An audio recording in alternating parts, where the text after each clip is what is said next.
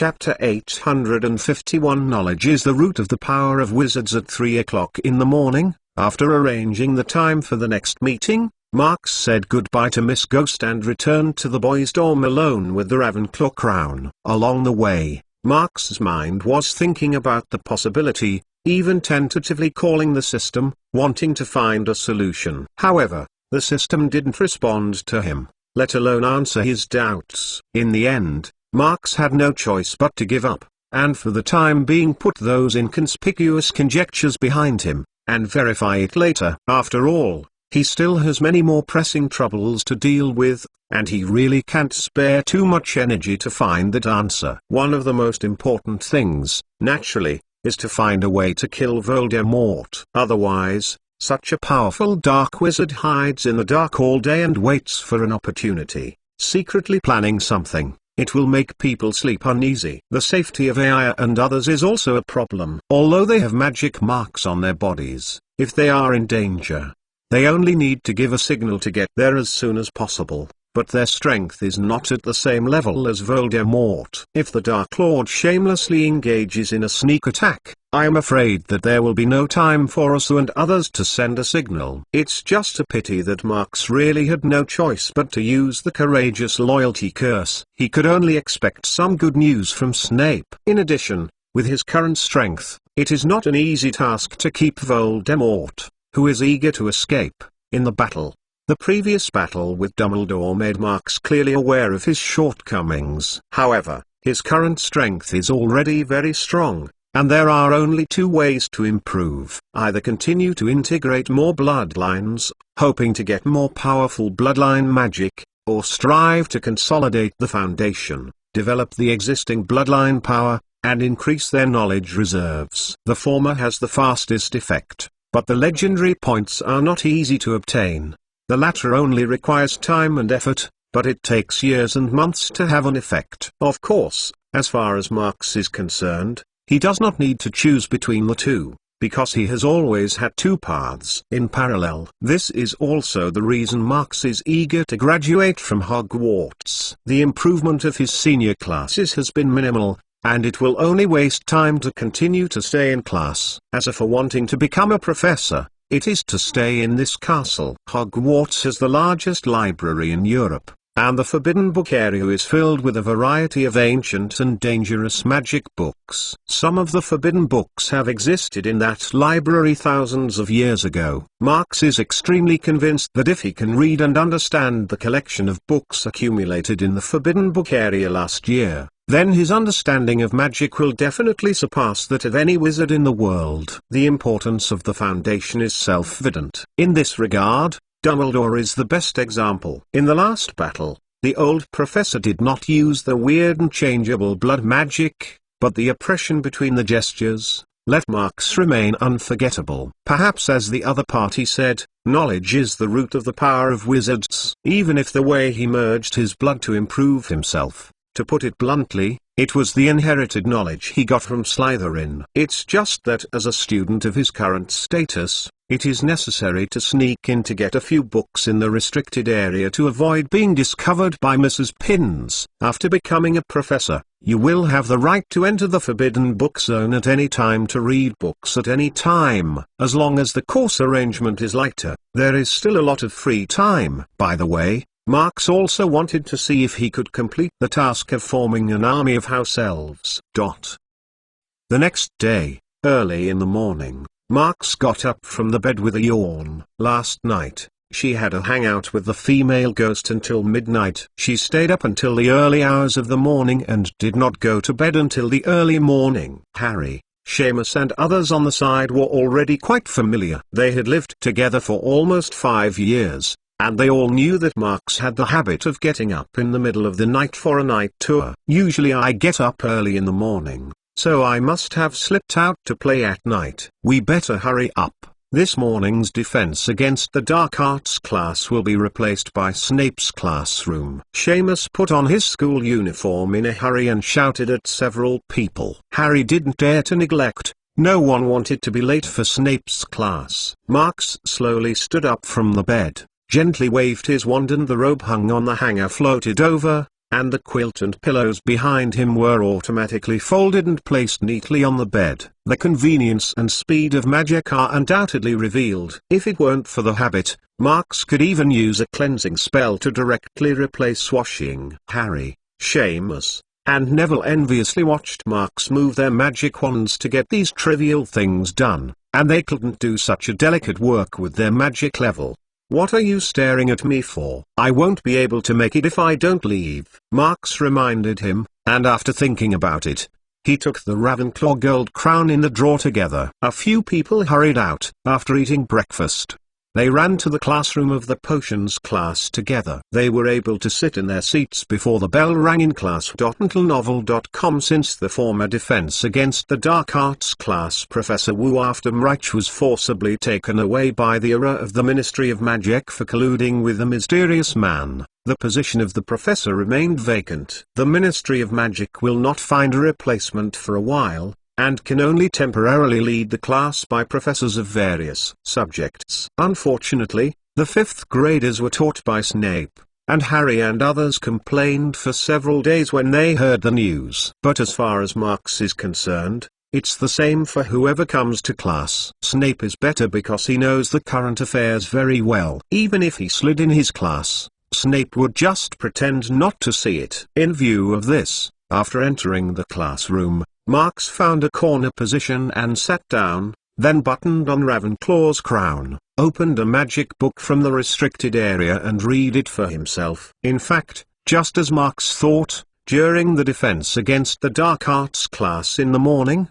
Snape didn't even look here, as if there was no such person in the classroom. It's just that Marks's blatant move has attracted the attention of several Slytherin students, who frequently turned their heads to look at the corner, and even quietly gave Snape a short report. McClown solved a Norwegian Ridgeback by himself last year. Are you ready to try it? Snape looked at the Slytherin students with cold eyes, as if as long as the other nodded, he would be true. Get a dragon over to teach them a lesson. The few people who heard this shrank their necks and hurriedly closed their mouths. Snape probably also knew that his behavior of letting Marks go on a desertion was a bit strange, and after a pause, he explained. McClown is preparing to apply for graduation this year, so I allow him to read some exam preparation books in my class. Chapter 852 A Clumency Happy New Year everyone.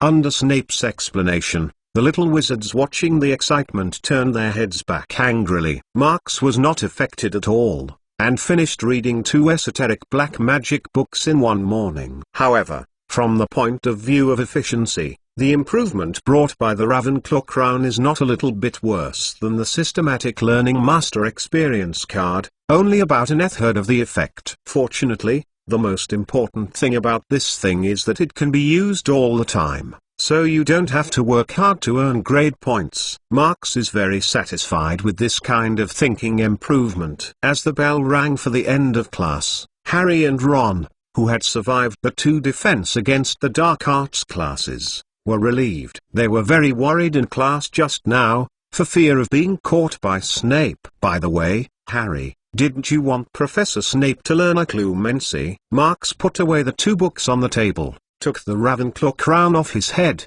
and looked towards Harry asked, I think it's not too late to wait until next week's potions class to mention this. Harry retired and said hesitantly, that won't work. Naturally such an urgent matter could be one day earlier. Hermione severely interrupted Harry's words, urging him to find Professor Snape quickly. Harry was very helpless, looking at Snape's leaving back, hesitated for a while, and finally gritted his teeth to catch up. Please wait, Professor Snape. Harry stepped forward and squatted. Hearing the shouts from behind him, Snape's pace suddenly stopped. He frowned and turned his head impatiently. Harry couldn't help but shiver with his hollow eyes. I heard from Marks that you are the best Occlumency master in England. So I hope you can teach me that magic. Harry summoned his courage and said, then waited nervously for Snape. He did not hold any confidence in his response, because he knew how much Snape hated him. If Professor Dumbledore was still alive, maybe Snape would still follow his orders to teach himself, But now that's not necessarily the case. But it's not bad to be rejected. Then he doesn't have to endure the torment of being alone with Snape. Just as Harry thought to himself, Snape's cold voice rang. "Come to my office at 6 tonight." Harry was visibly stunned and looked at Snape in surprise, almost thinking that he had heard him wrong. "I don't want to repeat it a second time," Snape said impatiently, then continued after a pause. "Remember, don't tell anyone about this. If someone asks,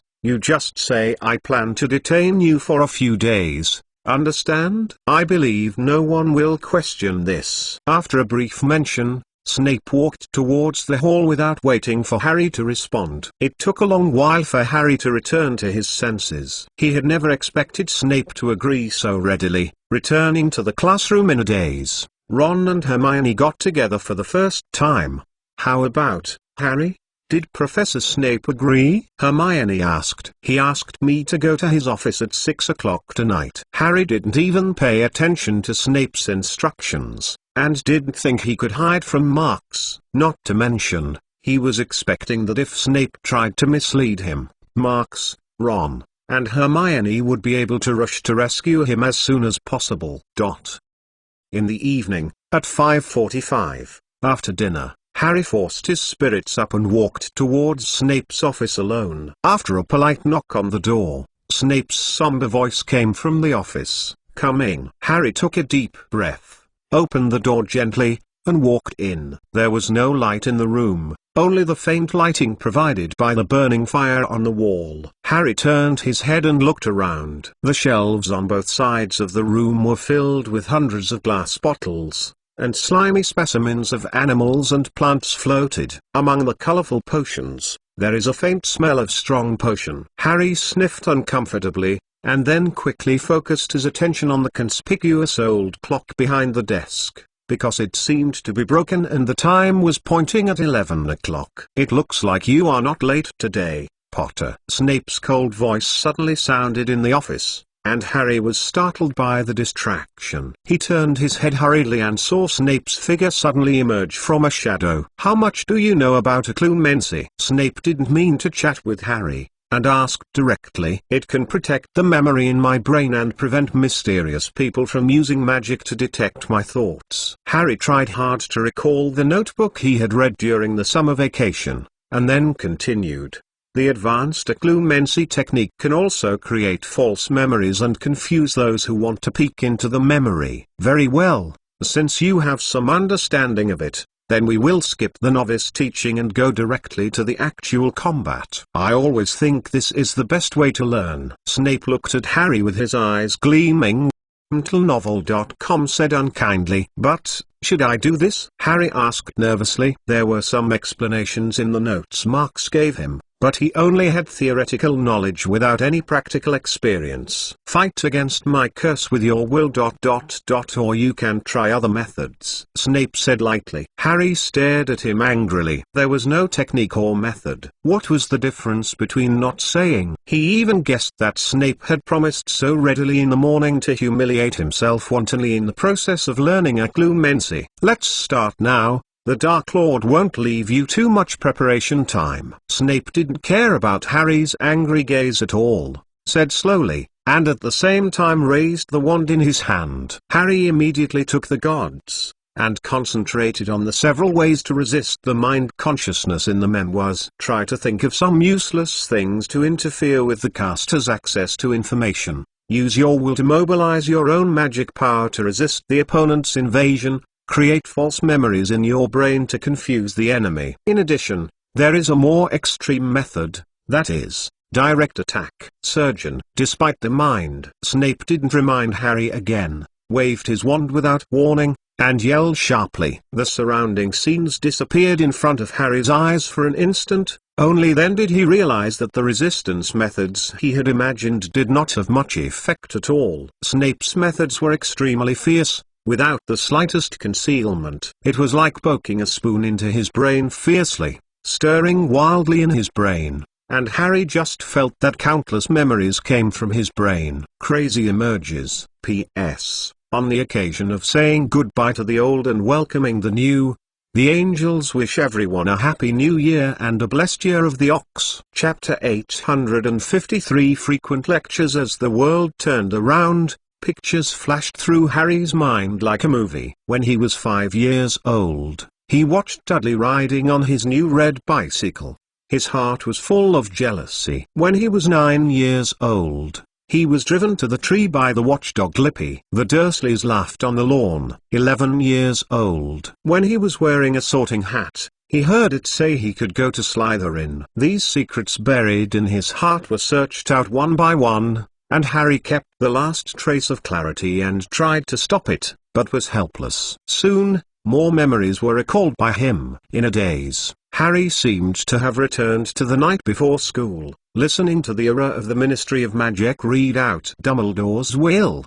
And then he was alone. I ran out of the auditorium and ran into Phoenix Fox. No, you can't go any further. Professor Dumbledore said that this matter must be kept secret from everyone. Harry struggled frantically. He wanted to break free from this state. Perhaps his efforts had some effect. The surrounding scenes were becoming more and more blurred, but his body seemed to be caught by someone. Control the same. Follow Phoenix Fox step by step.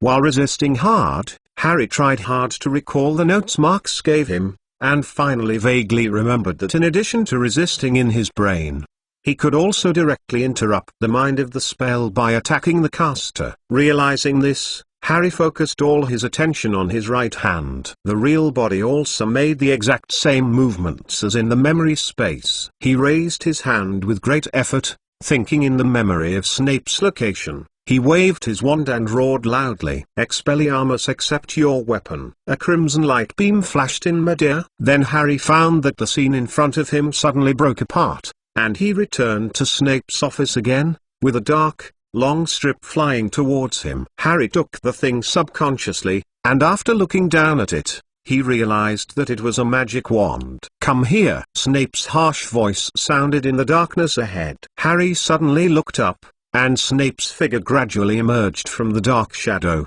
but he looked a little embarrassed. Obviously he was hit by his own disarming curse. "You must think you are very capable, right, Potter?" Snape strode forward, snatching his wand, staring at Harry with his eyes, and questioned. "I didn't," Harry retorted angrily. "It's you who said I can use other methods to resist your spell. I think that also includes casting a spell on you. This is not the reason you wantonly attacked the professor. And the Dark Lord will not stand in front of you and let you cast a spell on him," Snape said viciously. "You didn't let me cast a spell on you, did you?" "I rebelled against your magic." Harry stared at Snape and said stiffly, "Bullshit. Your barren spellcasting skills can't handle anyone." Snape roared loudly. He seemed to be about to say something, but in the end he held it back and turned to a gloomy question. "I saw Fox in your memory just now. Where is it going to take you? Was it Dumbledore's order?" "No Fox, nothing. I deliberately built a memory in my mind to lure you into being fooled." Harry forced control of his facial expressions and said dryly, avoiding Snape's gaze as much as possible, "Don't want to lie in front of me. I know more about occlumency than you do." Snape said coldly, "Dumbledore left you with something, right? Or did he have some other arrangements?" "I should have thought of it. He would never have left you alone." Harry squeezed his wand tightly and said nothing. "It doesn't matter if you don't tell me. I can see for myself." Snape pulled an ugly smile on his face. "Then tell Voldemort, right?" Harry questioned loudly. Snape's expression froze suddenly. Harry looked at Snape angrily and continued, "I've seen it all. During last summer vacation, you healed Voldemort's injury and discussed with him how to rescue those Azkaban prisoners. And you also stayed by Voldemort's side the other day. So you have entered the mind of the Dark Lord during this time?" Snape's eyes flickered, and he said contemptuously, "I think Dumbledore should have reminded you. Don't try to do this again. It seems you didn't listen to a word." "I can't control those dreams." Harry was aggrieved, but he didn't want to show weakness in front of Snape, so he said tit for tat, "If I don't get into Voldemort's mind, I won't see your solemnity in front of him." Obviously, All you see is what the Dark Lord wants you to see. Snape interrupted Harry's words. You don't have the ability to tell right from wrong at al.mtlnovel.com, Potter. You don't even understand what is true and what is false. But I never expected you to figure this out. After all, your performance over the years is as stupid as your arrogant father, Snape said sarcastically. Harry was trembling with anger. He held his wand tightly and wanted to give Snape a second time, but the only remaining reason told him that Snape was deliberately irritating himself. If he did it first, he would have reason to teach him. Yourself. However, his forbearance didn't help much, and Snape stretched out his hand sharply, and sternly snapped. Bring it. What? Harry was still angry, and didn't even pay attention to Snape's meaning. In order to prevent you from losing control, I don't think you need to use the magic wand in the following teaching. Snape explained slowly. This is unreasonable. How can I resist your magic if I don't have a wand? Harry stepped back and looked at Snape angrily. Of course use your brain, Snape said harshly. If you really don't want me to see some memories, then find a way to empty your brain, or use your will to drive me out. The Dark Lord will not stand in front of you and cast spells on you. Harry stood there blankly and hesitated for a long time, until Snape was impatient and seemed to be ready to do something with him, and reluctantly handed over his wand.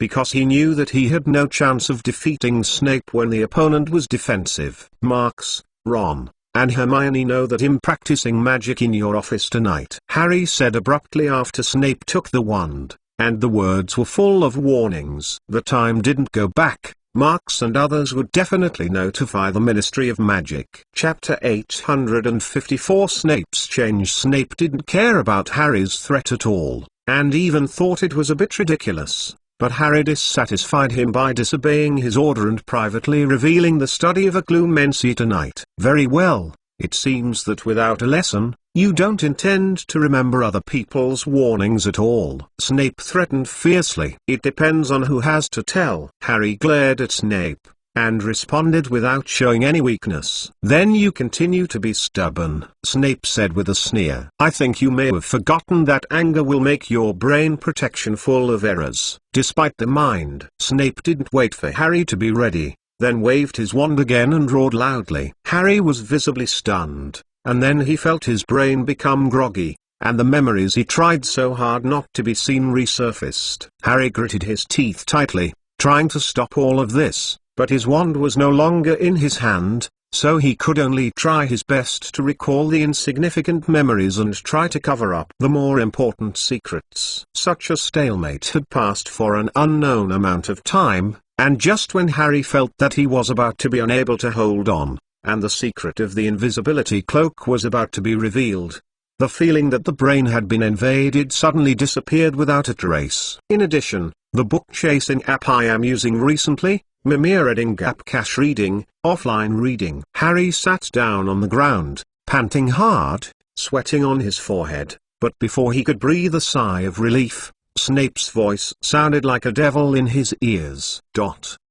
Take a 5-minute break, then continue. 5 minutes? Harry shuddered. He angrily wanted to stand up and argue with Snape, but he didn't even have the strength to speak, probably to retaliate. In the next hour or so, Snape's teaching can be described as hell. He accurately grasped the upper limit of Harry's ability. Every time before Harry could not maintain his brain protection, stopped in seconds, forcing the opponent to do their best to protect Dumbledore's will. After Snape used sensation for the 6th time, Harry was as if collapsed. His eyes were hollow, and he was paralyzed in a chair for a long time before he could relax. He never felt that it took more than an hour. It can be so long. Snape glanced at the darkened sky, guessing that Harry had reached the limit, waved his hand and said, "Today's practice ends here, you can go." Hearing this, Harry was extremely happy.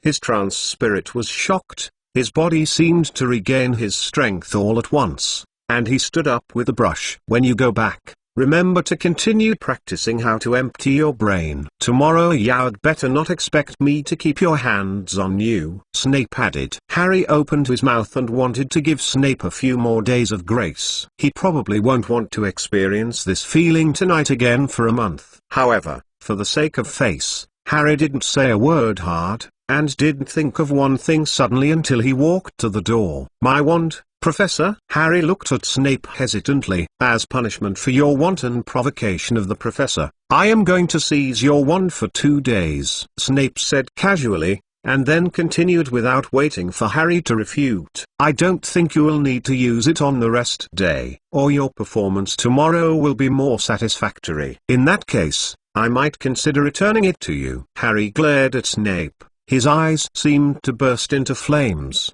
but unfortunately he was now stronger than humans and had suffered more than an hour of torture. He no longer had the strength to verbally abuse him. Cannot be reconciled to slam the door and leave. The fire in the fireplace shook, and Snape spent a long time thinking alone in the dim office, then waved his wand to lock the closed door and pressed his hand on the broken ancient clock.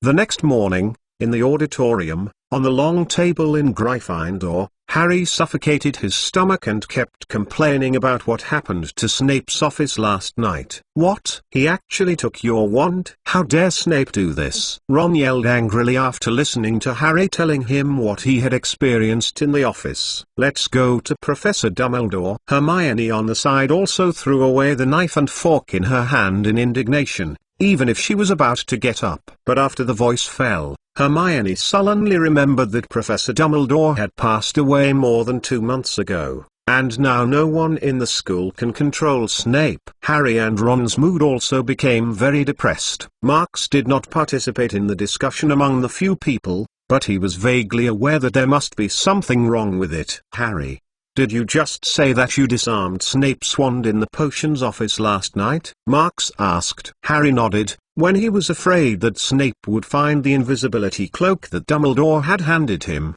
and attacked Snape without even thinking about it. Probably the other party is focused on searching his memory, so there is no resistance before his spell can hit the target. This shouldn't be. Marks frowned at mcgonagall.com, secretly thinking, in order to prevent accidents like the original Time and Space, he specially reminded Snape to be careful when teaching Harry. But the other party was still recruited. It was difficult for Marks to determine whether this was an accident caused by Snape's underestimation of Harry's power, or whether it was not a coincidence, but was intentional. Thinking of this, Marks suddenly developed an impulse to grab Snape over and ask. However, he knew very well that as long as he asked Snape, he would probably say, but that answer must be incomplete, even extremely misleading. For a good spy like Snape, if he wanted to conceal something deliberately, he really couldn't find any way to dig out the truth from his mouth. Marks had some headaches. For the first time, he felt that occlumency was a very troublesome spell. Without it, he would be able to detect Snape's thoughts through the use of panic. While Marks was thinking about it, Harry talked to Ron and Hermione about the dreams he had seen before. Every time he dreamed of Voldemort, Snape was by his side. So Harry suspected that Snape had failed Dumbledore's trust and chose to take refuge in Voldemort. "Don't worry too much, Harry. Maybe things are not as bad as you think," Marks said comfortingly. In his opinion, the probability of Snape turning to Voldemort was basically zero. Because of Lily, Snape is probably the last person who wants to see Harry in danger. Not to mention that no one in the magical world today knows how miserable Voldemort is. It is not an exaggeration to describe it as a bereavement dog. It is only a matter of time before he will abandon his bright future and turn to Voldemort's embrace unless he is crazy. Chapter 855. Mcgonagall. Hermione and Ron were puzzled, and didn't understand why Marks trusted Snape so much. Harry even stopped talking. He suspected that Snape had another important reason, and that was that when the other party was teaching him occlumency, he had been eager to know what relics the principal left him. But thinking that in that will, Professor Dumbledore allowed himself to trust Snape when necessary, and Harry swallowed it again, because he couldn't be sure that Snape was doing it. When Voldemort worked, he still lurked by Voldemort's side to provide them with information. After breakfast, Marks bid farewell to Harry and the others, took Ravenclaw's crown and prepared to read 1 or 2 books in the restricted area. Along the way, Marks kept recalling what Harry had just said, peeling away from it, and quickly guessing Snape's plan. Needless to say, this must be another task that Dumbledore had assigned to Snape before he died, and the purpose should be to deal with the Horcrux attached to Harry. It's just that Marks was a little surprised why Snape had to hide it from himself. Logically speaking, their goals were the same when dealing with Voldemort. The effect of joint cooperation was far greater than that of fighting alone. Isn't Snape afraid to come out? What's wrong? Or is there any inside story he didn't think of? Marks pondered for a long time, opened the book in his hand but didn't have the intention to look at it. Just as Marks felt that he had vaguely grasped some thoughts, a soft click from his side interrupted his thinking. Marks turned his head very unhappily. After seeing the uninvited guest, he raised his eyebrows and asked curiously, "Shin, is there anything you are looking for me suddenly?" Mr. McClown, Shining just inquired about some news in the kitchen about Mr. Dumbledore. Shining, the short and small house elf, looked at Marks in fear, and said hesitantly, "Stop, we'll talk later." Marks raised his hand to stop Xiaoying's next words. He looked around. There were no students staying near the forbidden book area, but Marks was still a little worried and kept taking Xiaojing away. The library stopped after entering an empty classroom. In order to find a way to complete the task of the House Elves army, Marks had already developed Shining to offline more than a month ago, and asked it to collect intelligence on those House Elves, especially to understand what they are thinking about and who they are serving for, whether it is the principal of Hogwarts or the school itself. Dobby can do this kind of work, otherwise it will definitely mess things up, or it may quarrel with the elves of Hogwarts because of a dispute over ideas. So Marks must choose another internal response, and not long after joining Hogwarts, she is still in a state of confusion and Shining is the best choice. In particular, Shining does not need elf rights, nor does she want a salary. She just helps to find a master like an ordinary house elf and work for a lifetime. This requirement was well met, and the next thing was logical. It only took him an hour to persuade Xing to change Menting to work for him. "There is something you can say now," Marks said. Shining did not hesitate. Dang even told the news she had heard from other house elves. "You mean,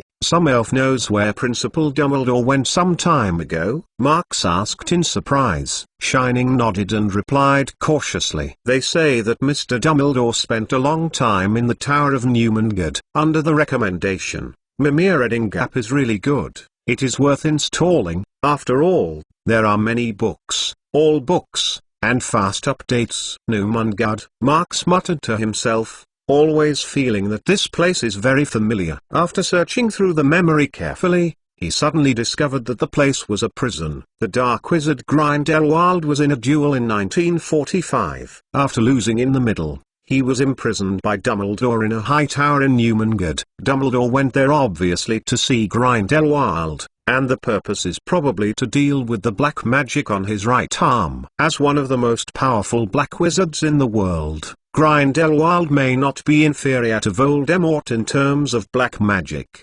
He is also the person most likely to crack that black magic. But now it seems that Dumbledore and Grindelwald have not been able to undo the curse in the end, only delaying its eruption time. But how did these house elves know this news? Marks looked at Shining in surprise, waiting for its answer. "Mr. Dumbledore asked us to deliver meals to Mr. Grindelwald at regular intervals." Shining shrank her neck and said shrilly, "Although it entered Hogwarts for a short time and failed to receive this task, from the information learned from other house elves, it does not seem to be a good job." Untitled.novel.com Listen with Shining words. Marks nodded. The new Mcgonagall prison was built in Grindelwald to imprison some opponents at the peak of its power. It has been abandoned for a long time. There should be only one prisoner, Grindelwald. Daily eating and drinking is a problem. Dumbledore was not good at hiring someone to take care of the repeat offender, so private use of public equipment to take care of the house elves at Hogwarts became the only way to take care of him. Thinking of this,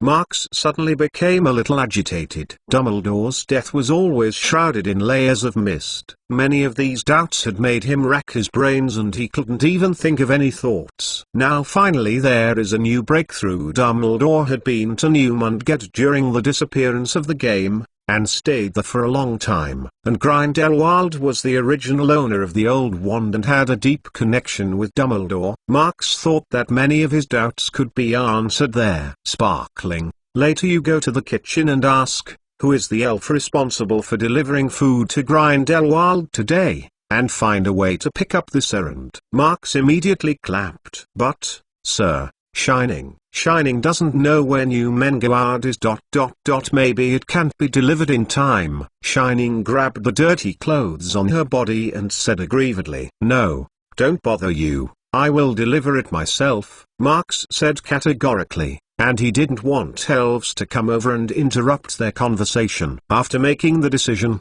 Marks dismissed Shining away, and then went to the responsive house to change into a battle robe. Although his trip was only to go to Mcgonagall to meet with Grindelwald and ask the opponent a few questions, there was no need to fight, but in any case, he must prepare for the worst. Chapter 856. Gellert Grindelwald at noon. After asking for the space coordinates of Mcgonagall from several house elves, Marks took the meal alone, and disappeared in HogWarts during a period of spatial transformation. When he came back to his senses again, he had already appeared on a wasteland far away from the crowd. The teleportation spanning almost half of Europe made Marks somewhat uncomfortable. Fortunately, he soon adjusted and looked forward. A majestic building as deep as a fortress was erected on a hillside.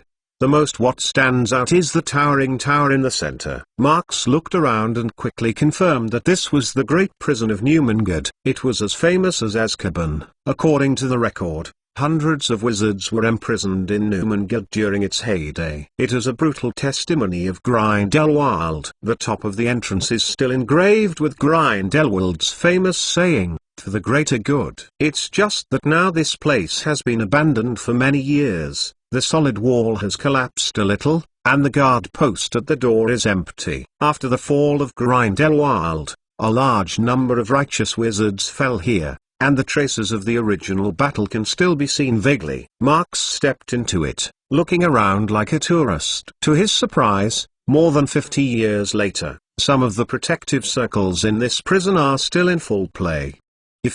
Especially when I walked into the high tower, Marks clearly felt that the surrounding space was tightly locked, and I didn't need to think about it or know that this should be an antiphantom shifting circle. But not long ago, he had just merged with the Phoenix Blood and mastered another method of spatial displacement. A similar protective circle didn't play any role for him, so after sensing it for a moment, Marks followed the stairs all the way up, and after 10 minutes he stepped onto the top of the tower. Compared with the dilapidated scene below, the top floor of the tower looks more breath of life. It has almost been transformed into a small room with all the necessities for life, but it seems a little lacking in care. Thick dust accumulates on the wall stove and a few unusual chairs. The only windows that can peek outside through the tower are also grey, which makes the top of the tower look extremely depressing under the noon sun. And the owner of this tower, Grindelwald,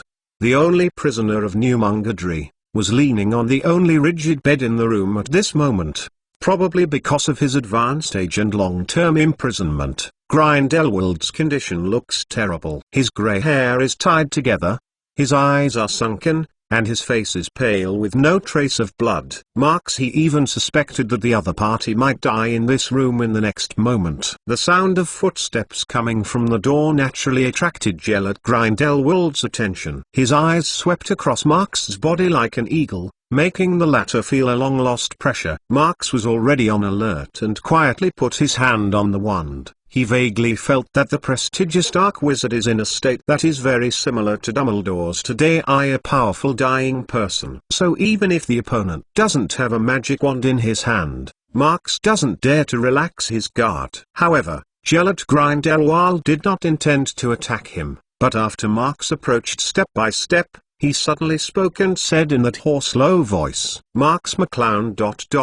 You came a lot more nights than I expected. Do you know me? Know that I will come to you." Marks stopped 1 meter from the bed, a little surprised in his tone of voice. "He thinks you will find here sooner or later," Grindelwald slowly explained. "So it seems that Principal Dumbledore really has confidence in me." Marks raised his eyebrows and said jokingly, "Dumbledore hadn't left him any clues or hints before he died. If not, he got some news from Shining, and I am afraid he would never think of this run-down prison. Albus told me a lot about you." At this point, Grindelwald coughed heavily, covered his mouth with his hand for a long time before relieving himself, and continued to speak. "He thinks you are the person most likely to change the magic world in hundreds of years." Marks touched his nose. Dumbledore had told him about this, but he was a little curious about how Grindelwald would think about it. "What do you think?" Marks asked. "Originally I didn't believe it,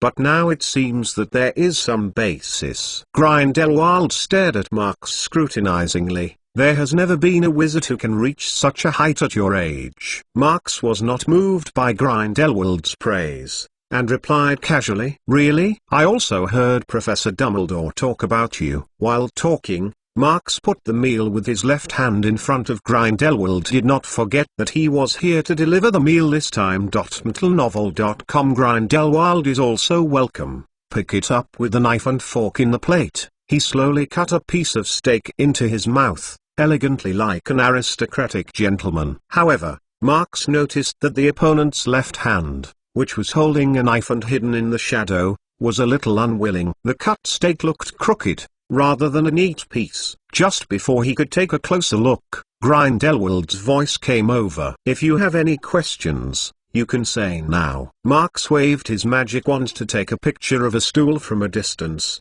just sat down by the bed, no longer waiting for Grindelwald to finish eating, and asked directly, "I want to know, what did Principal Dumbledore talk to you?" Grindelwald kept cutting the steak, and said indifferently, "One part is about you, and the other part is not necessary for you to know." Marks squinted his eyes, but didn't care about the other party's concealment, because he knew that the relationship between Grindelwald and Dumbledore was very unusual, and it was indeed inconvenient for him to listen to some words. Grindelwald said openly that he was going to hide something, better than hiding it in private. Thinking of this, Marks omitted those inconvenient parts, and patiently learned from Grindelwald about Dumbledore's purpose. However, Marks was a little disappointed that Grindelwald said a lot of time for a meal but did not have much useful information. Most of them are mentioning Dumbledore's evaluation of him, or telling about what he has done. Those things. Marks really didn't understand why the principal would mention himself to Grindelwald in such detail, and immediately lost the mood to continue listening.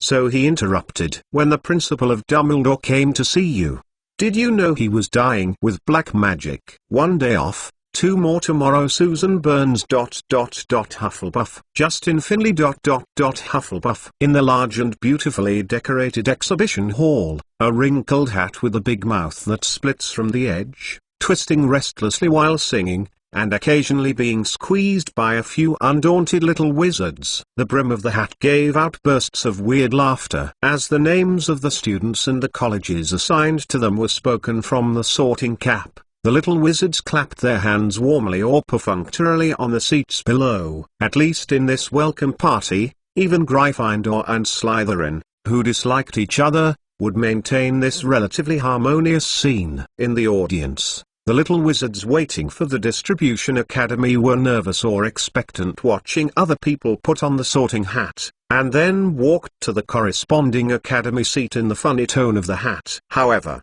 among the freshmen, there is a thin boy who is out of place. He is looking blankly at the gorgeous and retro decorations and candles suspended in midair. The bright lights of the hall are illuminating the auditorium. It was bright, and translucent ghosts could be seen flying in the air all around. Everything made the boy a little bit too adaptable for a while, and it took a long time before he muttered to himself, "Who am I? Where am I? What am I doing? Strange, Am I dying in the hospital bed? Just as the boy felt familiar and unfamiliar with everything around him, a high female voice resounded in the large exhibition hall. Marks McClown. Professor Minerva McGonagall stood in front of the four-corner table where the sorting cap was placed, looking at the parchment scroll in her hand, but waited for a long time and didn't see the new students come up. So she frowned and said loudly again, Marks McClown. I haven't seen any movement in the freshmen for a long time, and now even Dumbledore cast a suspicious look, and the old students from the major colleges talked in private. Who's Marks? So courageous? Isn't it the wrong way to miss the sorting ceremony? This is interesting. At this time, the remaining freshmen, under the gaze of many professors and seniors, moved a few steps behind them. Only the boy with blonde hair and black pupils who had not figured out his condition remained standing there, looking very conspicuous. Mr. Marks McClown, please come to the stage here. Professor McGonagall repeated it again. Me? Marks pointed to himself in a daze, and suddenly felt that this scene was a bit strange but had an unexpected sense of familiarity. Yes, please come up as soon as possible, just like others have done. There are other children who need to be sorted out next. Perhaps because Marks is a freshman, although Professor McGonagall spoke for the fourth time when I asked, I didn't mean to be angry at all. I just felt that the new student might be a little nervous. Before Marks could react, he felt that he was being nudged, and then the freshmen in the front row also unexpectedly pushed Marks to the stage one by one with tacit understanding. Okay, kid, come here soon. Professor McGonagall stepped forward, draped Marks's shoulders and pressed him on the chair, picked up the sorting hat and pressed it on Marks's head. The sorting hat twisted his body restlessly on Marks's head, and said strangely, Hey, kid, don't be too shy, you are not the first person to feel nervous in such a place. Trust me, just close your eyes and it's over. It doesn't hurt at all. Marks rolled his eyes. After staying at the new student's office for a while, he also had some guesses about the current situation, but he still felt a little unbelievable. But, is this really Hogwarts? That magical place where magic is taught? But that's not. Marks couldn't help thinking about it, but the sorting hat's voice rang in Marks's ears. Yes. Of course, this is Hogwarts. You are not dreaming. I am 100% sure. I guess you must be from a mole family, right? Every few years, there are always a few new little wizards who don't believe that magic is real. They say that it's all tricks and they want to get it out of my body. Here comes a rabbit with long ears. I told them there was nothing in the hat, but they didn't believe it. The sorting hat babbled cold jokes, and the split mouth almost extended to the brim of the hat. The sorting hat's ability to read memories made Marks not daring to think too much, so he quickly stopped his mind. But perhaps because of the influence of the sorting hat, Marks's mind was like a slideshow, flashing through sections of unfamiliar memories. The scattered Marks could not piece it together. It seemed that a witch was teaching her own magic. The witch in my memory was about 30, with beautiful long blonde hair, and talking with her mouth open. Then Marks only felt a panic of fear hit her heart. The sorting hat is also the first time I have seen such a messy little wizard. But I am also surprised that Marks is not from a mole family. How can children from a wizard family know Hogwarts? There was a cold sweat on Marks's forehead. Although the various thoughts and memories read by the sorting hat belonged to the original owner, he didn't know if this hat would read any important secrets. Fan can only try to force himself to think about something insignificant. Ahem. Seeing that the sorting hat seemed to have an endless posture, Professor McGonagall had to cough slightly to remind the sorting hat on the stage to do business quickly. The sorting hat stopped talking, and Marks was finally relieved, but he was also a little curious about which college he would be assigned to. Well, let me see. Optimistic, smart and like crazy thinking. The sorting hat dragged a long tone, suddenly lowered his voice and said, and a little bit of black magic. I know black magic? Marks was confused, thinking of the memory just now. Oh, yes, an ancient and rare black magic. The sorting hat whispered to Marks, as if whispering something. Of course, In my opinion, this is also an interesting black magic.untitled.novel.com. It always allows people to see something they don't want to see. Someone has used it to prank, maybe you can try it too. Test. Although Dumbledore definitely doesn't want anyone to do this again, the Sorting Hat complained to himself. Then where should I go? Slytherin? Marks was a little curious about how he could black magic, but now the most important thing is the problem of sorting. After the division, he can take off this hat that can read memories. In the 4 colleges of Hogwarts, entering Gryffindor requires enough bravery or reckless. What Ravenclaw wants is wisdom or a desire for knowledge. Slytherin corresponds to a cunning and insidious character and outstanding magical talent. As for Hufflepuff, Marks feels that Hufflepuff Academy is usually responsible for accepting the remaining students. The Sorting Hat said that learning dark magic is very much in line with the standards of Slytherin College. Of course, it is possible that he was sorted into Ravenclaw because of his optimism and intelligence. Marks was a little narcissistic about. No, neither. The Sorting Hat's tone suddenly became humorous. Although it will make you a little sad to say that, Slytherin usually only chooses some talented little wizards.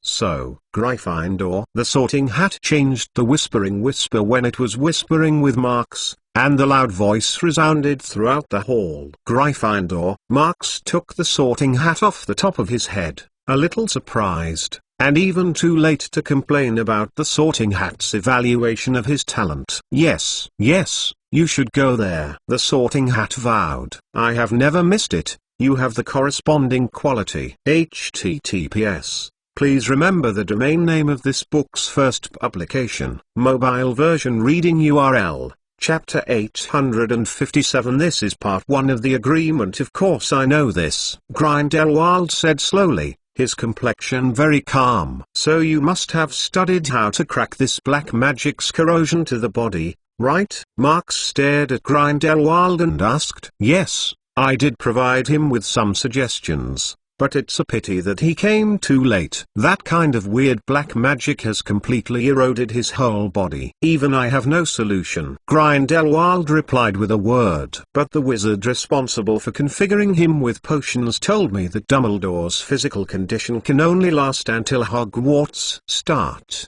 But he violated common sense and persisted until the end of the year, and even still had a strong combat ability. I think this must have something to do with you, Marks said positively. You are very keen, McClown. Grindelwald's low tone looked a little hoarse. He did not directly answer Marks's question, but stretched out the left hand that was blocked in the shadow. This is the answer you want. Marks glanced down, and then his pupils tightened, and Grindelwald's entire left hand was burnt black, and black hair appeared on it, which looked exactly the same as Dumbledore's injury. In other words, these days, you replaced Dumbledore with some of the damage caused by the dark magic. After a brief surprise, Marks quickly thought of this. He checked the banned books at Hogwarts. At that time, I have seen several kinds of magic that can achieve similar effects. You can think so. Grindelwald's expression remained unchanged. He put his hand back, and said casually. Marks looked at Grindelwald deeply, and then asked suddenly. You don't seem to reject answering my question. Grindelwald slowly put the last steak into his mouth, chewed it carefully, and replied. After all, this is part of the agreement. What agreement? Is it an agreement between you and Dumbledore? Marks asked. The content of the agreement is very simple. I am responsible for answering your questions, and he promised to make my life a little more comfortable. Before I will die. Grindelwald had a sarcastic smile on his face. It's just that. Marks looked a little surprised, because the things that both parties need to pay in this agreement are not equal. In order to get a slightly more comfortable environment, Grindelwald not only has to answer many of his questions, but also needs to pay his own life. After all, Dumbledore has confirmed that once this kind of black magic is hit and cannot be cured in a short time, then the curse will undoubtedly die. Grindelwald does not have a potion specially made by Snape to suppress the injury, so it is corroded very quickly by the body. Judging from the severity of the left hand injury, Grindelwald probably has less than 3 months of life left. I have been imprisoned in this tower for about 50 years, and death comes one day earlier or one day later, it makes no difference to me," Grindelwald said calmly. "Really?" Marks looked at Grindelwald. His eyes quickly shifted to several newspapers scattered on the bedside. Judging from the headlines, this should be the latest issue of the Daily Prophet. "Do you often flip through the newspaper?" "It's not like a person who is waiting to die would do." Marks raised an eyebrow and asked jokingly, "This tower is too boring. You have to cultivate some habits to pass the time, such as, take a look at what interesting things are happening outside." Grindelwald's tone was still calm. He pushed the tableware in front of him aside, picked up a Daily Prophet, and looked at the large headline "Mysterious Man Shot Again. Gringotts Suffered Heavy Losses," and asked with interest, "It looks like you used the name of the Dark Lord to rectify those fairies." "This is something I have always wanted to do but failed to accomplish. Ah, by the way, if I am not mistaken, the current England should be, is it under your control?" "These are just little tricks," Marks replied lightly. Although he has done a lot of things over the years, in the final analysis, he is just playing in England. It really has to be counted. The total number of wizards on the British Isles is probably not as large as a mole town. More importantly, Marks thinks that he has nothing to be proud of in front of Grindelwald. The other party had intended to start a war between wizards and moles on his own, and even weaved an amazing plan for this. Even if it ultimately failed, it's still awe-inspiring. Principal Dumbledore once told me about your affairs and your many plans. I have to say that this is indeed a practical path, and it has also given me a lot of inspiration," Marks said. "So we have the same philosophy." Grindelwald had a meaningful smile at the corner of his mouth. He believed that Dumbledore's words must be alert.mentalnovel.com, but in front of him, little wizard seems to have a different idea. However, Marks shook his head. "No, your idea is too radical. Although there is something to learn from, the wizard and the mole need to find a way to coexist after all. Please help me. Mimi reading app can steal book tickets like stealing food. Come steal the book tickets of your friends and vote for me." In Marks's view,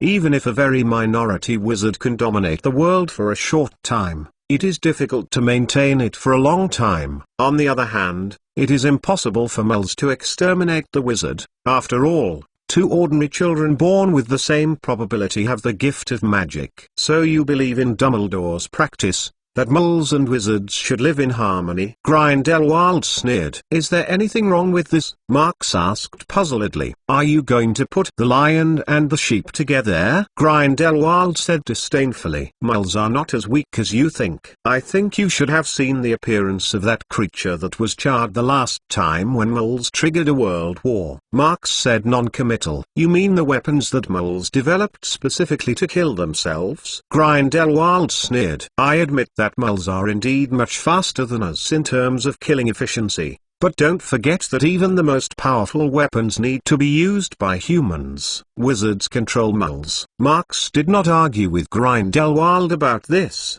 but said calmly, "You tried this a few decades ago, but it failed in the end, didn't you?" Grindelwald's face became a little ugly, but it soon eased again. "Yes, I did lose, but it wasn't in the hands of the moles, and it had nothing to do with those in the Wizarding Union." Chapter 858. The Wizard is Born and Noble. Marks interrupted Grindelwald's words impatiently. "Are you going to say that you just lost in Dumbledore's hands?" "But I heard the principal say that before he did it, you were already determined to lose." "That's not necessarily. If he chose to stand on my side at the beginning, then everything would go on according to my plan," Grindelwald said gloomily. "It is precisely because those who rebel know that there are wizards in this world that can match me, that they have the courage to fight me to the end. This can only mean that wizards who expect to get along with moles on an equal footing are still in the majority." Marks said, "Equality?" Grindelwald couldn't help laughing,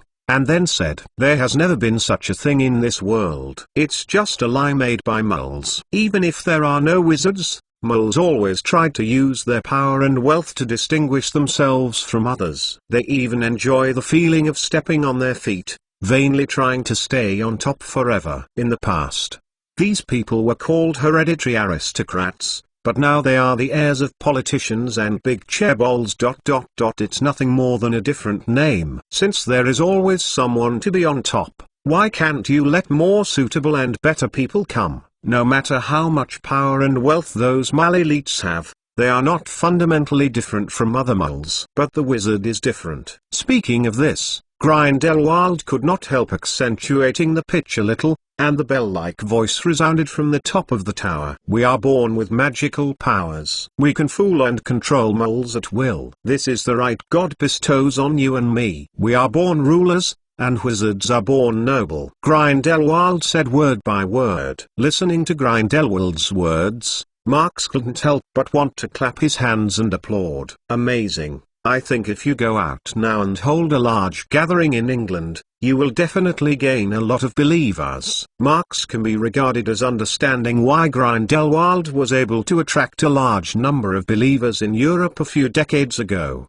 Setting off a frenzy. Recommend an app comparable to the old version of the book-chasing artifact. Can change the source books for all me. Just this sentence of wizards who are students and noble is enough to make those young wizards who have not been involved in the world become enthusiastic. They chose to follow me, but because I told them what they wanted and did what they always wanted to do. Nothing more. Grindelwald said calmly. So you think that wizards have magical powers and are born superior? Yiping, who inherited magical powers, should continue to rule. Marx shook his head. But even two wizards have the possibility of dumb cannons. A dumb cannon that can't cast spells is equivalent to a mole. If two moles give birth to a wizard, then I gladly accept him as one of us. Grindelwald explained. Regarding the ability to cast spells as the only criterion for level, Grindelwald's cruelty far exceeded Marx's expectations.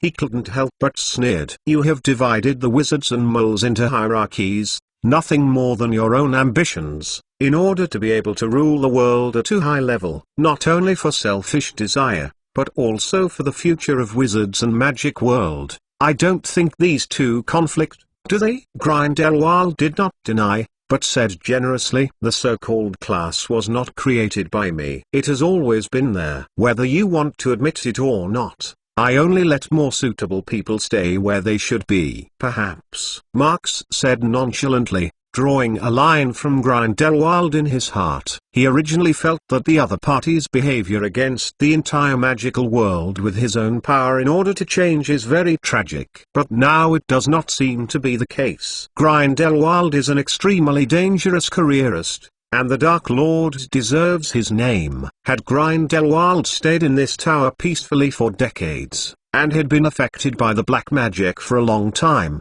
Marx would have been prepared to carefully consider whether or not to get rid of him here altogether. That's it for today. Thank you for answering these questions for me. Marx gently waved his wand to put away the dinner plate, and then said, starting from tonight, I will let the house elf Shining be responsible for delivering meals to you. If there is anything in need, you can tell it that Shining will try to meet your reasonable requirements. After speaking, Marx ignored whether Grindelwald agreed, and walked straight to the door. Just as Marx stepped out of the door, Grindelwald's voice suddenly came from behind. You either stand with your compatriots and fight for their interests, or you choose to abandon them. There is no third possibility. It's not necessarily ... before something is done. Some people always think that it is impractical. Marx didn't look back, but responded casually, and a burst of flames all over his body disappeared out of thin air. After returning to Hogwarts from Mcgonagall.mtlnovel.com, Marx immediately invited Shining and arranged the task of delivering food. By the way, the house elf was responsible for monitoring Grindelwald's actions. A move. This was undoubtedly a dangerous man. More importantly, Dumbledore didn't seem to place too many restrictions on Grindelwald.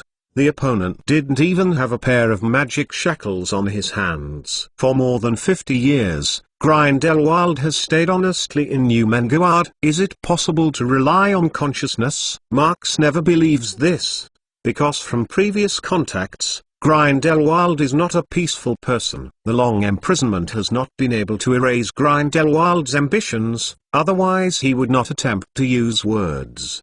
Bewitching yourself. Or is it that Grindelwald once made a vow that he would never leave Newmungwood, so he was bound by the power of the magic contract? Marx didn't know it. Fortunately, this time the goal of going to Newmungwood was achieved smoothly. He finally figured out the reason why Dumbledore was able to stick to the end of the year and didn't fight Grindelwald in the middle. After arranging Shining's task, Marx temporarily set aside this matter and turned all his energy to the study of Horcruxes. This was the first problem to be solved. Thinking about this, Marx hurried back to Gryffindor's lounge, ready to take a look at the books that he had previously taken out of the forbidden area. But when passing by the hall, Marx collided with Harry, who was hurrying. At the moment he saw Marx, Harry suddenly felt his eyes light up, grabbed Marx's arm, and said breathlessly, "Quick, Marx, I'm looking for you. I just dreamt about it again." "What did you dream about?" Marx was stunned, then reacted, frowning, and said, "You are in Voldemort's brain again?" Chapter 859. Harry around the corner. Marx's words were like pouring cold water on his head, which calmed Harry's excitement. He hesitated for a while, then opened his mouth and said grimly, "I can't take the initiative to break free from the dream." Marx nodded and didn't mean to blame Harry. After all, he had only practiced with Snape for a day, and occlumency was not so easy to master. "Then what did you see in the dream?" Marx asked with a little curiosity. Although Voldemort already knew that Harry could enter his brain through a special connection to obtain some information, this kind of soul entanglement could not be controlled even by Voldemort, so the information obtained through this method may be fake. But there are also probabilities that are true. It's Snape. Snape has been passing on our information to Voldemort through the old clock on his office desk. At this point, Harry seemed very excited, as if he had caught some important handle. Same. However, Marx looked at him with a weird look. "Do you still need to tell me about this kind of thing?" "Harry, Professor Snape is an undercover agent dispatched by Principal Dumbledore to Voldemort. He now works for the Order of the Phoenix. Sometimes, in order to gain the trust of the Dark Lord, it is understandable to sell some insignificant information," Snape said, silently arguing for Snape in his heart. "I have to say that it is too difficult for Snape to be a double agent. In addition to struggling to appease the irritable dark monster, he also has to face the harshness of the members of the Order of the Phoenix." And Harry, the bear boy, questioned. "Of course, it will be reduced to this point. And it is also related to Snape's usual gloomy and sullen face. In addition, he has a bad relationship with Sirius and Lupin, and he likes the yin and yang tones when he speaks. Only Dumbledore was willing to believe in him in the entire Order of the Phoenix. But Professor Dumbledore is no longer there. There is no guarantee that Snape will take refuge in Voldemort," Harry said eagerly. Last night, Snape's cynicism and the forcible seizure of his wand made Harry's impression of Snape extremely bad, not to mention that the other party had been trying to dig out the relics that Dumbledore had left him from his brain. All of these actions made Harry suspect that Snape had completely taken refuge in Voldemort. Marx looked at Harry and shook his head reluctantly. He was willing to believe in Snape, but not only because the other party had gained Dumbledore's trust, but the most important thing was that there was only a dead end to Voldemort in the present form. Snape's special affection for Harry also made him very relieved. It's just that these 2 points are obviously impossible to tell Harry. Revealing the former may cause some unnecessary misunderstandings. Revealing the latter, Snape might become irritated, and therefore hate him. After all, Dumbledore didn't dare to reveal Snape's little secret in the original time and space. And Snape hated Harry from the heart.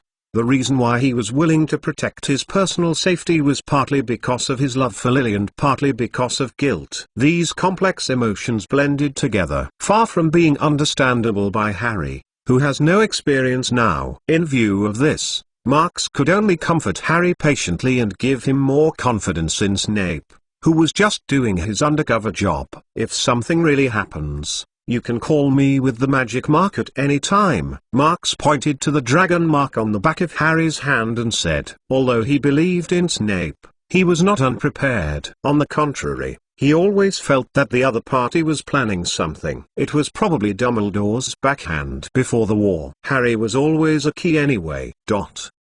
2 weeks passed in a flash, and the time for the OWL exam was getting closer and closer. The entire castle was full of tension before preparing for the exam. Even George and Fred, who liked to do things, stopped a lot and concentrated on preparing for the coming graduation exam. Because Mrs. Weasley gave them a death order, if they want to continue their joke toy business after graduation, they must pass at least 8. Marks was also a little bit more concerned in the days before the exam, and took some time every day to review. Sometimes the exam is not something that can be foolproof if the level of magic is high enough. Some complicated theoretical knowledge also needs to be mastered. It's not always good that you really rely on cheating or go through the back door to pass it. While preparing for the exam, Marks did not forget Grindelwald. Flash would regularly report to him every few days, but Grindelwald had always been honest. Except for reading newspapers, there was no change. But it's right to think about it. Grindelwald has been imprisoned for more than 50 years. With the loose imprisonment conditions of Mcgonagall, he would have ran away if he wanted to run. Mcgonagall.com. The reason why Marks still maintains the daily surveillance was worried about Grindelwald's death in prison early. Since many of them were acquaintances, Marks felt that it was necessary for him to collect a dead body for Dumbledore. Compared with the laid-back Marks, Harry's recent days can only be described as terrible. In addition to repetitive tasks, he has to go to Snape's office reluctantly and endure more than an hour of suffering. The tired people were a little slumped, and the suspicion of Snape was getting worse. Perhaps due to the recent poor mental state, Harry keenly felt that the connection between himself and Voldemort seemed to be getting deeper and deeper. The most obvious manifestation was that he frequently entered Voldemort's brain and was able to understand more clearly. Knows everything that the other party has experienced. Although the 2 weeks of Occidental cerebral practice had some success, Harry could barely resist this intrusion. But what he saw from Voldemort's perspective made him very reluctant to cut this subtle connection. In a recent dream, Harry saw Snape reporting to Voldemort through magical images, and he was very anxious and assured Voldemort that he would find the piece left by Professor Dumbledore in his mind as soon as possible. Relics. In addition, he also received a lot of important information, and finally figured out why Snape wanted to seize his wand. That was because Voldemort was eager to understand the reason why the 2 wands in the cemetery were connected that night. In other words, Snape was planning to give his wand to Voldemort. This is something Harry cannot tolerate, but what makes him feel a little frustrated is that Marks, who can help him, has always had an inexplicable confidence in Snape, while Ron and Hermione are willing to believe him, but unfortunately, they can't help much. Chapter 860. Activated ancient clock. Can't go on like this, Harry thought to himself. Although these days, he barely resisted Snape's prying into this memory. But for 2 weeks of intensive use of his brain, he has been unable to sleep well for many days, and he is extremely exhausted. Harry can't even guarantee whether he will be able to survive the next time he sees Snape. Live the opposing side's sensation. Once the brain's defenses are breached, Dumbledore's return of the invisibility cloak to himself will be exposed, and his current thoughts will also be known to Snape. Thinking of this possibility, Harry couldn't help shivering, and immediately decided to break the appointment tonight, temporarily interrupting the occlumency course. It's just that he knows very well that interrupting the study of occlumency is only a temporary solution, and it is likely to arouse Snape's vigilance.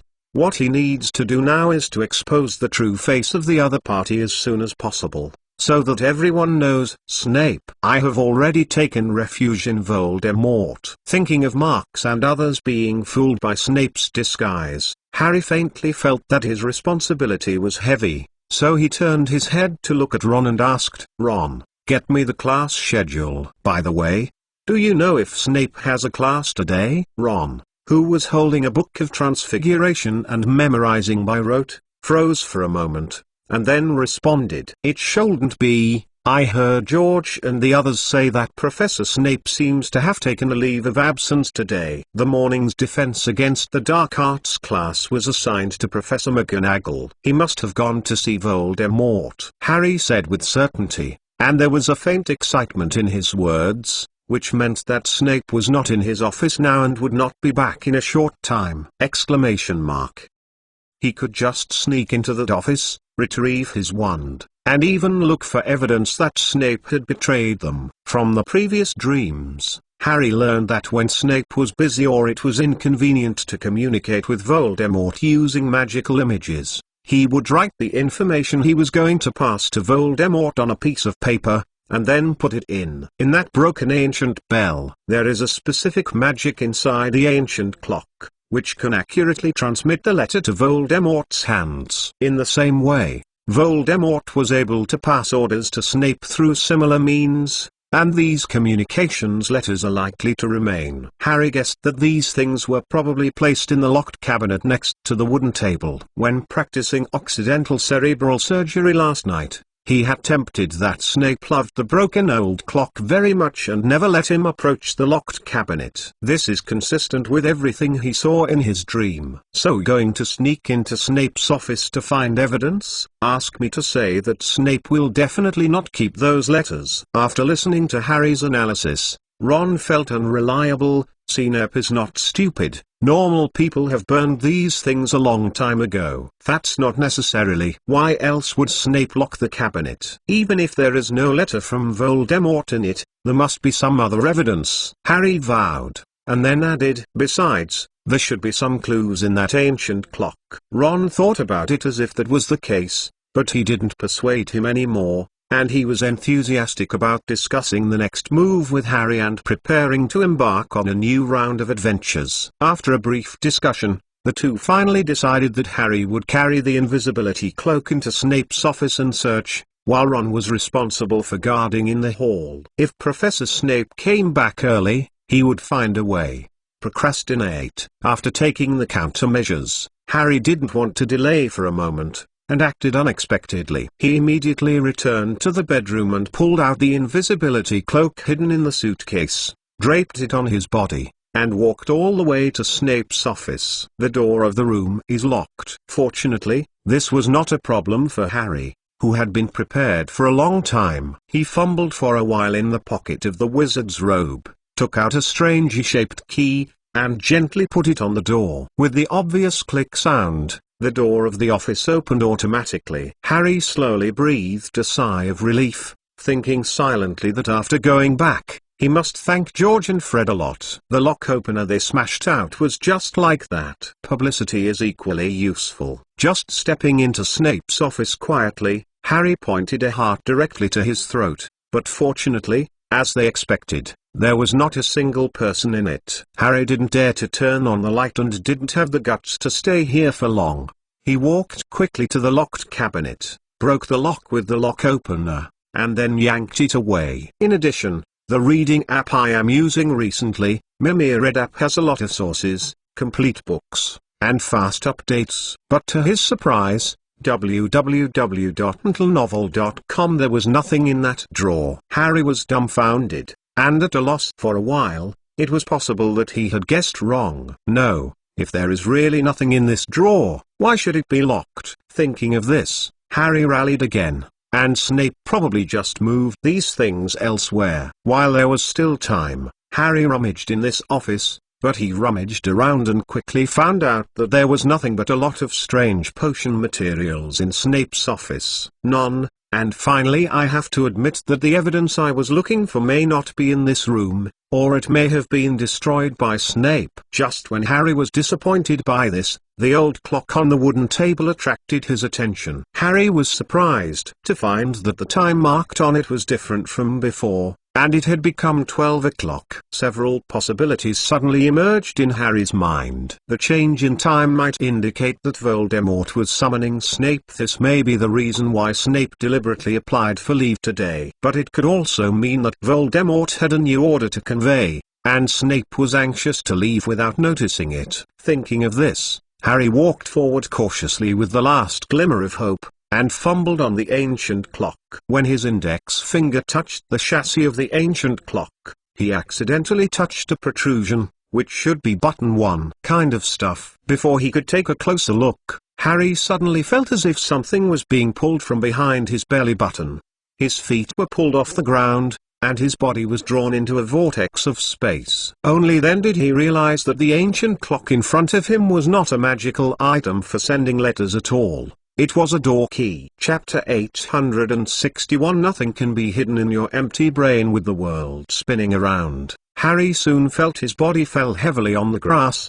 The ancient clock that he held tightly in his hand dropped out and hit not far in front of him. What was even worse was his glasses. It's gone. The high degree of myopia made Harry unable to see everything around him, only vaguely aware that he was in a wasteland. Harry hurriedly got down and fumbled on the ground. Fortunately, the glasses didn't fall far away and didn't break. After putting on the glasses, everything around him immediately became clear. But regaining his vision didn't add the slightest sense of security to Harry. On the contrary, seeing everything made him feel like a nice cellar.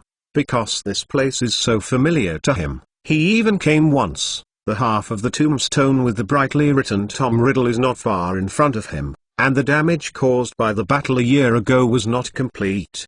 Disappear. Only slightly different from the last time I came here is that the dilapidated mansion in front of me has been refurbished. Obviously this is Riddle's mansion, Voldemort's home. Harry immediately understood where he was, and realized that this was a trap against him. Voldemort successfully brought him out of Hogwarts again. Harry felt a chill in his heart. While regretting and annoying that he was too impulsive, he also hesitated whether to use the magic mark to let Marks rescue him, because this was obviously a trap carefully designed by Voldemort. Anyone who comes here is likely to kill him. Just as Harry hesitated, Snape's voice suddenly came from behind him. Don't waste your energy. This is a safe house, under the shelter of the Red Faithful curse. Even if Marks McClown receives your message, he won't be able to get here. Harry slapped his spirits instantly, but before he turned his head, a hand stretched out from the back and grabbed his right arm tightly. I have reminded you long ago.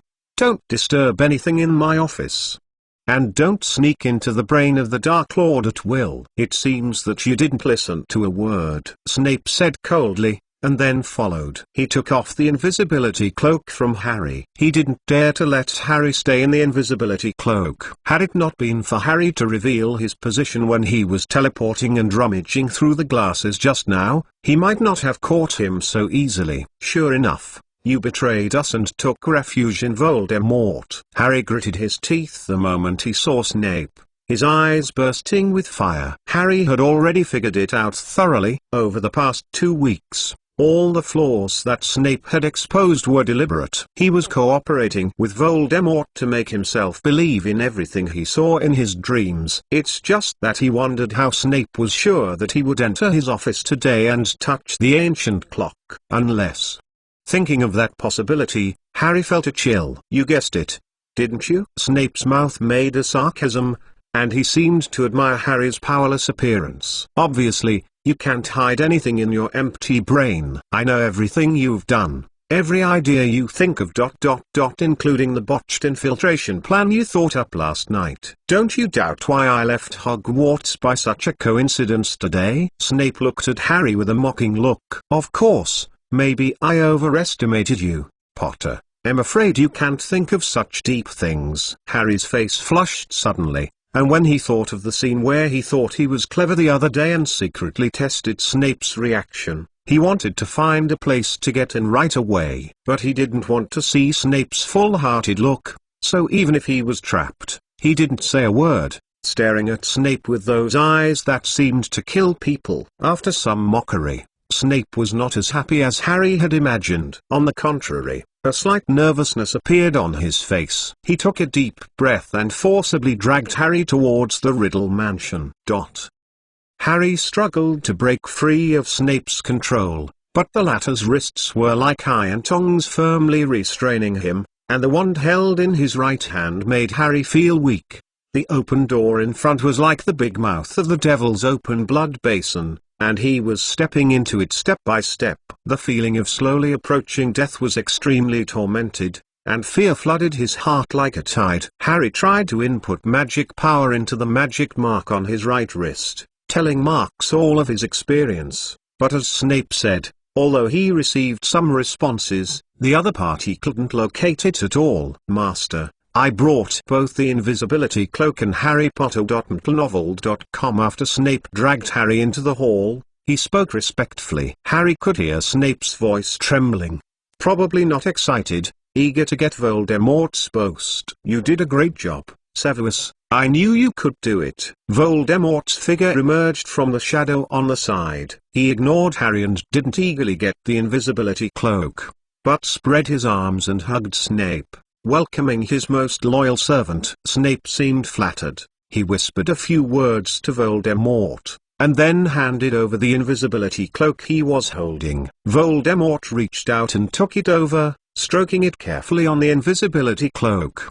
He could feel the magical power contained in this magical item, which was only comparable to that old wand. Almost without thinking, Voldemort put the thing on his body, and his body quickly disappeared in front of the two of them. After a short experiment, Voldemort was somewhat disappointed. This Deathly Hallows was much weaker than the old magic wand, but it could conceal the figure, which he could also cast a phantom spell. Do it. However, Voldemort quickly adjusted his mentality again, and the existence of the invisibility cloak once again verified the authenticity of the legend, and there might be hidden functions of this thing that he hadn't discovered. Harry watched Voldemort fiddle with his invisibility cloak so coldly.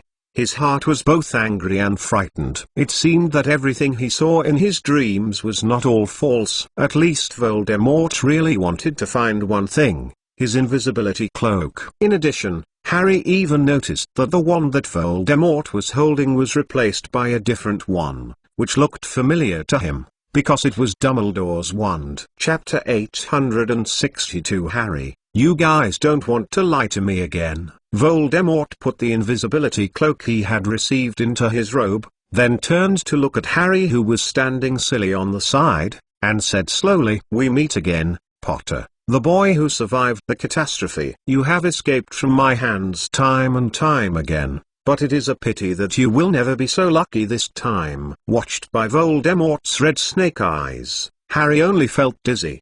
His legs were trembling, and the lightning scar on his forehead became more painful, destroying his last reason. But even so, Harry summoned his courage and spoke. "It won't be long for you to be proud, Voldemort. Even if you kill me, kill Professor Dumbledore, others will stand up against you. Let me guess, who gave you so much confidence? Is it Marks McClown, the so-called British savior?" Harry's words made Voldemort's face suddenly gloomy, even a little distorted. He looked down at the Daily Prophet on the table. The cover was a dynamic picture of Marks subduing the fire dragon alone during the Goblet of Fire last year. Underneath it was also a large headline that read, "The most talented wizard in British history. Hope for the future of the magic world, Marks McClown." Voldemort became more and more annoyed as he watched, and then he vigorously waved his wand and burned the newspaper to ashes, then turned his head to look at Harry, and said viciously, "I admit that he is really good,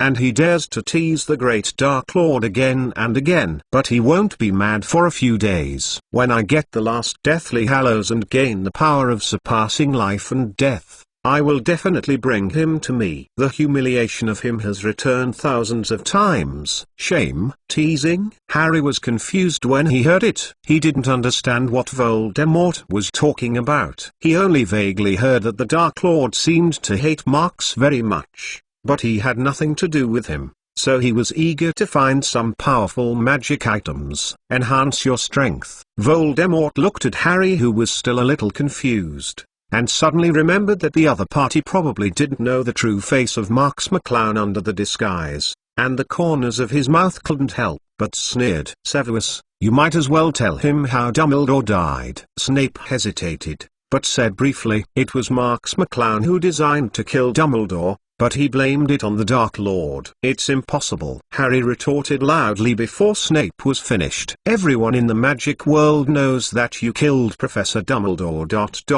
There are many eras to testify." Of course they would say that, because the entire Ministry of Magic and the Daily Prophet are under the control of Marks McClown, and he can naturally attribute Dumbledore's death to anyone. Voldemort said with a gloomy expression.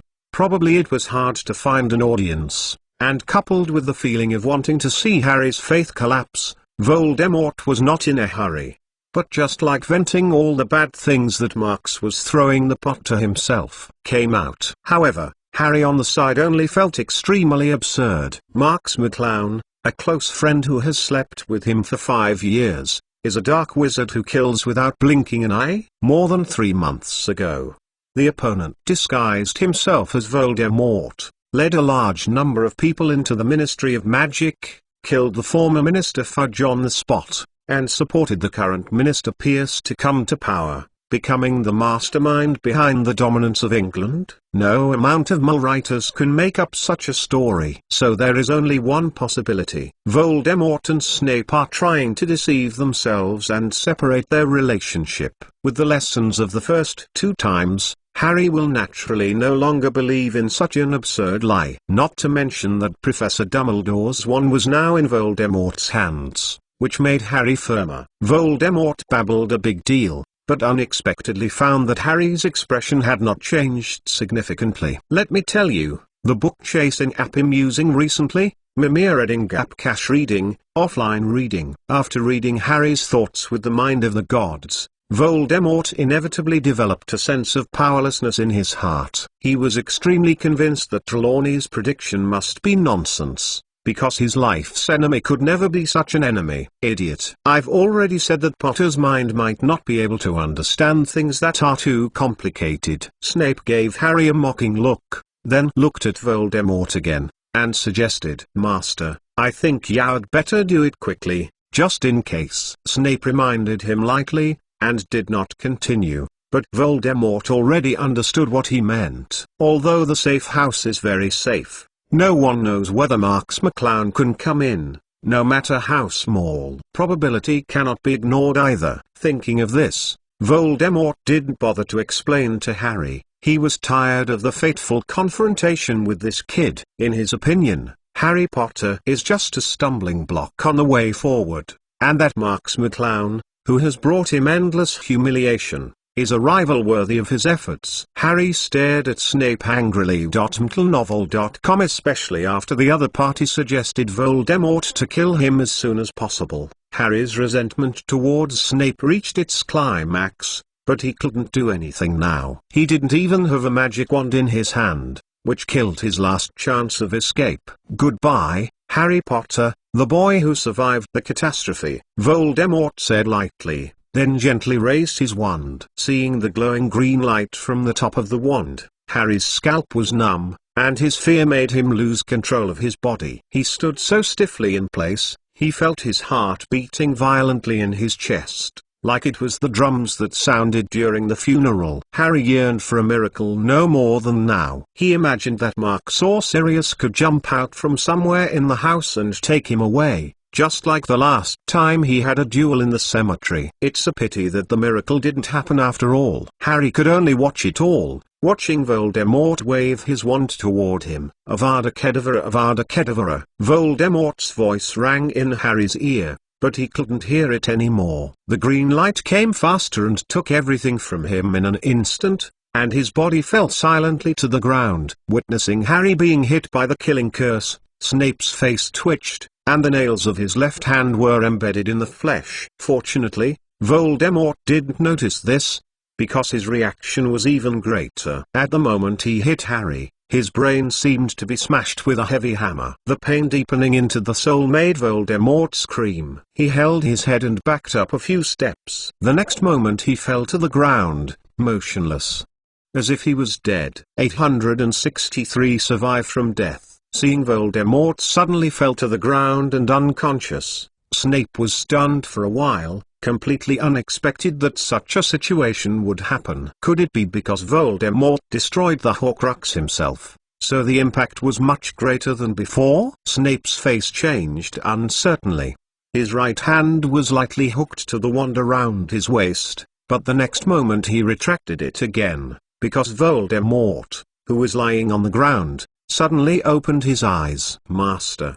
Are you okay, Master?" Snape immediately threw aside the cautious thoughts in his heart, anxiously walked up to Voldemort, and helped him up. "I'm okay." Voldemort stood up from the ground holding his forehead, wondering why he was so backlashed when he attacked Harry just now. Voldemort vaguely thought of the strange connection between himself and Harry Potter. With a thought, he quickly guessed something. But he didn't regret killing Harry Potter, because he had other Horcruxes, and this old enemy would have to be resolved sooner or later. Voldemort patted the dust on his robe, then looked at Harry lying motionless on the ground, and asked casually, "Is Harry Potter dead?" "Dead.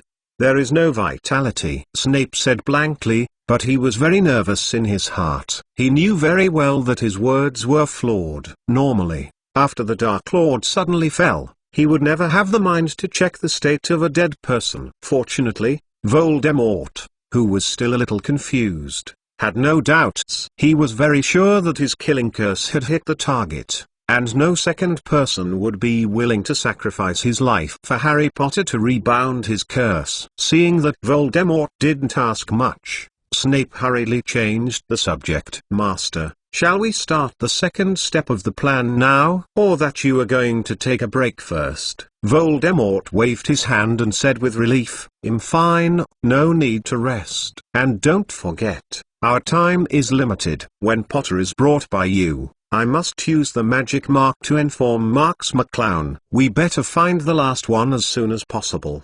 The whereabouts of the Deathly Hallows." "Then we go to Mcgonagall now?" Snape asked hesitantly. "No, this time it'll be enough to go alone." Voldemort shook his head. In addition to asking about the whereabouts of the Resurrection Stone from Grindelwald this time, he also planned to learn more about the death sent from the mouth of the other party, the secret of the device. And these secret information, he naturally did not want to be heard by Snape. "Before I come back, you are responsible for taking care of Harry Potter's body and summoning Fenrir and them all to me. I will see how many people make the wrong decision." A fierce color flashed in his eyes. Since the defeat in Nocturne Alley, he has been keenly aware that the Death Eaters who followed him have had some bad thoughts, and because of this, he and Snape have been in the last few rallies. Who did it secretly in order to prevent anyone from revealing their conspiracy? Thinking of this, Voldemort felt a bit aggrieved. When did his dignified Dark Lord fall to the point where he needed to hide in a meeting? Fortunately, what comforted him a little was that he had found 2 Deathly Hallows. As long as he found the Resurrection Stone, he would be able to completely conquer death.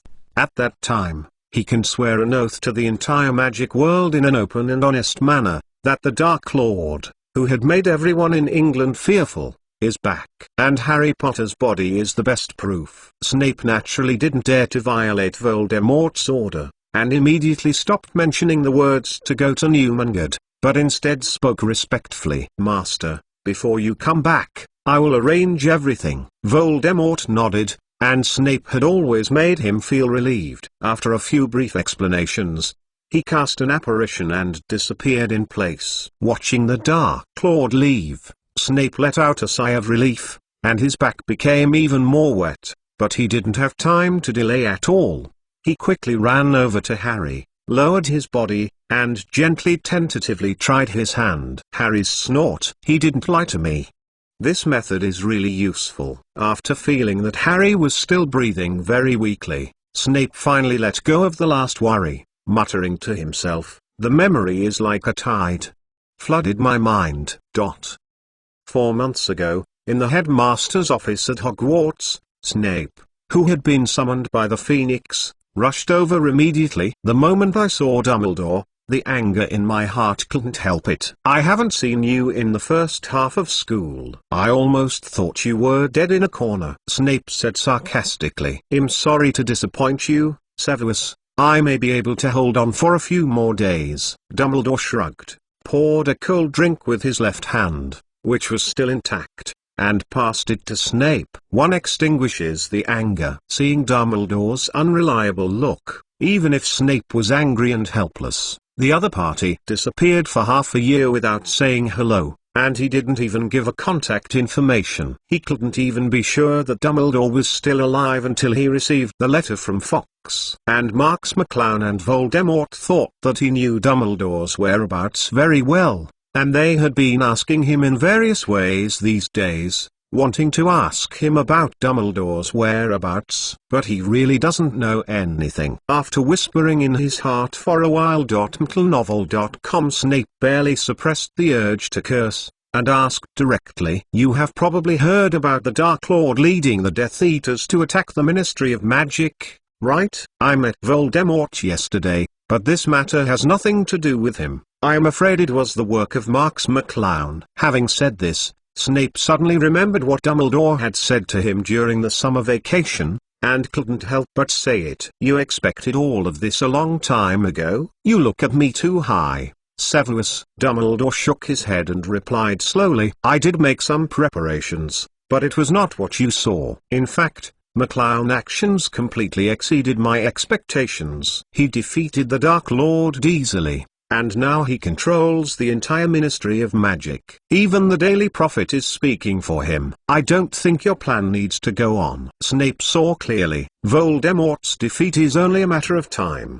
so that he doesn't have to be a bad double agent anymore. "No, I don't think the situation is so optimistic. There is one important thing that McClown may not be able to solve," Dumbledore said seriously. Chapter 864, Dumbledore's Plan. Dumbledore's words made Snape very puzzled. In his opinion, Marks, who had already controlled the British magical world, was simply able to deal with the Dark Lord. Even if Voldemort had hid in the safe house now, Snape didn't think the opponent was 100% safe. With the strategy shown by Marks McClown when he dominated the Ministry of Magic, it is not difficult to think of an idea to draw Voldemort out, or to find the secret person. Not to mention the Horcruxes. Over the past 5 years, Marks McClown has repeatedly proved that no matter how secretly Voldemort hides the Horcruxes, he can always think of ways to find them and destroy them. It's not an exaggeration to say that he is Voldemort's nemesis. Snape once felt that Trelawney's prediction was wrong, and whether it was possible that Marks McClown was the enemy of the Dark Lord, the legendary British savior. Dumbledore naturally saw Snape's confusion and said straightforwardly, "Unfortunately, if I am not mistaken, Voldemort's 7th Horcrux is ... Harry." "What? How is this possible?" Snape was stunned. 15 years ago, on the night Voldemort tried to kill Harry, Lily took his own life as a cost to resist Voldemort's killing curse on his behalf and bounced it back. Dumbledore did not rush. The words explained. At that moment, a fragment of Voldemort's soul was separated and attached to the only living soul in the collapsed house. "That's Potter's body," Snape muttered to himself, then looked at Dumbledore and asked word by word, "Tell me, this is just your guess, isn't it?" "A guess? If I'm not completely sure, I won't mention this specifically." Dumbledore interrupted Snape's last thought very seriously. So, if you want to kill the Dark Lord, it means that Potter must die." Snape trembled uncontrollably. His mind was so dizzy.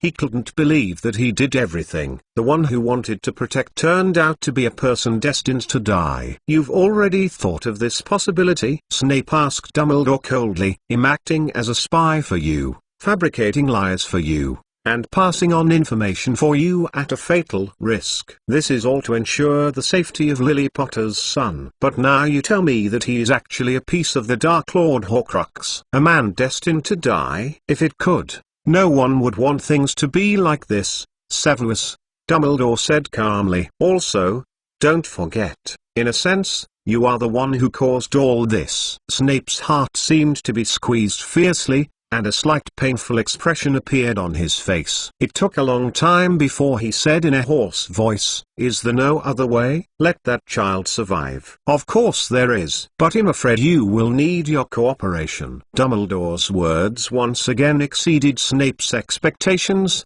like a faint fire in the dark. Snape gave Dumbledore a deep look, then spoke slowly. "What should I do?" "Complete the task I gave you," Dumbledore said. "Do you mean looking for an opportunity to give this fairy tale book to the Dark Lord?" Snape took out the poem and put it from his robe, and looked at Dumbledore very puzzled. "Lido, he still hasn't figured out what is the use of this stuff." Could it be that he was asked to tell the Dark Lord a bedtime story? Snape had no doubt that he had rashly handed this thing in, and Voldemort would surely give himself a shot of Avada's life. "I guess you must have read the stories in this book during this time, right?"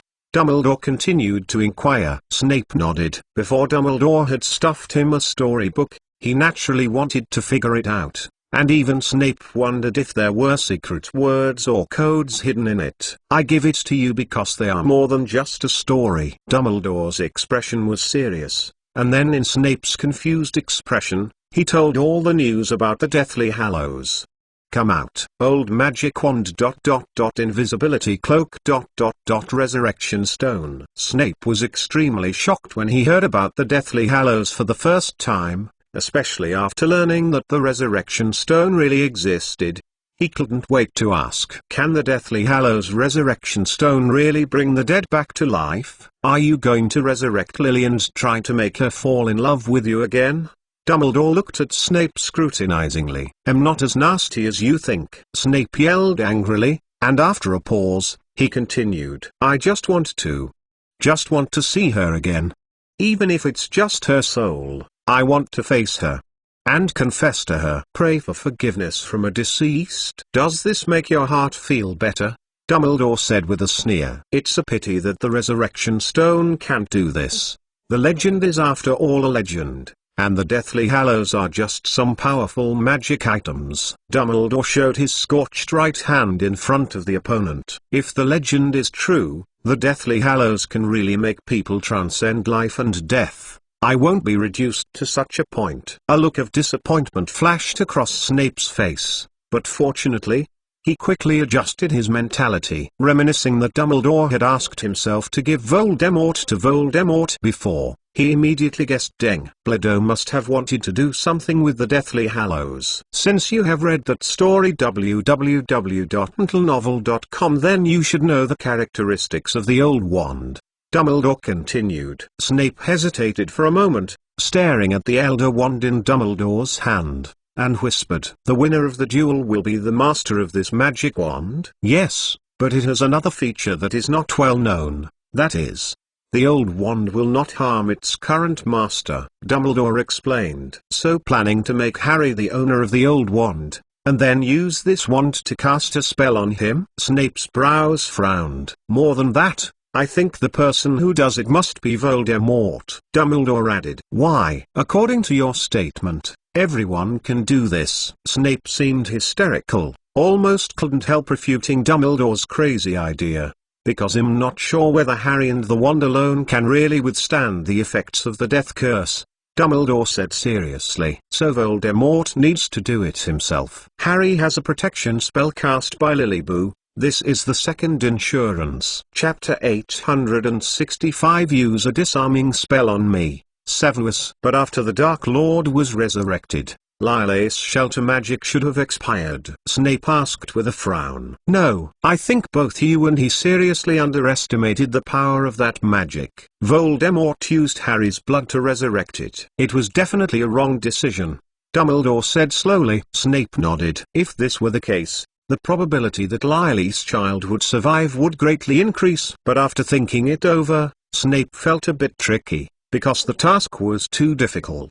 First of all, it is necessary to ensure that Harry successfully becomes the master of the old wand and will not be defeated for a long time. Then he was to be taken to Voldemort, and the Dark Lord himself would use the killing curse on him, and finally he had to take Harry and retreat. All things must not be neglected, otherwise Potter will have a dead end. Then what should I do? Snape would be really surprised for a while, so he had to look at Dumbledore. "You only need to do 3 things to ensure the smooth progress of this plan to the utmost extent." Dumbledore obviously did not embarrass Snape's ideas, and spoke out the plan he had already thought of. "First, You need to give the old magic wand to Voldemort and trust him completely. This is very easy to do. I will die in a duel with Marks McClown in a week. After knowing my death, Voldemort will definitely become anxious and pursue very urgently new power. Then I can take the opportunity to dedicate the poetry story collection and the old magic wand to Voldemort. Snape immediately understood Dumbledore's meaning. Yes, to provoke the opposition between me and McClown, it happened to be the task that Voldemort entrusted to you, didn't it? This will allow you to gain his trust further, Dumbledore said with a smile. So you are going to tell the Dark Lord along with the news of the Deathly Hallows? Snape asked with some confusion. Will this plan be too risky? Just an old wand is enough to improve Voldemort's strength again. What if Voldemort really gathers 3 Deathly Hallows? A crazy, irrational Voldemort will cause immeasurable damage. So it is better to use the legend of the 3 Hallows to guide him to death on his own, Dumbledore explained. Judging from his understanding of Voldemort, once the opponent confirms that he will never defeat Marks McClown, he is likely to do some cruel and crazy things. But with New Hope, it's not the same. Voldemort will probably continue to endure it and devote himself to the search for the 3 sacred artifacts. This is exactly what he hoped. After thinking about it, Snape didn't refute it, and hurriedly then asked Dumbledore how to confirm that during the time he completed the layout, to ensure that Harry was not defeated due to some accidents. This is the second point I am going to say, Dumbledore said. I need someone to ensure that Harry will become the real controller of the old wand at the most suitable time. How to guarantee? Snape asked. Of course, Dumbledore said seriously after a sudden turn of his words. Use a disarming spell on me, Severus. What are you talking about? Snape couldn't turn his head for a moment, but Dumbledore on the opposite side had already raised his wand. His beard and hair fluttered, and a gold-neared beam quickly condensed on the tip of the wand. Snape only felt a numb scalp, and in the life-and-death crisis, he subconsciously launched a counter-attack in accordance with Dumbledore's orders. Expelliarmus, accept your weapon. The gold-neared light beam flew directly over Snape's head, but the disarming spell he released hit the target, and the wand in Dumbledore's hand dropped out, raising an arc in the air. Snape stretched out his hand to take the wand and just stood still. Dumbledore's voice came over again. Find the best time you think and do the same thing to Harry. Snape looked at the wand in his hand, then looked at Dumbledore, and quickly understood that the other party was going to use him as a transfer station for the inheritance. As long as he was disarmed by Harry at the right time, the other party would naturally become old. The new owner of the wand. I have to say that this is an extremely ingenious method, because ordinary wizards are not capable of defeating him, and Marks and Voldemort, who can easily defeat him, need to rely on him as a spy and will never do anything to him easily. In addition, I will also arrange for you to be responsible for teaching Harry Occlumency courses. If it goes well, you should be able to easily master Harry's every move, coupled with Voldemort's trust in you, enough to make you exactly what I ordered, Dumbledore said lightly. Snape smiled bitterly. Dumbledore said it was easy, but he had to calculate Voldemort without deceiving Harry and hiding from Marks McClown. It would not be an exaggeration to describe it as difficulty. It's just that Snape also knew that he had no choice. It was almost the best way to save Lily's child. As for why I kept it from Marks, although Dumbledore didn't say it, Snape saw it clearly. After all, the legend of the Deathly Hallows is so amazing that any wizard will be moved by it. If he were Marks, he would never allow such a treasure to fall into Voldemort's hands. In addition, there is a faster way to destroy Voldemort's Horcrux, and that is to kill Harry directly. If it were a year ago, Snape would still naively think that Marks McClown would think of old feelings and take into account Harry's life and death. But the opponent's wolf ambition in the Ministry of Magic's first battle has been revealed. Untitled.com. The Minister of Magic said to kill and kill. I heard that there were dozens of Aurors who were killed and injured. This is even blacker than the Dark Lord. What is the last thing you want me to do? Snape looked at Dumbledore and asked nervously. The first 2 things were enough to bother him, but he felt that the last thing might be even worse. Difficult.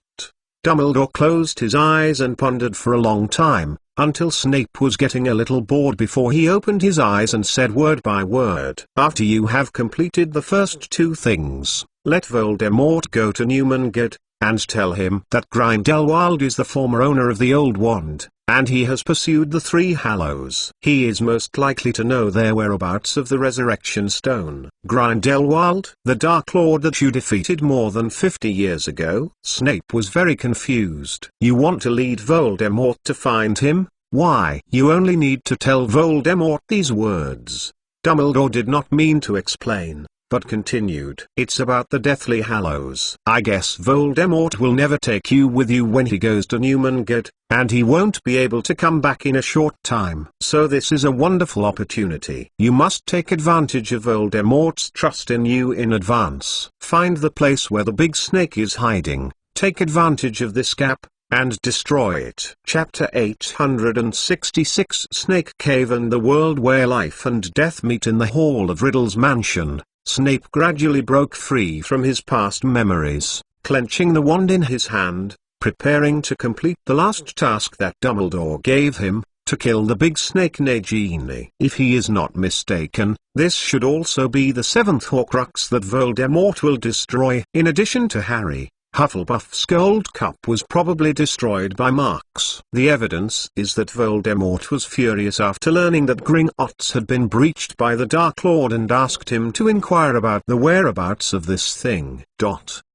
If Voldemort fails to make a new Horcrux during this time, then after he kills Nagini, Voldemort will lose his immortality. Once he loses in the battle, what awaits him is eternal death. It's a pity. Snape sighed. If arranged properly, he could completely eradicate Voldemort with the power of Marks McClown. But at the beginning he was very worried about rebirth in the midway, so he didn't dare to involve the other party, and now he can only watch this opportunity pass by. Secretly sighed, Snape quickly adjusted his mentality, and it was a big deal. The core of this plan was to remove Harry's Horcrux status, and secondly, to ensure the safety of the two of them. Too much risky actions would only increase the possibility of his exposure. It's time to act. Snape glanced at Harry, who was lying on the ground without any sensation. After thinking about it, he backhanded a phantom charm on him, took a deep breath, and used it. The magic dragged Harry to the basement of Riddle's house. Since Gringotts was attacked more than a month ago, Voldemort had hidden Nagini. He didn't even know the exact location, but Snape guessed that Nagini should still be in this room. After all, Voldemort doesn't have so many trustworthy people to build a second safe house, and Harry has the ability to sense that big snake. Even if Voldemort puts Nagini in the deep mountains, Marks will be caught. McClown got it out. As for why you should bring Harry when you act. Naturally, because Voldemort might come back at any time. He didn't have time to move Harry to a safer place and then return to perform the task. It would be better to bring Harry, who was already in a coma, and it would be more convenient to run away. As Voldemort's most loyal subordinate, Snape knew very well that Nagini and Voldemort had a deep connection. Snape estimated that Voldemort would be sensitive to it when he attacked it, so the whole movement must be fast, and Nagini must be killed within a few minutes and successfully retreated. While thinking about the countermeasures in his mind, Snape walked out into the depths of the mansion, and a strange whining sound came from the ground. Snape's spirit was shaken, and he knew that he was right. Nagini is still hiding in this room. However, after getting closer, Snape quickly realized that something was wrong. The low neighing sound was gradually becoming louder and noisy. The stone bricks on the ground were covered with slippery mucus. After seeing the scene ahead, Snape couldn't help trembling even more. Tens of thousands of snakes of different sizes are crowded into a room of 100 square meters. Looking at the past, they are all snakes winding their bodies entangled with each other. Am I dead? Harry floated erratic in the air, asking himself again and again from the bottom of his heart. He couldn't feel everything from the outside world, but it was amazing that his consciousness was sober, so he clearly remembered that he was killed by Voldemort. The curse was hit. By the way, and Snape, he betrayed everyone. Harry thought of this suddenly, and an angry mood rushed into his brain, forcing him to open his eyes. There was a vast expanse of whiteness in his eyes. He looked around and felt like he was lying in a bright mist. All around was hazy, illusory and ethereal. Harry hurriedly sat up, and then he noticed a more serious problem was naked. Although there seemed to be no one else here, this discovery still made him feel embarrassed. He immediately forgot to consider whether he was alive or dead, desperately hoping to find a piece of clothing. For some reason, when he had this idea, a robe had already appeared next to him. Harry didn't think much about it, and hurriedly put on the clothes before he was in the mood to explore where he was. Could this be what happened after death? Harry stared around, remembering the robe that appeared just now, and realized that he seemed to be able to control this place. Sure enough, when his thoughts came up, the surrounding scenes changed according to his thoughts. The white mist was gradually receding, and a towering, bright hall soon appeared before his eyes. All this was the same as he had imagined, except for the ancient monster body that appeared inexplicably not far in front of him. Harry walked a few steps, and then he could see that it turned out to be a naked child. The red skin was very rough and it looked like it was peeled. He was lying trembling in a seat, struggling to breathe below. Harry was very scared. Even though it was petite and weak, it still scared him. After hesitating for a while, Harry mustered the courage to move a little bit. The weird baby-sized child was curled up on the ground, with low whimpers in his mouth. Harry didn't dare to get too close, but he could really feel its pain. "You can't help it, Harry." A gentle, familiar voice came from behind him. McGonagall.com. Harry turned his head in surprise, and Dumbledore in a dark blue robe was walking towards him. Harry forgot everything else in an instant, and said anxiously, "Professor Snape. Snape betrayed us, and he took me to Voldemort. And then Voldemort used a killing curse on me." "You can speak slowly, Harry, we have plenty of time," Dumbledore comforted softly, then continued. "In fact, I'm very curious about what happened in the magical world during my absence." Harry's excitement calmed down a bit. Starting from the beginning, he told all the things that happened after Dumbledore's death, and emphasized the things that Snape had failed his trust and brought himself to Voldemort. Dumbledore listened quietly and didn't make any comments, until Harry finished speaking, and then suddenly said apologetically, "I hope you can understand his actions, Harry." "What?" Harry was stunned. "Because Severus did this as I told him." Dumbledore raised his eyebrows, seemingly applauded. "I have to say that he did a great job, at least much better than I expected." Chapter 867. The border between life and death. Listening to Dumbledore's words, Harry was stunned. The blue eyes under those glasses stared, and his back felt even colder. "You mean Snape took me to Voldemort to follow your instructions? Do you want Voldemort to kill me?" Harry couldn't help but stepped back and stammered with a touch of anger and horror. "No, no one wants you to die here, Harry," Dumbledore said comfortingly. "In fact, all the plans are to avoid this as much as possible." "But I'm dead now, am I?" Harry glared at Dumbledore angrily, but the latter blinked at him and said briskly, "It's not necessarily." Harry was completely confused. He didn't quite understand what Dumbledore meant, but he clearly remembered that he was hit by Voldemort's killing curse, because he didn't have a magic wand.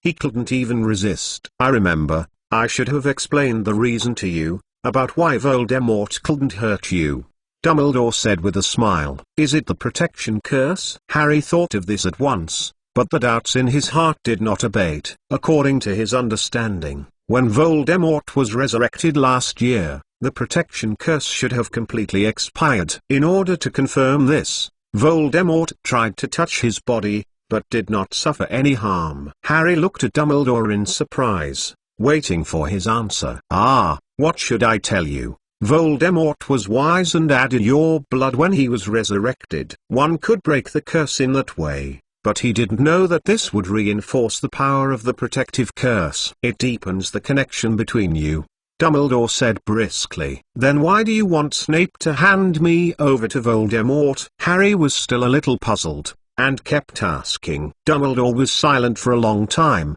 seeming to hesitate how to answer this question. Harry didn't urge, but waited quietly. I don't know how long it took before Dumbledore finally recovered. Don't you wonder why you can get into Voldemort's brain? Dumbledore asked slowly, and then when Harry was thinking, he pointed his finger at the dark red skin in front of him. It looked like the crumpled child looking at him. What do you think of? He's a bit like Voldemort. Harry looked carefully for a while, and couldn't help but recall the babby-like black demon he had seen last year. The two looked very similar. That's part of Voldemort's soul, Dumbledore said straightforwardly, looking at Harry. Just shortly after you were born, the night Voldemort planned to kill you, because of the protection curse, the killing curse that Voldemort released on you was bounced back. At the same time, his soul was severely damaged, and part of it was separated from the Lord. The soul is attached to the only living person in the room. His Horcrux is attached to me.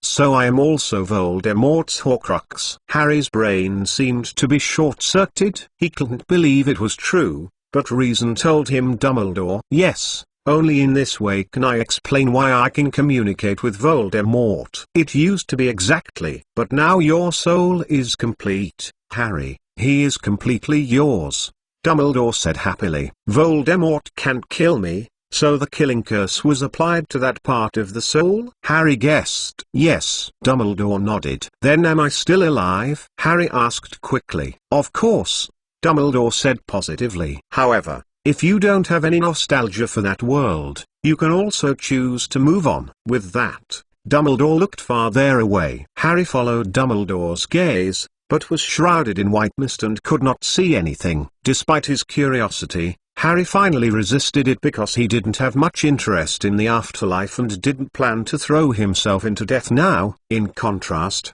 he wanted to know why Snape would be willing to take such a big risk to help him get rid of Horcrux. Dumbledore didn't mean to conceal it, and directly explained the cause and effect of the incident, including the grievances between Snape, Lily, and James more than 10 years ago, and Snape eavesdropped on prophecies and told them. The Voldemort thing, the reason why he is willing to shelter you, I think half is out of love for your mother, and the other half is out of guilt. It was Snape who relayed the overheard prophecy to Voldemort that caused the tragedy, and this result was not what he wanted. He killed his favorite person. Dumbledore said with emotion that he could understand Snape's guilty state of mind. After all, he had done some wrong things in his early years and ignored the deaths of too many people. This is why he was willing to trust Snape.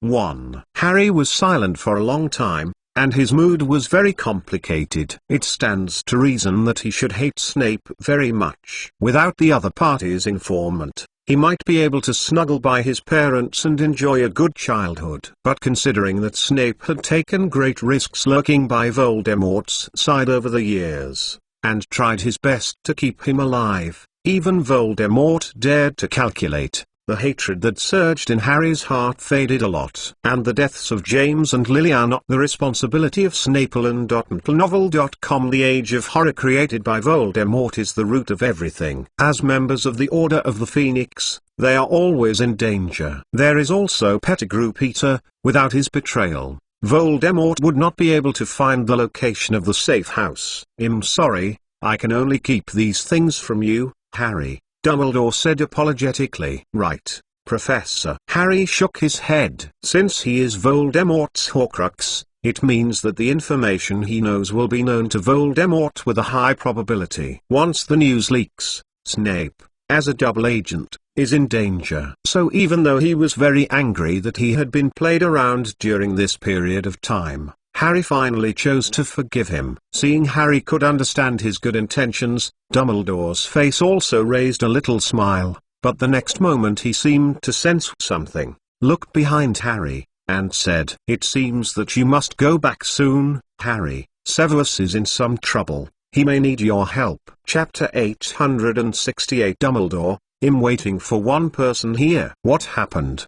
Did Voldemort want to kill Professor Snape? Harry asked. He was inexplicably brought to Voldemort by Snape before, and dead under the Black Lord's killing curse without saying a few words, so he didn't know the current situation of the outside world at all. I can't see anything more specific, but I think it should be related to the Horcrux. At this point, Dumbledore paused, and then he told Snape to kill the snake Nagini. The matter was told. Then what should I do to destroy that Horcrux? With a fierce fire curse? But I have never learned that spell. Harry looked a little at a loss, but listened to Marks and Xiao for how difficult the Horcrux was. As Sirius and others mentioned, ordinary magic can't even leave a trace on the Horcrux. No, it is not a wise move to use black magic to counteract black magic. Dumbledore shook his head, and then asked with a smile, "Remember how your mother fought the killing curse with ... love?" Harry said uncertainly. "Or maybe it's the power of faith."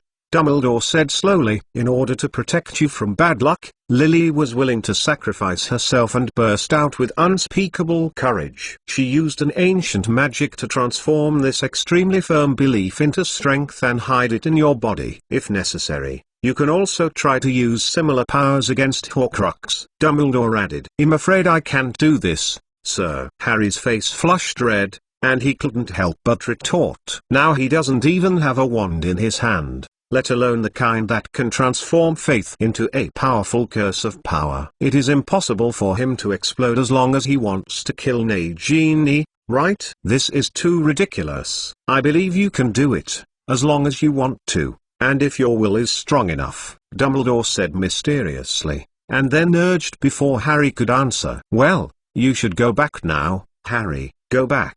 The surrounding scenes shook violently, and the towering hall cracked with countless fine gaps, as if it was about to collapse in the next moment. Harry didn't care about the doubts in his head for a moment, and shouted loudly, "What about you, Professor Dumbledore? Aren't you going back with me? We are different. You are still alive and there is hope, but I am dead. What I want to go is another way to experience a new and unknown adventure," Dumbledore said with a smile. Harry hesitated to say, "If going forward is leading to the world of the dead, and going backward is returning to the paradise of the living, does that mean that Dumbledore staying here is like himself, between life and death, and has not done anything, make any choice?" "I stay here because I still need to wait for someone here." Dumbledore's figure is becoming more and more transparent, as if shrouded in white mist, but his voice is accurately conveyed Harry's ear. "If he is willing to keep the promise, he might be coming soon. Wait for someone ...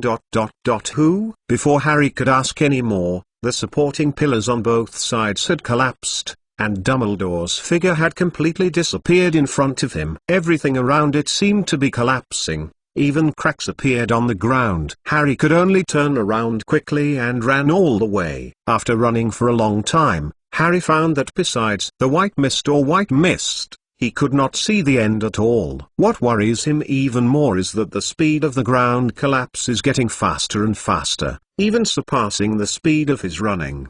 The ground on the front, back, left and right is collapsing, and in the endless despair, he just fell into the bottom. In the abyss. After not knowing how long it took, Harry suddenly felt that his body was twitched by something and hit the back wall hard.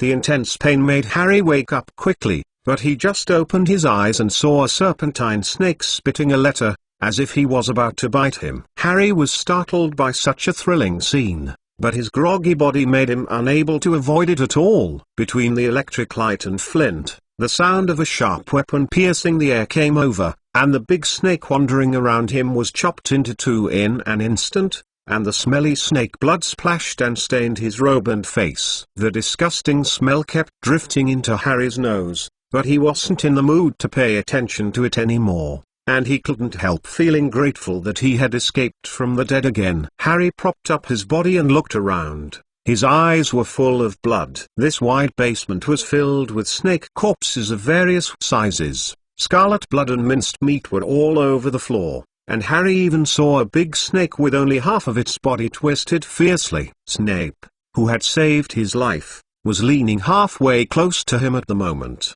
His body was next to the wall. His face was ugly and scary. He was bitten by a poisonous snake during a fight, and he was still missing one on his foot. Empty bottle. Although Harry didn't know the cause and effect, he could still guess a little bit after seeing this scene. Voldemort must have hidden Nagini in the basement, mixed with countless snakes. With his familiarity with Nagini, he searched in this spacious, dark basement, and quickly located the opponent's location. Of course, this is not to say that Snape's eyes are bad, but that Nagini can only be found by half-lying like him. This cunning snake hovering on the towering bracket on the right. www.mcgonagall.com. Little by little, he climbed along the beam to the top of Snape's head. There was a chill in Harry's heart. He didn't know where the strength came from. He ignored the pain in his body, jumped up from the ground, and shouted loudly, "Professor, watch out for it!" Snape reacted instantly, raised his head abruptly, and waved his wand vigorously. The invisible blade of magic power shot out and hit Nagini's body with the crisp sound of iron and stone clashing. Nagini's painful neighing sound followed, and the snake body that was as thick as a child's waist rolled and fell from the air, but due to the particularity of the Horcrux, even if it was forced to eat a divine front without a shadow, that there were no scars on the huge snake body.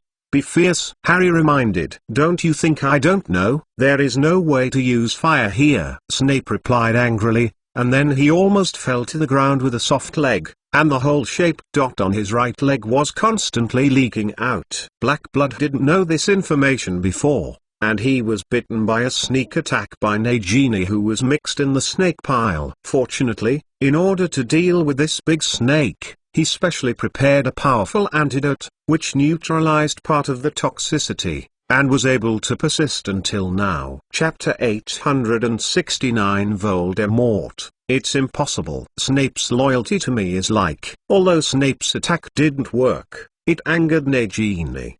The 12-foot-long snake roared and curled its body, biting Snape angrily. The terrifying snake venom had been eroding Snape's whole body, making his brain dizzy, and his reaction was slow for a while, and he had to fall to the ground and barely avoid Nagini's bite. Harry on the side looked very anxious. He didn't have a magic wand, so he could only look around to find a handy object to help him, but there was nothing in this closed basement except a few pieces of dusty furniture. On the other hand, Snape's state was continuously declining, and what made him feel weak was that none of the spells he released had any effect on Nagini. At most it could only block the opponent's actions. Seeing that the situation became more and more critical, Harry didn't care too much and wanted to grab a chair and rush up. He wanted to attack Nagini from behind and give Nagini a crit, but the latter seemed to have eyes from behind. Just flicking the snake's tail slightly shattered the chair Harry had smashed over. Maybe he was bored with Harry's little moves, or simply wanted to pick a soft persimmon to bully. In short, Nagini dropped Snape and climbed towards Harry. The long snake tail flicked again. He pulled Harry to the ground with his ankles, and bit him off with his mouth wide open. Harry furiously moved his body backwards, his right hand groping wildly on the ground, trying to find a stool leg or something to block it, and finally accidentally found a heavy iron tool. Nagini's mouth was already near, and Harry subconsciously waved what he had caught in his hand and chopped it over. Ding! There was another sound of iron and stone fighting. Harry only felt his right hand numb, and his mouth hurt for a while, and he could hardly grasp the hilt of the sword in his hand. Fortunately, Nagini was not well. He was blown away by this one. "Get out!" Harry then took out some space and looked at his right hand. Then he was surprised to find that he was holding a magnificent long sword in his hand. The sword was engraved with an inscription of a fairy. Obviously this was the sword of Gryffindor. Why does it suddenly appear here? Harry was a little puzzled at first, and then he was a little clear after thinking of Ron's original words. Those who truly possess the unique qualities of Gryffindor can summon this sword when they need it. Harry quickly looked at Nagini, but to his disappointment, the sword of Gryffindor didn't seem to have any effect on the serpent. After Nagini was chopped off by him, it didn't take long. Staggered to stand up again. Just when Harry hesitated, Snape's weak voice suddenly came over. "You continue to cut it with your sword, and I will create opportunities for you." Harry hesitated while holding the sword, because if the slash didn't work against Nagini, the result would be the same after several attempts. However, before Harry could explain, Snape immediately moved his hand. He quickly shook the wand in his hand. A burst of smoke floated from the tip of the wand and turned into a black iron rope, which tightly bound the snake.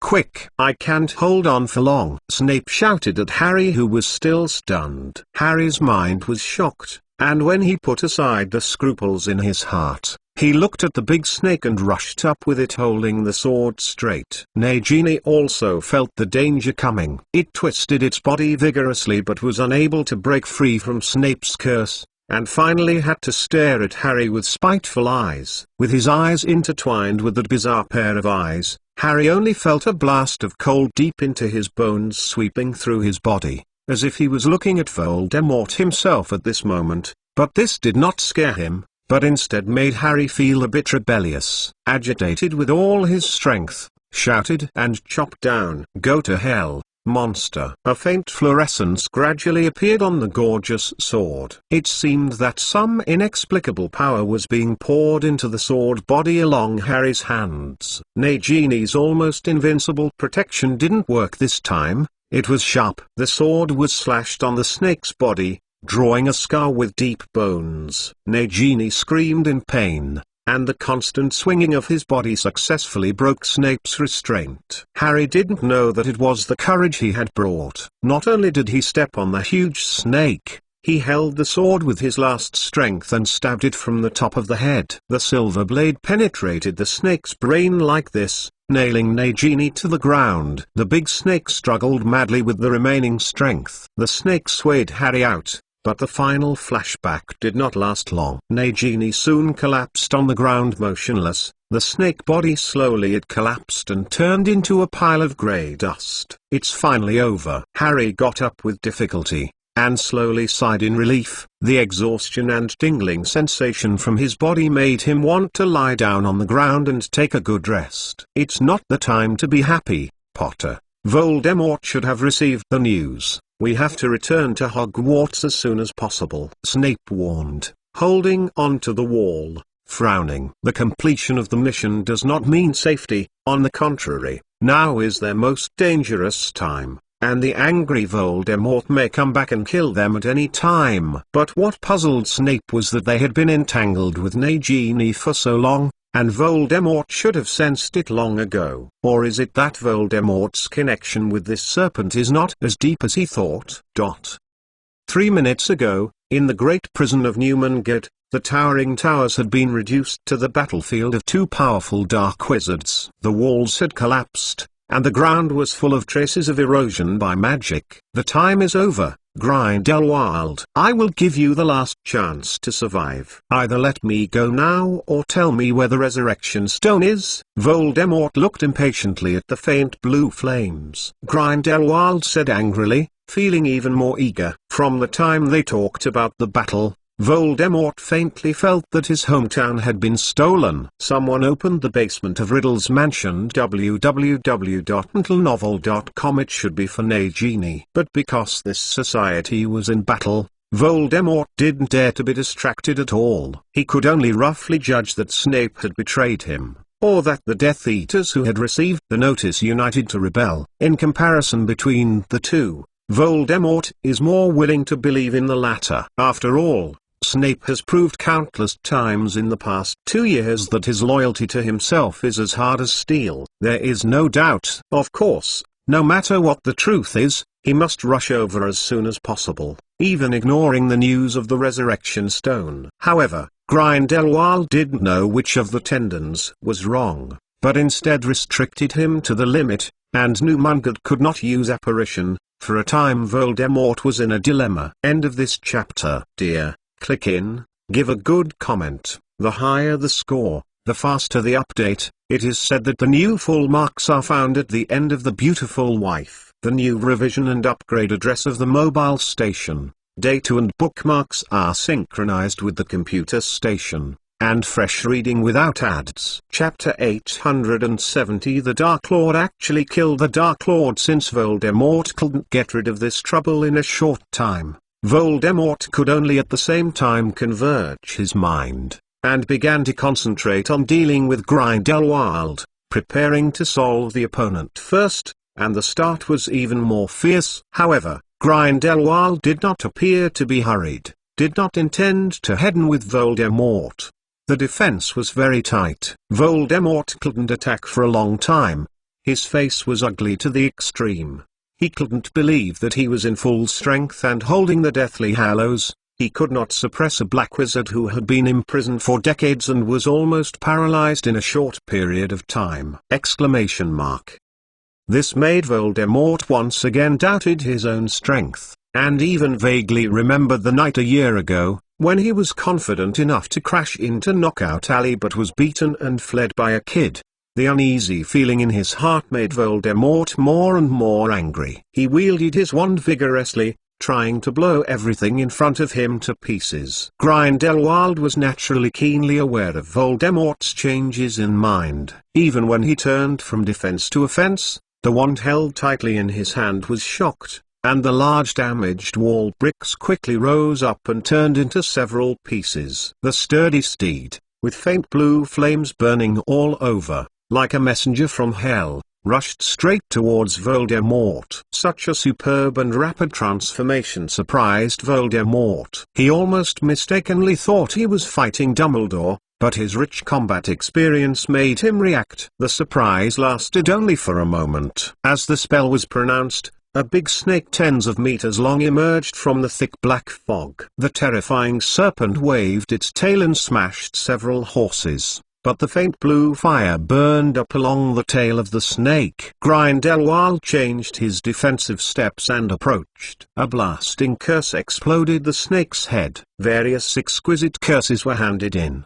The momentum became stronger and stronger. The original rickety body became more and more straight, but it turned back for a while. Suppressed Voldemort. Voldemort was frightened and angry. There was even a trace of fear in his heart. What made him even more disturbed was that Nagini was seriously threatened, and scenes of fragmented pictures gradually appeared in his mind. "Get out of here!" Voldemort shouted angrily, completely lost the mood of entanglement with Grindelwald, because he saw Harry Potter and his most loyal subordinate in the vaguely transmitted picture. Yep. But how is this possible? Harry Potter is dead, and Voldemort is extremely convinced of this.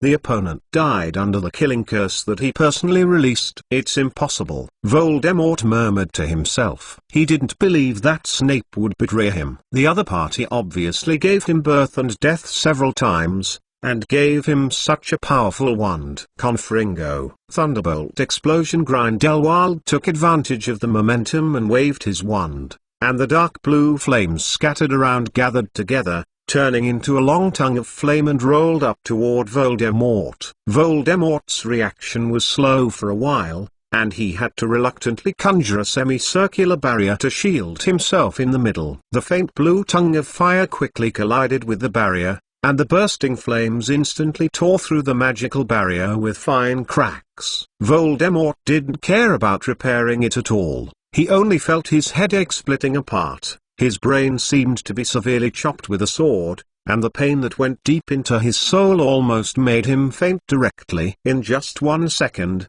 the faint blue flame exploded, and the shield that had been constructed in a hurry was broken in an instant, and Voldemort didn't even have time to transform into a black mist, so he was blown up straight. Grindelwald attracted a gust of wind to disperse the flying smoke and dust, walked step by step in front of Voldemort, bent down to pick up the old wand that fell on the ground, looked at Voldemort who was struggling on the ground, and said indifferently, "What you just said is right, it is indeed time to end." Grindelwald swung his wand vigorously, spitting out a few inexplicable words, and the blue flame remaining on Voldemort's robe quickly swelled. The terrifying fierce fire constantly eroded Voldemort's body, lighting the opponent into a torch, and a black soul rushed out of the body that was about to turn into ashes, screaming and flying into the distance. As long as the soul still exists, he still has hope.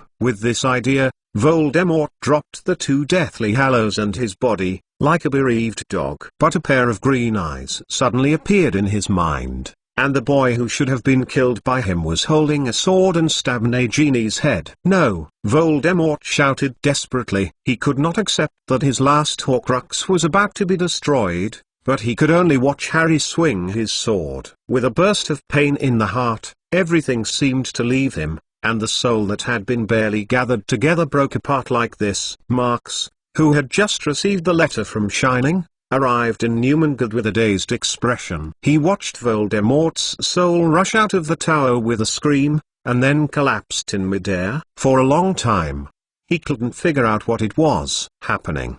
"Didn't you say that the report says Mr. Grindelwald may be in danger, Shining?" Marks turned his head and looked at the burning tower, looked at Grindelwald coming out of the collapsed ruins, and asked with a solemn expression, Shining doesn't know that things will turn out to be like this, sir." The house elf's eyes widened. It couldn't believe that Grindelwald had killed a powerful Dark Lord. Marks thought of Snape's change and Harry's message, but he vaguely guessed something. It seemed that Voldemort's Horcrux had been completely destroyed. But even so, Grindelwald should not be able to defeat Voldemort, who is holding an old wand. McGonagall.com unless the other party obtains a handy wand in advance. Thinking of this, Marks's hand was already on the wand, staring at Grindelwald not far in front of him, and said jokingly, "It seems that our new British savior was born. I think those wizards will be surprised if they know this new Dark Lord killed the Dark Lord." British savior? It's a familiar name. But this title is left to the kid. He is the one who really killed Voldemort. Grindelwald slowly moved closer to Marks, not knowing why he didn't seem to have done anything. The meaning of a little mocking color appeared on his face. Obviously he didn't catch a cold with this title. Shining is like a big enemy, it trembling and blocking it in front of Marks. But before I can do it, Marks presses its head and pulls it behind. End of this chapter. Dear, click in, give a good comment. The higher the score, the faster the update. It is said that the new full marks are found at the end of the beautiful wife. The new revision and upgrade address of the mobile station, data and bookmarks are synchronized with the computer station, and fresh reading without ads. Chapter 871. The magic world is just another prison. Marks slowly stepped forward and blocked the gate of New Mcgonagall, stopped for a moment on the old wand in Grindelwald's hand, and asked, "It seems that you are going to escape from prison, Grindelwald, or are you going to change to a more comfortable cell?" "Prison escape?" Grindelwald's mouth raised a smile. "It's not wrong to say that, but I am probably far more than me trapped in a cage, and the entire magical world is just another prison. It can be seen that this world is sick and deformed, and I am planning to correct it," Grindelwald said lightly. "Correct?" Marks narrowed his eyes. "Lions don't have to fear the flock. Muggles have ruled the world for long enough. They will only bring more wars and injustices, allowing the innocent people to occupy power and wealth. Only wizards can reshape this decadent world," Grindelwald replied in a low, hoarse voice. "Then create new wars and injustices?" Marks interrupted Grindelwald's words and said mockingly, "Apart from being able to use magic, there is no difference between a wizard and a muggle. I am afraid that the wizard will not miss the same mistakes that muggles put down." "Wizards have never been as good as," Grindelwald said, "nor are they a noble ethnic group. This is what the Ministry of Magic under the leadership of Fudge has shown vividly and vividly. It seems that the failure 50 years ago did not let you understand how impractical it is to rule muggles." Marks sneered. Grindelwald didn't care about Marks' sarcasm, but said straightforwardly, "So I need to do more preparations and help from more people." "Of course you McClown." Grindelwald looked at Marks and said sincerely. Marks was stunned for a moment, looking very surprised. He really didn't expect Grindelwald to try to win him before the war. "You and I are both powerful wizards with extraordinary strength. Fighting against each other will only weaken your own strength, not to mention that we all have similar ideas, right? The conflict between wizards and muggles is inevitable, and one day it will explode. Muggles dominate. It's better to let you and I kick off this prelude together," Grindelwald said in a high tone, then stretched out his hand and looked at Marks. "Come on, McClown, for the future of the magical world, and for wizards to live in every corner of the world with integrity, all fellow wizards must unite together and contribute their own strength. Some grievances can be temporarily put aside. Don't forget, moles are our real enemy. Grindelwald's voice reverberated continuously in New Mungadry, and after a long period of silence, Marx suddenly said playfully, "In that case, how about the other way around? You come to work for me. We can try out various policies in England first, and then extend it to the entire magical world. Of course. I use my method." Grindelwald's words offer this, and he can't help but give the other party a chance. "So, you are going to reject my proposal?" Grindelwald's face suddenly became gloomy. "Then there is nothing to talk about between us. I thought you could figure it out from the beginning. We were never the same," Marx said casually. The last conversation at the top of the tower had already made him see how dangerous Grindelwald's ideas were, so Marx never thought that they could live together peacefully. The unconcealed hostility of the two made the atmosphere that was originally moderated extremely depressing. Without any warning, Marx took the lead. One after another, head-sized white fireballs ignited all over his body, squeezed toward Grindelwald. The latter waved his wand lightly, and a faint blue wall of fire was blocked in front of him, and the two strange flames collided together, and a series of violent explosions soon sounded. The tumbling airwave blew Grindelwald's outer robe, and the house elf Shining had already hid under the solid wall, revealing only half of his head, nervously looking at the two people fighting in the distance. Marx's figure turned into flames and disappeared in place. When he appeared again, he had reached behind Grindelwald, and the wand was lightly tapped, and a green light beam flew out from the tip of the wand. Grindelwald did not expect Marx to be able to operate in Newmangad, but fortunately he was keenly aware of the subtle magical fluctuations when the space jumped, and escaped the mortal blow dangerously. Almost killed by an underage kid, Grindelwald also shot some anger. A fierce color flashed in his eyes, and the wand shook hard, and the faint blue flame suddenly turned into a long whip, and it was drawn fiercely. Marx conjured a buckler backhand, but was easily broken, and had to operate again to avoid it. The increase of magic by the old wand gave Grindelwald an advantage in both offense and defense, and the power of various spells more than doubled in his hands. But Marx is not worried about this. The power of the spell has never been the key to determining the outcome of a battle. After the avatar flame escaped a death curse, the illusory white mist gradually floated out of Marx's wand, condensing into the appearance of a unicorn. After a long time without being able to show up, Cecilia happily circled Marx's body twice, and then stepped on the mist, making a series of haughty neighs, and rushed towards Grindelwald. Grindelwald hit several spells in a row, but passed through the body of the unicorn shadow. Realizing that this magic is very difficult, Grindelwald raised his left hand, which was burnt black, almost unconscious, and quickly slashed it in his palm with a staff as a sword. The black blood suddenly scattered down www.untilnovel.com, but it hasn't landed yet.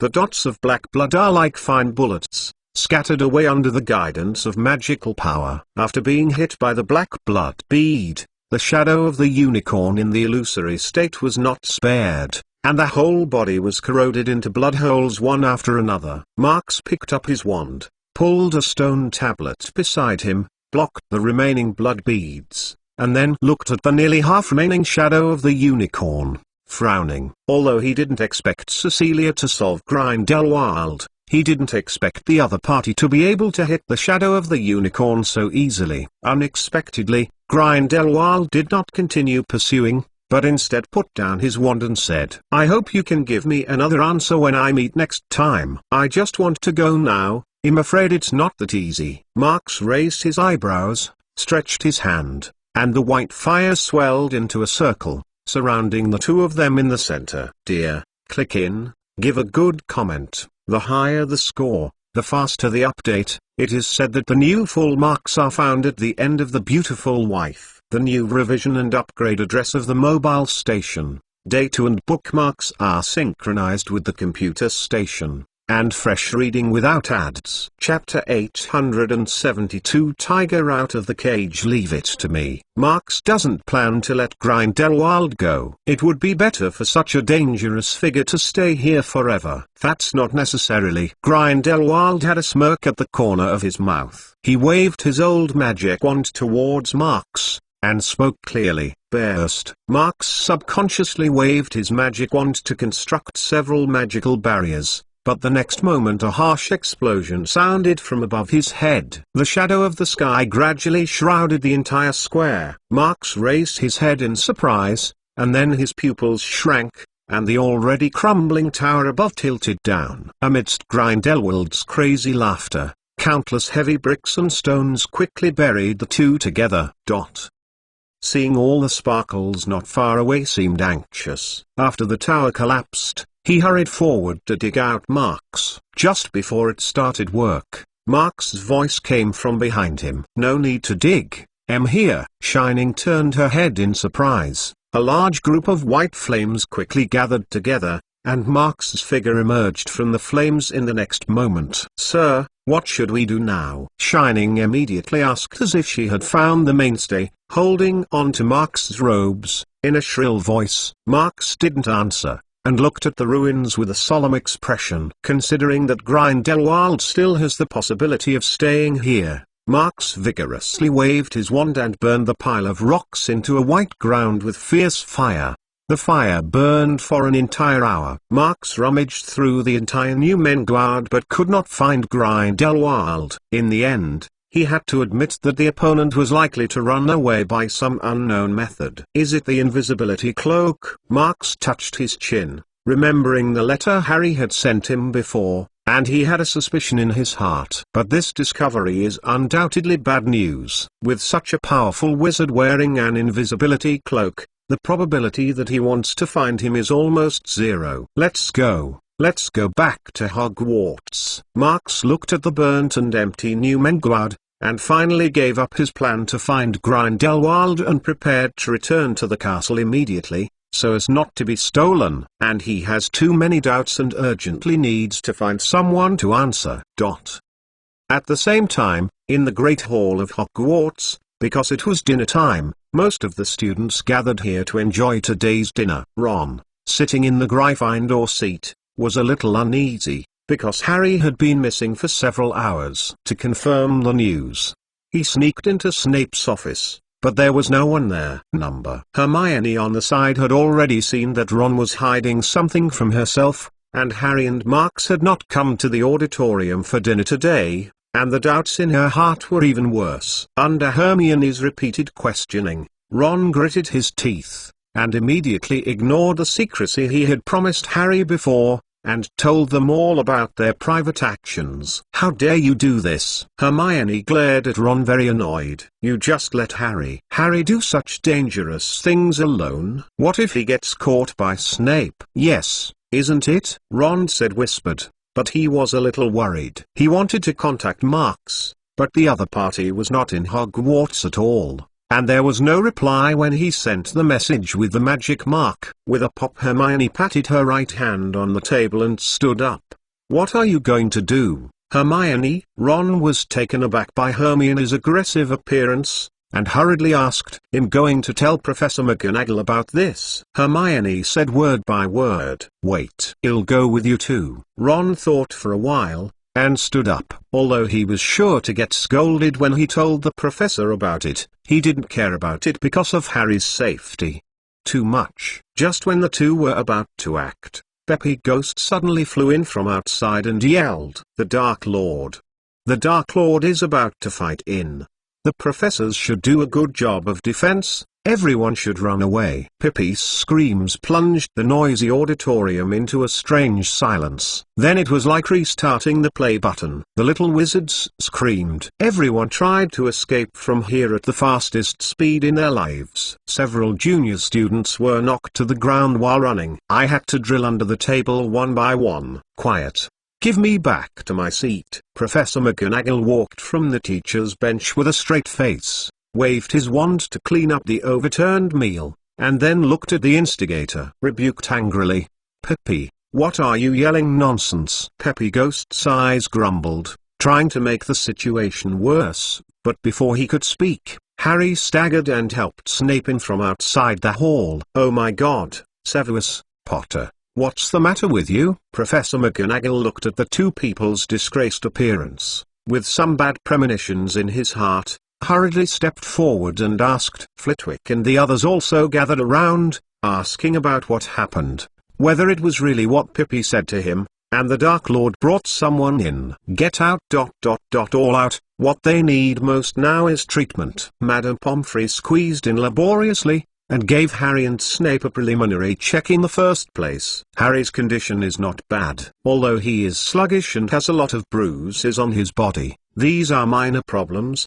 which can be solved by drinking a bowl of soothing potion and sleeping. In contrast, Snape's situation was worse, his face pale and scary, and his entire right leg turned bruise. Madame Pomfrey immediately suggested that McGonagall and others move Snape to the school hospital, where he receives further treatment. I have already done some treatment. McGonagall.com. This snake venom will not kill me for a while. I now have more important things to report. Snape directly refused Madame Pomfrey's help. Scanning the surroundings, asked anxiously, "Where is Marks McClown? Where is McClown? I need to see him." Marks doesn't seem to be at school, and we can't contact him for the time being. Hermione and Ron squeezed in from the chaotic crowd and said helplessly. Snape's expression suddenly became ugly. "So what happened, Severus?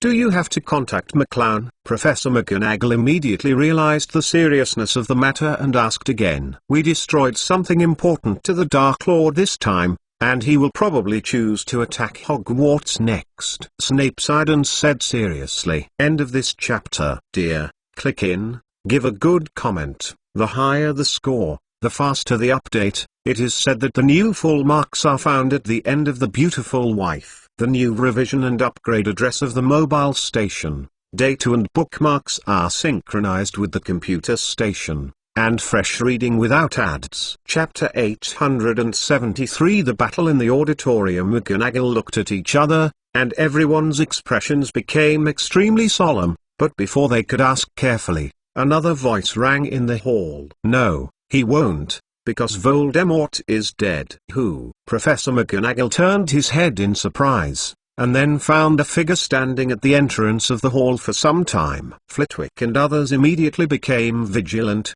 because they found that they were holding the wand used by the dead Principal Albus Dumbledore. Grindelwald walked slowly into the auditorium, his sickly pale face and unusually thin figure, but it brought a great sense of oppression to everyone in the auditorium. "Stop. Please tell me the purpose of your coming here, wizard." Professor McGonagall stepped forward and stopped at Grindelwald, saying very solemnly, "Also, I hope you can answer my question. Why is Albus wand in your hand?" "I came here just to find someone. If I can, I don't want to hurt any fellow wizards present." Grindelwald replied indifferently. His eyes swept across everyone, and finally it condensed on Harry, who was wearing glasses and a grey face. "He is targeting Potter. Take Potter away." Snape keenly noticed Grindelwald's gaze and hurriedly reminded him. Mrs. Pomfrey, the closest to Harry, immediately reacted, dragged Harry behind her, and greeted the other students to take refuge, while McGonagall and Flitwick were the first to attack Grindelwald. Attacked. Expelliarmus, accept your weapon. Petrificus all petrochemicals. Stupefy fainted. The spell beams of various colors flashed in midair. Since it is temporarily impossible to confirm the true identity of the other party, the several professors are all holding the idea of subduing the uninvited guest and interrogating. However, they obviously far underestimated Grindelwald's strength. He casually moved a little, and an invisible magical barrier lay across in front of him, and the magic of McGonagall and others hit it. Only a slight wave was swept up. Seeing that Madame Pomfrey was about to take Harry away, Grindelwald was a little serious, and the wand in his hand shook hard, and a huge explosion sounded in the auditorium. The scorching firelight and shockwave immediately blasted the professors who were in front of them. Many of the little wizards who had not had time to evacuate screamed involuntarily, But after Grindelwald's sight swept over, one by one shrank in the corner, shivering as if they had been hit by the sound curse. Harry was also stunned by Grindelwald's blasting curse. When he got up from the ground, the original magnificent auditorium had become dilapidated. In order to protect him, Madame Pomfrey took a step slower when evading him, was directly stunned by the aftermath of the explosion. Remembering that the powerful wizard in front of him was directed at him, Harry gritted his teeth, picked up Madame Pomfrey's wand, and shouted at him. "Come on, here I am." Sure enough, Grindelwald turned his head as he thought, and no longer looked at the shivering junior wizards. After attracting Grindelwald's attention, Harry ran towards the back door without looking back, trying to lead Grindelwald out of the auditorium so as not to cause more casualties. But before he ran a few steps, he saw that the door in front of him suddenly closed automatically, locked tightly, and his opening spell had no effect. Harry had no choice but to turn around and face Grindel, who was approaching gradually. He waved his wand. "Expelliarmus, accept your weapons." A crimson beam shot from the tip of the rod, and the target was directed at Grindelwald. But it was a pity that this was obviously in vain. The latter waved his wand lightly, and Harry's disarming spell was bounced back and hit himself. Harry rolled and fell to the ground, not knowing where the wand in his hand fell. Grindelwald clearly felt that the old magic wand in his hand no longer resisted his will, and a little smile suddenly appeared on his face. However, to be on the safe side, Grindelwald still pointed it at Harry with the tip of his wand. The shining green the light lit up from the tip of the rod. Fortunately, at this moment, the back door of the auditorium was forcibly blasted open by several curses. Dawlish swarmed with a large number of horrors, protecting Harry behind him, and Hermione and Ron stepped forward to drag Harry away in the first place. They did not seek refuge like other students, but immediately called the horrors stationed near Hogwarts. Grindelwald's face did not change. A dozen horrors seemed insignificant to him, but soon another voice rang behind him. "Stone is out," Professor McGonagall shouted loudly. The entire castle shook. There was a thumping crash from upstairs and downstairs. The armored knights and statues erected around the auditorium seemed to be sleeping. Just like waking up in the middle, they took up the weapons at hand and surrounded Grindelwald in the middle.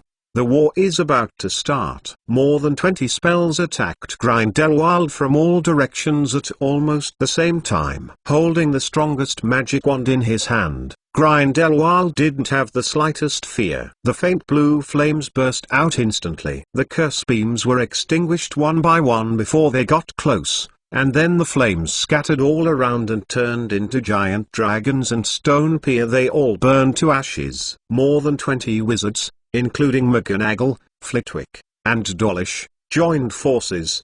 But for a while, they were unable to suppress the brutality. However, the previous 2 consecutive fierce battles have made Grindelwald somewhat unable to suppress the injuries in his body. Considering that Marks McClown may return at any time, Grindelwald put out his plan to kill Harry Potter and stopped Lianzen, controlled Lihuo and blasted to the west with all his strength. The several horrors surrounding Grindelwald responded in a timely manner. www.mcgonagall.com when they saw Grindelwald's wand pointed at him, they quickly fled, barely survived. The fierce fire dragon slammed into the wall of the auditorium like this, and along with the explosion and smoke, a 3-meter-high hole appeared in front of everyone. Taking advantage of this moment of chaos, Grindelwald quickly draped the invisibility cloak on his body, escaped along the crack exploded by the fierce fire, and disappeared into the castle. Dallas and the others did not expect that the dominant Grindelwald would suddenly run away,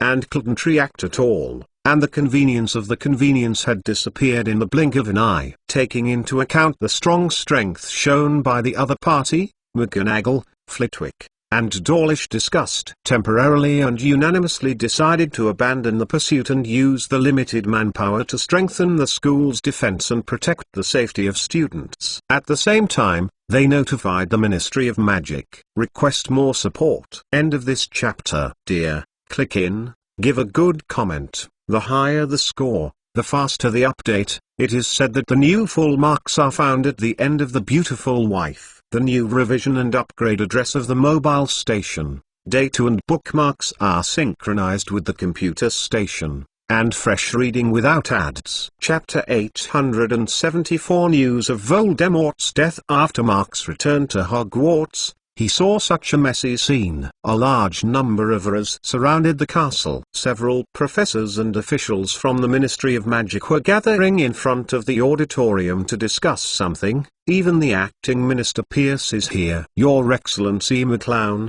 you are finally back. After seeing Marks, the talisman guarding the entrance of the hall secretly breathed a sigh of relief and hurried over. Let's talk about it. What exactly happened? Although Marks had already guessed in his heart, he still asked. Dawlish did not dare to conceal the slightest bit of concealment. He told the whole story of the attack as much as possible, but tampered a little at the end, and told Grindelwald to retreat actively, saying that he was beaten by them together, so as to be proud of it. Liu Omen saved some face. Marks has personally experienced the strength of Grindelwald. Naturally, he knew that Dawlish's words were a bit exaggerated, but he did not reveal it. After a little comfort, he turned to ask about the most important casualties. Question: his friends are still at Hogwarts. The 4 professors suffered some minor injuries while resisting the attackers. Most of the students were scared, but fortunately,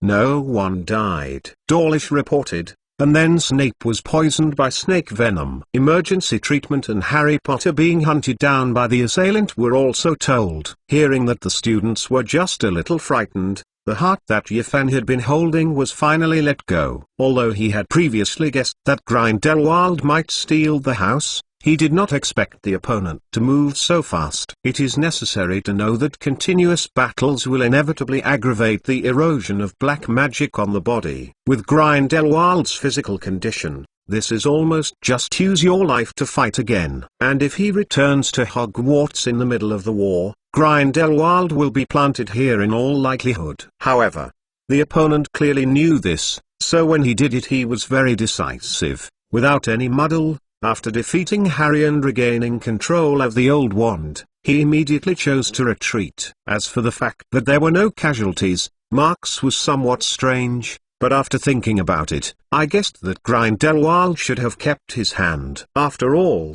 there are hundreds of little wizards in Hogwarts.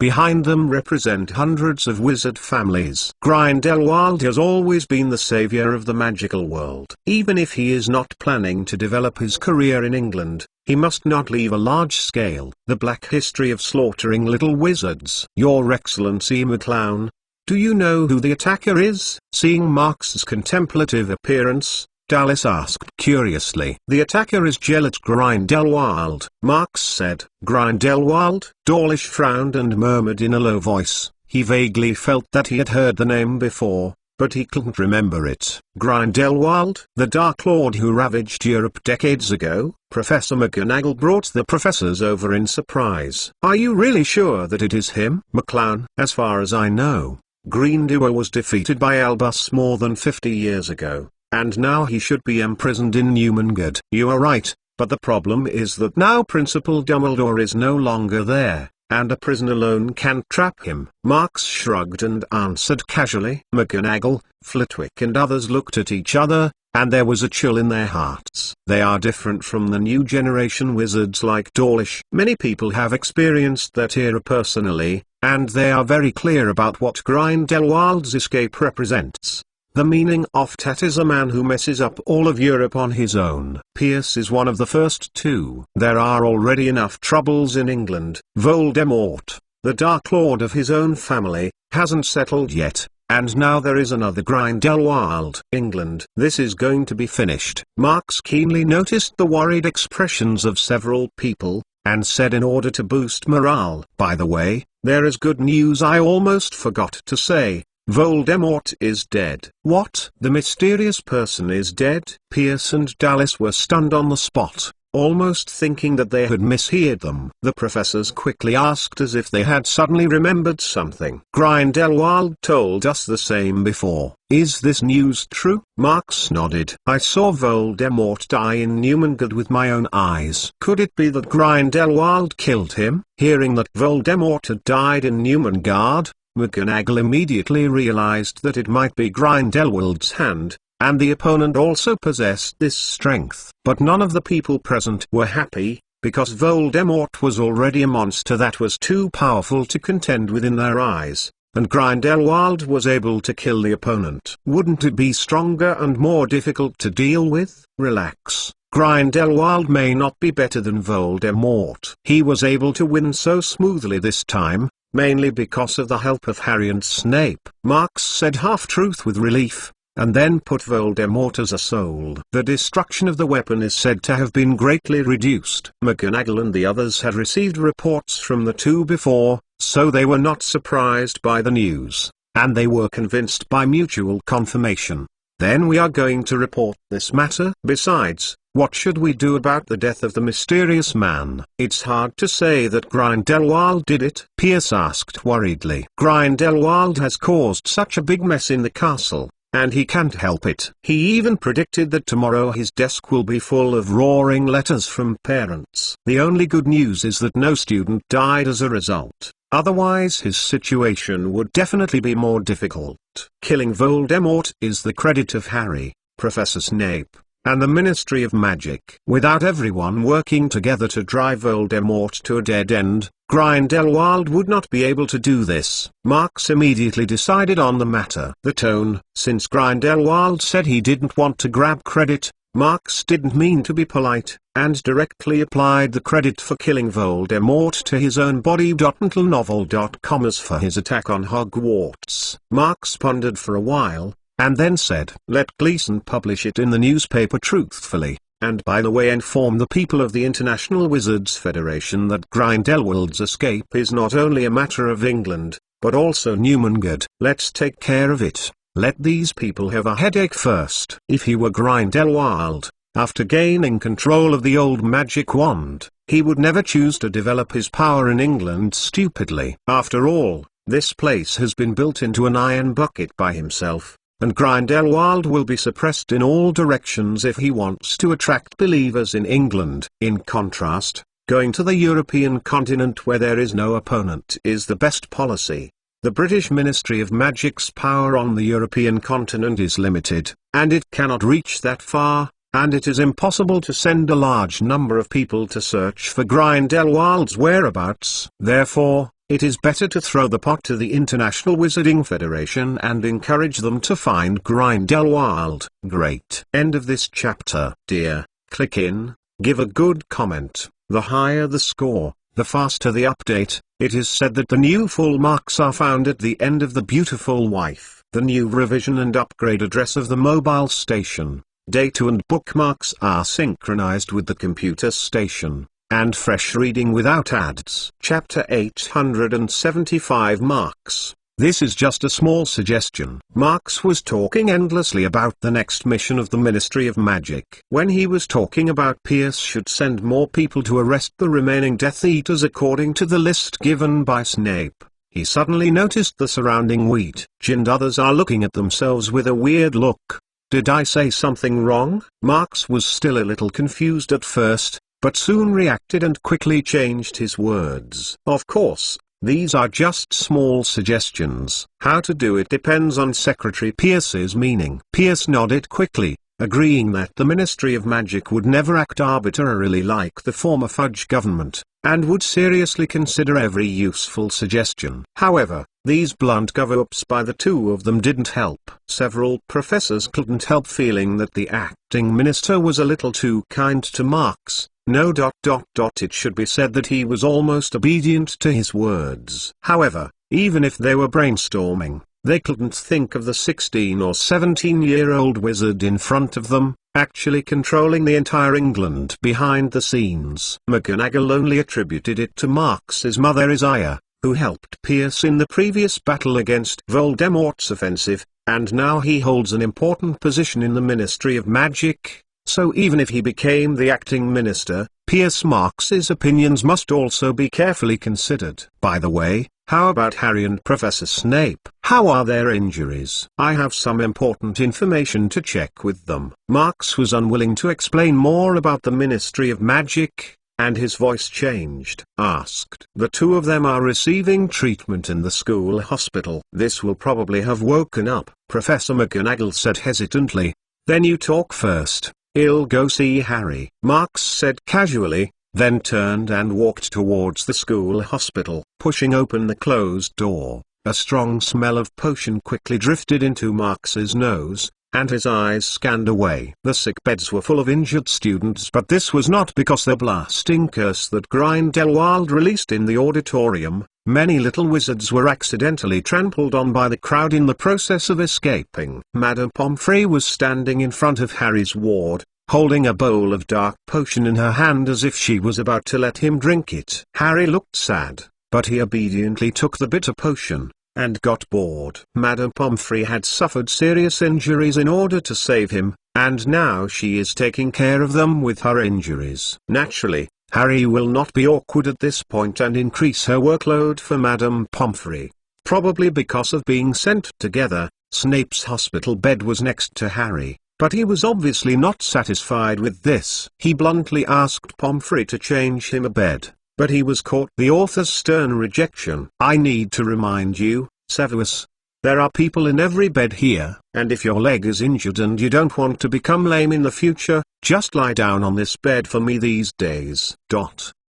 Pomfrey was stern, rebuked with a stern voice, and directly said that Snape didn't dare to reply. It was not until Marks opened the door and walked in that Pomfrey turned his head and asked concerned, "Why are you here, McClown? Are you injured too?" "No, I'm fine, madam." Marks shook his head, walked a few steps, looked at the two people on the bed, and asked, "Can I talk to Harry and Professor Snape alone?" This can't be done. When it comes to the recovery of the wounded, Pomfrey's attitude is very firm. If you have anything you want to ask, you'd better save it until tomorrow. They are now when they need the most rest. I only waited for a while, and I will leave when I finish asking. Secretary Pierce asked me to come for this very important thing, and it may be related to the safety of Hogwarts and the entire magical world, Marks said very seriously, without the slightest intention of joking. Even if Marks was so serious,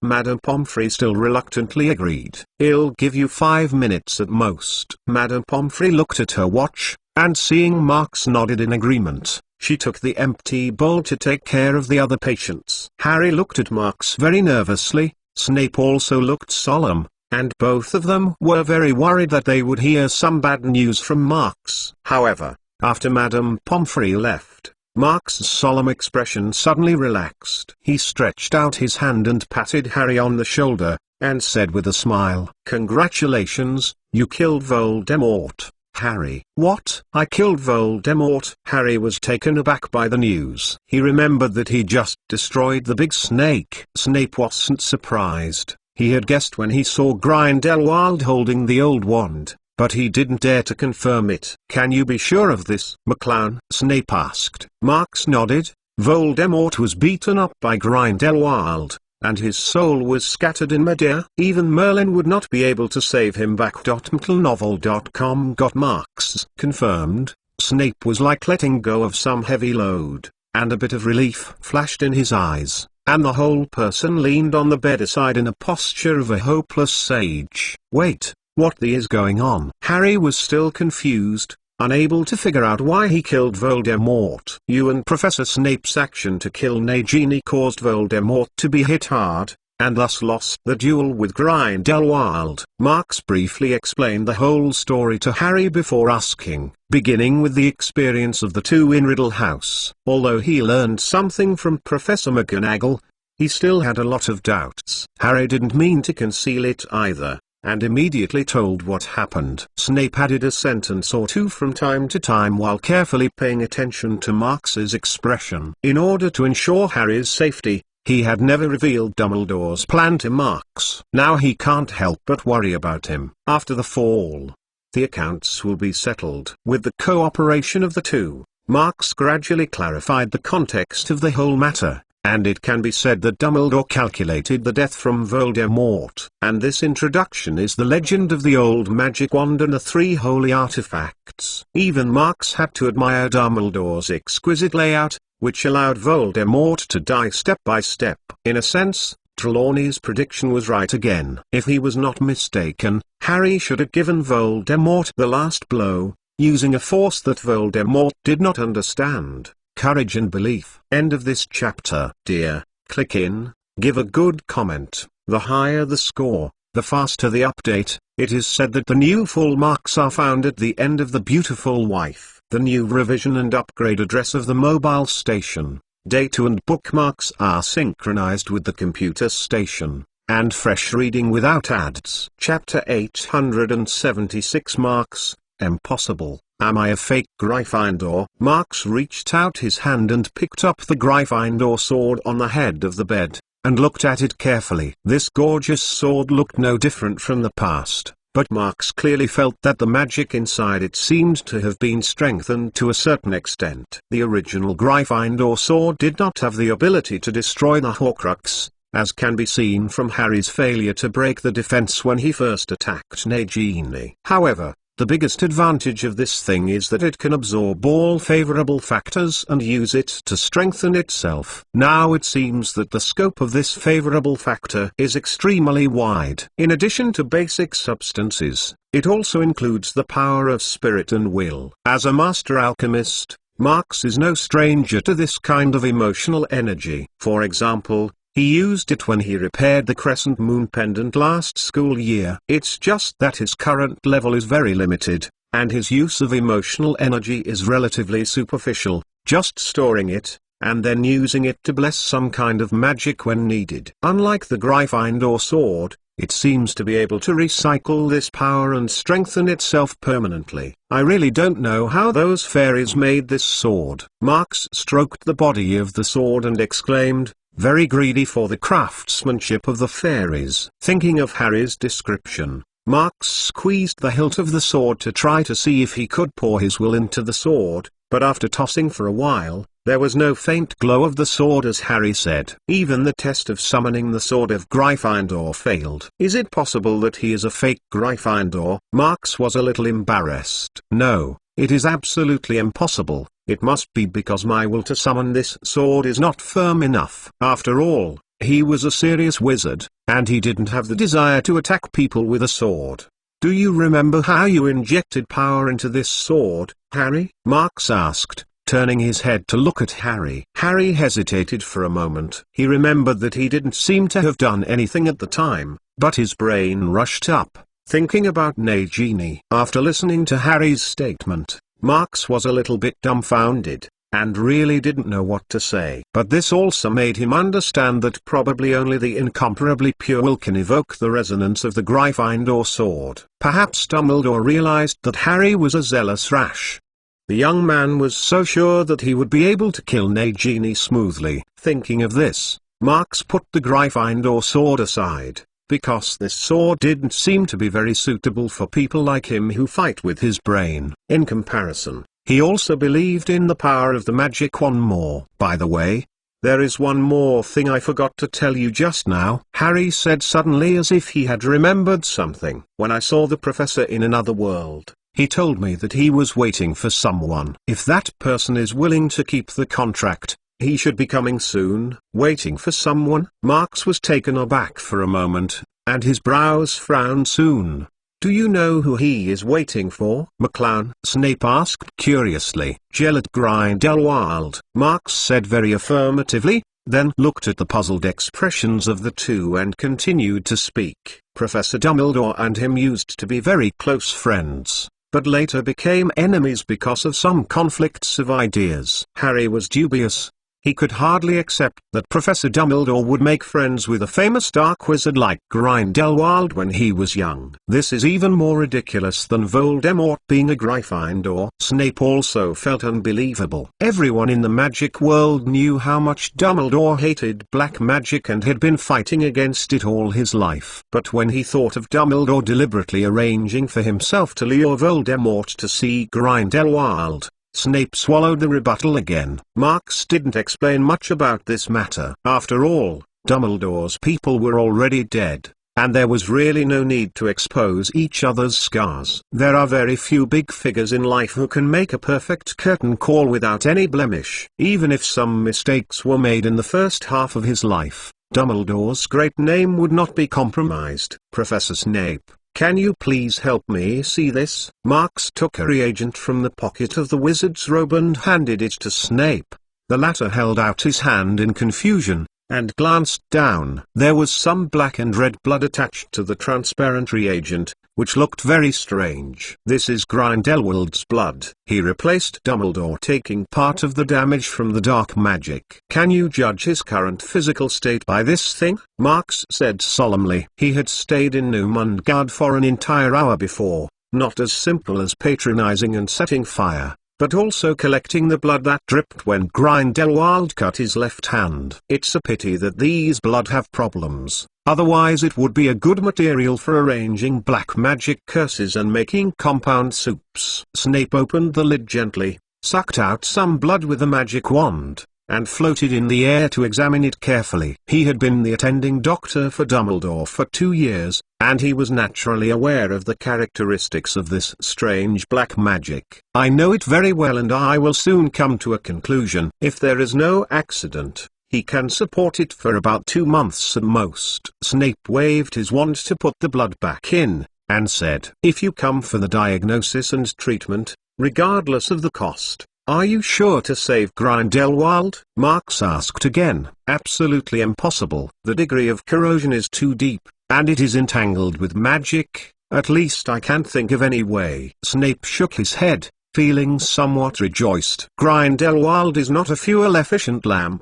I am afraid it will not be better to deal with than Voldemort. Now that he learned that this dangerous person was about to die, Snape felt relieved for a while. Marks on the side also did not reject Snape's judgment, because this was basically consistent with his guess. It took Dumbledore for 2 years and he failed to completely get rid of this weird black magic. Greenwood again, what can be done? Since he is going to die soon, why should he escape from prison? Harry asked, puzzled. Marks rolled his eyes, and he was just about to ask this question. With only 2 months of life left, even if Grindelwald had an amazing plan to dominate the world, it would be too late to implement it. As for finding someone like Dumbledore to bear the harm of this curse, think with your feet and know that this is impossible. Even a powerful wizard of their level can't hold on for a year. They have to be replaced by ordinary wizards. Under the erosion of black magic, I am afraid that they will not be able to hold it for 10.5 months. Moreover,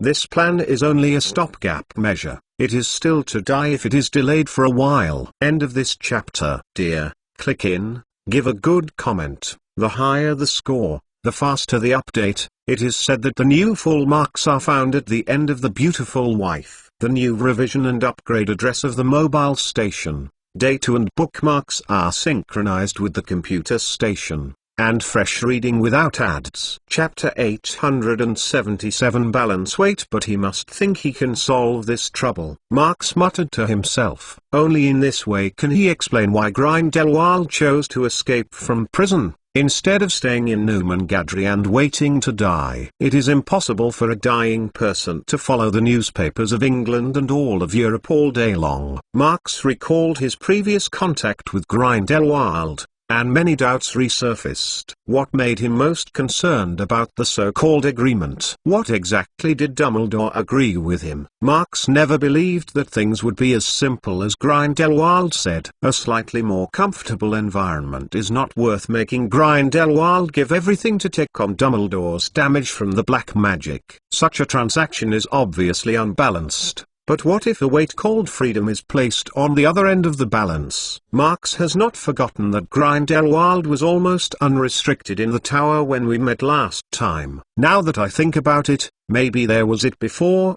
maybe it was Dumbledore who deliberately unlocked the chains for him in order to let him deal with Voldemort. And Grindelwald did not leave immediately because he knew that Voldemort would bring the Deathly Hallows to the door by himself sooner or later. Thinking of this, Marks looked at Harry and Snape and tried to get some clues from them. but Madame Pomfrey had been standing around him for some time, her eyes like a knife. "McClown, I have to remind you that you have been talking for 10 minutes, and I think Potter and Severus need a good rest," Madame Pomfrey said solemnly. "Well, ma'am, leave now." Marks shrugged helplessly, and didn't mean to argue with Madame Pomfrey. Snape and Harry had gone through 2 consecutive battles, and their minds had almost reached their limits. It was indeed time for a good night's sleep.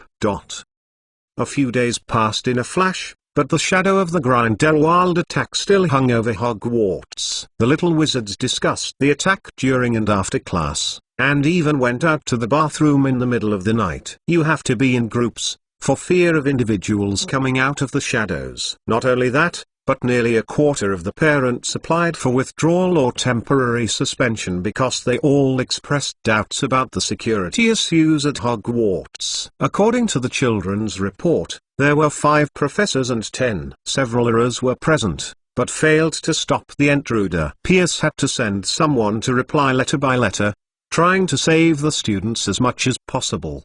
But Pierce's heart is also very puzzled. In recent years, similar vicious incidents in Hogwarts have not been rare. I haven't seen these parents have such big opinions before. However, he wanted to break his brain and did not understand that many little wizards wrote to their parents and cried out every day, just to avoid the next final exam. Fortunately, the discussion about Grindelwald was quickly replaced by another heavy news. The Daily Prophet published the good news of Voldemort's defeat on the 3rd day after the attack. Any wizard who hears this news will feel fortunate and have endless doubts. After all, the news came too suddenly, and Voldemort died silently. Not even a corpse was left.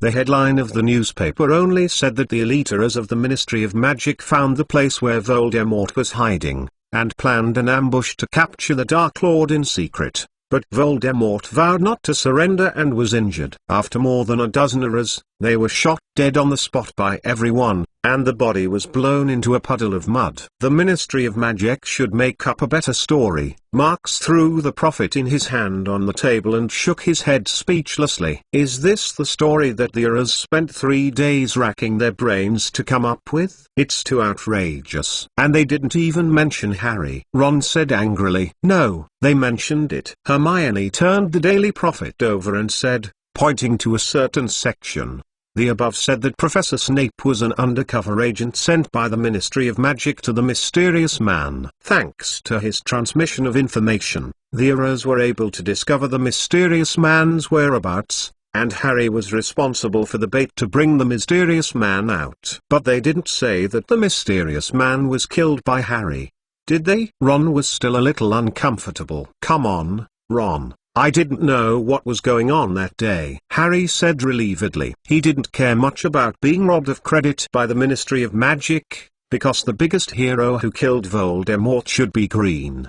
Duo is right. Marks also nodded and said in agreement. This matter is too complicated. The Ministry of Magic is right to cover up part of the news. What the British wizards need most now is confidence. They don't want to know that the Dark Lord killed the Dark Lord. In addition, the information about the Horcrux must also be concealed. As long as you kill a person, you can divide your soul and achieve immortality. This is too temptation for the Black Wizard. Although the method of making Horcruxes is little known, there are still some records in the collections of some ancient families. But now you can change your mouth and call him Voldemort, Marks said with a sudden smile. Hermione and Ron froze for a while, and they realized this at once. The mysterious person is dead, so why should I be afraid of him? Yeah, mystery man ... Oh, no, Voldemort is nothing great. Ron hesitated for a while, then said carelessly. Harry and others on the side also laughed. The shadows condensed in everyone's hearts were gradually dissipated by the laughter, but such a good mood did not last long, because Hermione quickly took out a pile of books to remind them that it was time to review. Harry and Ron's complexion suddenly collapsed. They are the same, Haven't they reviewed it yesterday? Why is the expression I have to review again today? How many of the standard casting actions of the conversion spell have you remembered? You all understand the principle of the transformation spell? Who suppressed the goblins' rebellion? Hermione questioned endlessly. Novel. Harry and Ron were speechless at once, because none of Hermione's questions could be answered, but it was indeed possible to appear as a test site, and the two of them could only hold up the book in distress and open it up. Mark's mouth evoked a faint smile. If he didn't care about the trouble of Grindelwald, he would have enjoyed such a noisy and leisurely life. It's just that this trouble may not be resolved in a short while. Grindelwald is more cautious than he thought. He didn't make any big moves during the whole week, and the Wizards Association did not hear anything.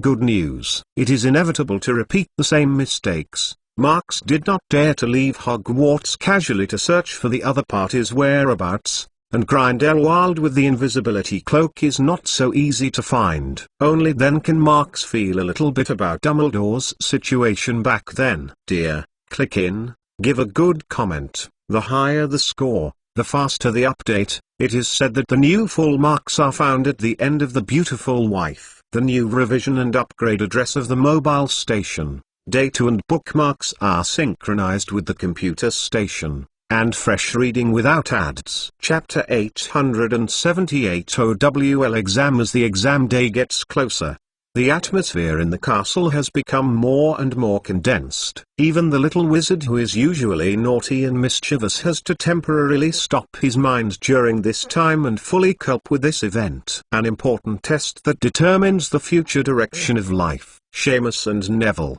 who are in the same bedroom, suffer from test anxiety, and even recite standard spells when they are dreaming. But one thing that surprised Marks was that during this period of time, Harry and Snape's relationship did not ease as he expected, only slightly changed. That was Snape finally stopped suppressing them in potions class, and his attitude toward Harry turned from hostility to ignorance, as if Harry Potter was not in the entire school. Conversely, Harry also didn't know how to face this man who had spoken badly to him, but was willing to protect him with his life at a critical time. Every time the two meet in the corridor, the atmosphere always looks particularly embarrassing. Regarding Harry and Snape's extremely inconspicuous performance, Marks felt amused, but at the same time, there was no way to change it. After all, the misunderstanding between the two had long been resolved, and he had done everything he needed to do. In such a tense review atmosphere,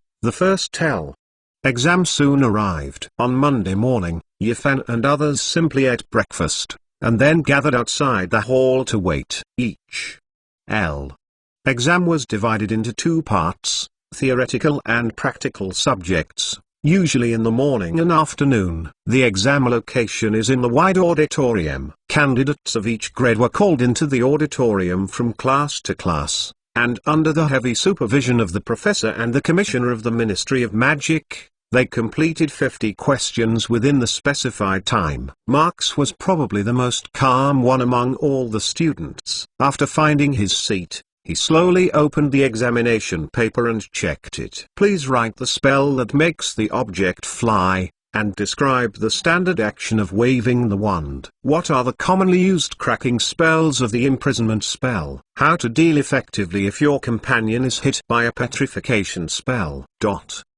It seems quite simple. Marks looked through the papers and found that the difficulty of their exam was much lower than he expected. Basically, they were all not too advanced basic theoretical questions. In the past 5 years, corresponding answers can be found in the course textbooks. This kind of rote memorization, for Marks, who has the Ravenclaw crown, is a sub-question, and it's done. Marks fought so hard to write and fill up the entire answer sheet in less than half an hour after the test started. As for the remaining time, Marks is thinking about what can be improved in the Hogwarts examination system. The first is that the content of the exam is too monotonous or not in-depth enough. This is probably related to the usual course study. In order to be able to graduate early, Marx had already read all 7 grades of textbooks, but he did not see any research and exploration on magic and magic itself. The teaching content of Hogwarts is only to teach the students the widely used spells,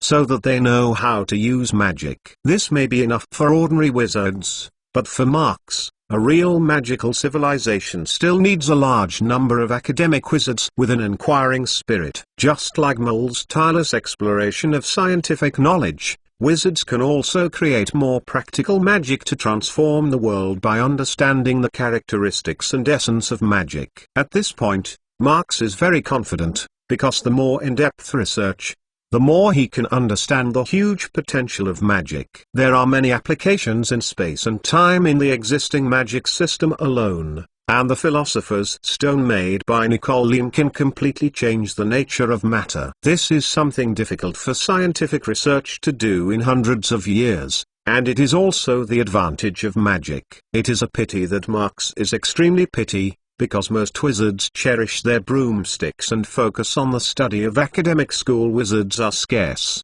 so many advanced spells have been lost. This is especially true in terms of alchemy. Nowadays, the fairies have no ability to make a second Gryphindor or sword, and the wizards are also unable to study the time converter. If one day the Department of Mystery Affairs of the Ministry of Magic was burned to ashes, time travel would never be possible. This situation is naturally not what Marx wants to see. It must be changed. And the school is the best hotbed for cultivating the spirit of inquiry. For example, when Snape was in the 5th grade, he was able to develop practical spells such as Shinfeng and Fuchsia on his own, and also improved the ratio of many potions by the way. Such top-level research talents were unknown in Hogwarts at the time, and failed to get attention. It really made Marx a little hard to understand. If this was replaced by mole colleges and universities, various honors and awards would have been arranged long ago. Of course, part of the reason was the chaotic situation in the magical world at that time, and Snape didn't like publicity, but it also showed that Hogwarts' education system was not perfect enough to dig out these research geniuses. And George and Fred, they have excellent talents in making magic items. If there is alchemy in Hogwarts, they will shine in class. Marx turned his quill pen and racked his brains thinking that he should add a few courses to Hogwarts next school year. Professor Flitwick, who was in charge of the exam, stared at him for a long time, thinking that Marx was stumped by which question. He walked a few steps curiously and found that this guy had already finished writing, just in a daze. 10 minutes later, the bell for the end of the exam rang on time, and Marx handed in the test papers, and then left the exam room with Harry and others who were nervous. Hermione could not wait to confront Marx with the answer almost as soon as she stepped out of the hall. Until novel.com. Finally, she worried that she had not answered comprehensively on the petrification curse. In addition to the curse and the special healing curse, there are 3 other potions that can quickly remove the petrification state. I didn't think of this at the time, Hermione said, very annoyed. Realizing this will definitely deduct points for her. You didn't answer any questions, Hermione. This is not an exam in the potions class. I wrote those 3 out just for insurance, Marx said helplessly as he looked at the tangled little witch. You have to have a little confidence in yourself. No one can test better than you in theory courses. While the two were chatting, Harry and Ron on the side looked at each other and did not dare to intervene. They only filled out a curse for that question. And at the time they were ecstatically thinking that at least this question would definitely get a perfect score.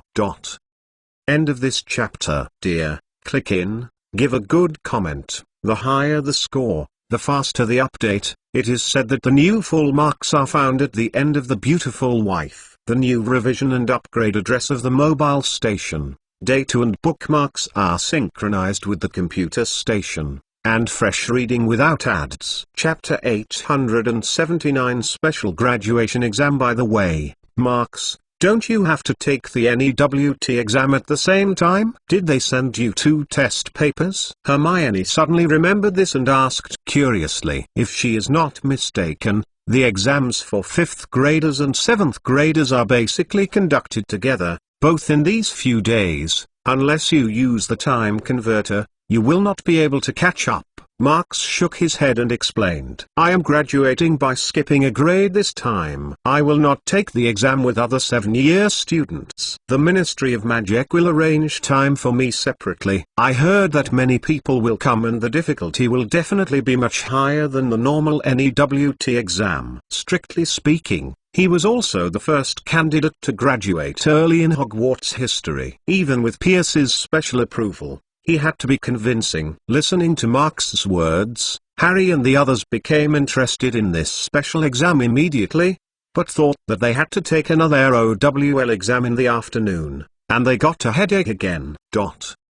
For 2 weeks, the little wizards at Hogwarts spent intense exams and preparations. When the exam for the last magical history course was over, the students who walked out of the exam room all breathed a sigh of relief. Because the distribution of the results usually has to wait until the school leaves, they still have about a week before that they can relax. As for the special exam prepared by the Ministry of Magic, the time has also been set. On the last day of June, Marks got up early as usual, and when he walked to the auditorium, he discovered that it had been decorated. The long table of the 4 college staff had long been removed and replaced by a temporary examination table. Probably for the sake of propaganda, the Ministry of Magic did not stop people from entering and exiting. The little wizards who came to watch the exam filled the entire auditorium, and it was like a festival. Oh my god.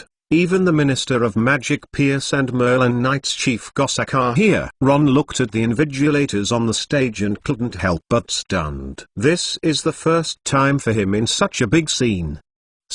Go, Marks, I believe you will be fine. Hermione encouraged, and Harry and Ron also patted Marks on the shoulder to cheer him on. Of course, do you need to talk about it? Marks nodded with a smile, and then walked over the 3 of them to the examination table. Richard Gossack, who was chatting with several professors, was the first to notice Marks's arrival, and took a few steps forward happily, and said with emotion, "Long time no see, McClown. When I first awarded you the Merlin Medal, I guessed you would definitely accomplish something. You have a good reputation, Captain Gossack." Marks humbly replied. He still admires Richard Gossack, the upright and non-pedant leader of the Merlin Knights. After exchanging a few words with Gossack, Marks turned his head to meet the acting Minister Pierce, the invigilator Tofordy, Mcgonagall and others at first sight. It is worth mentioning that the Daily Prophet also sent a reporter.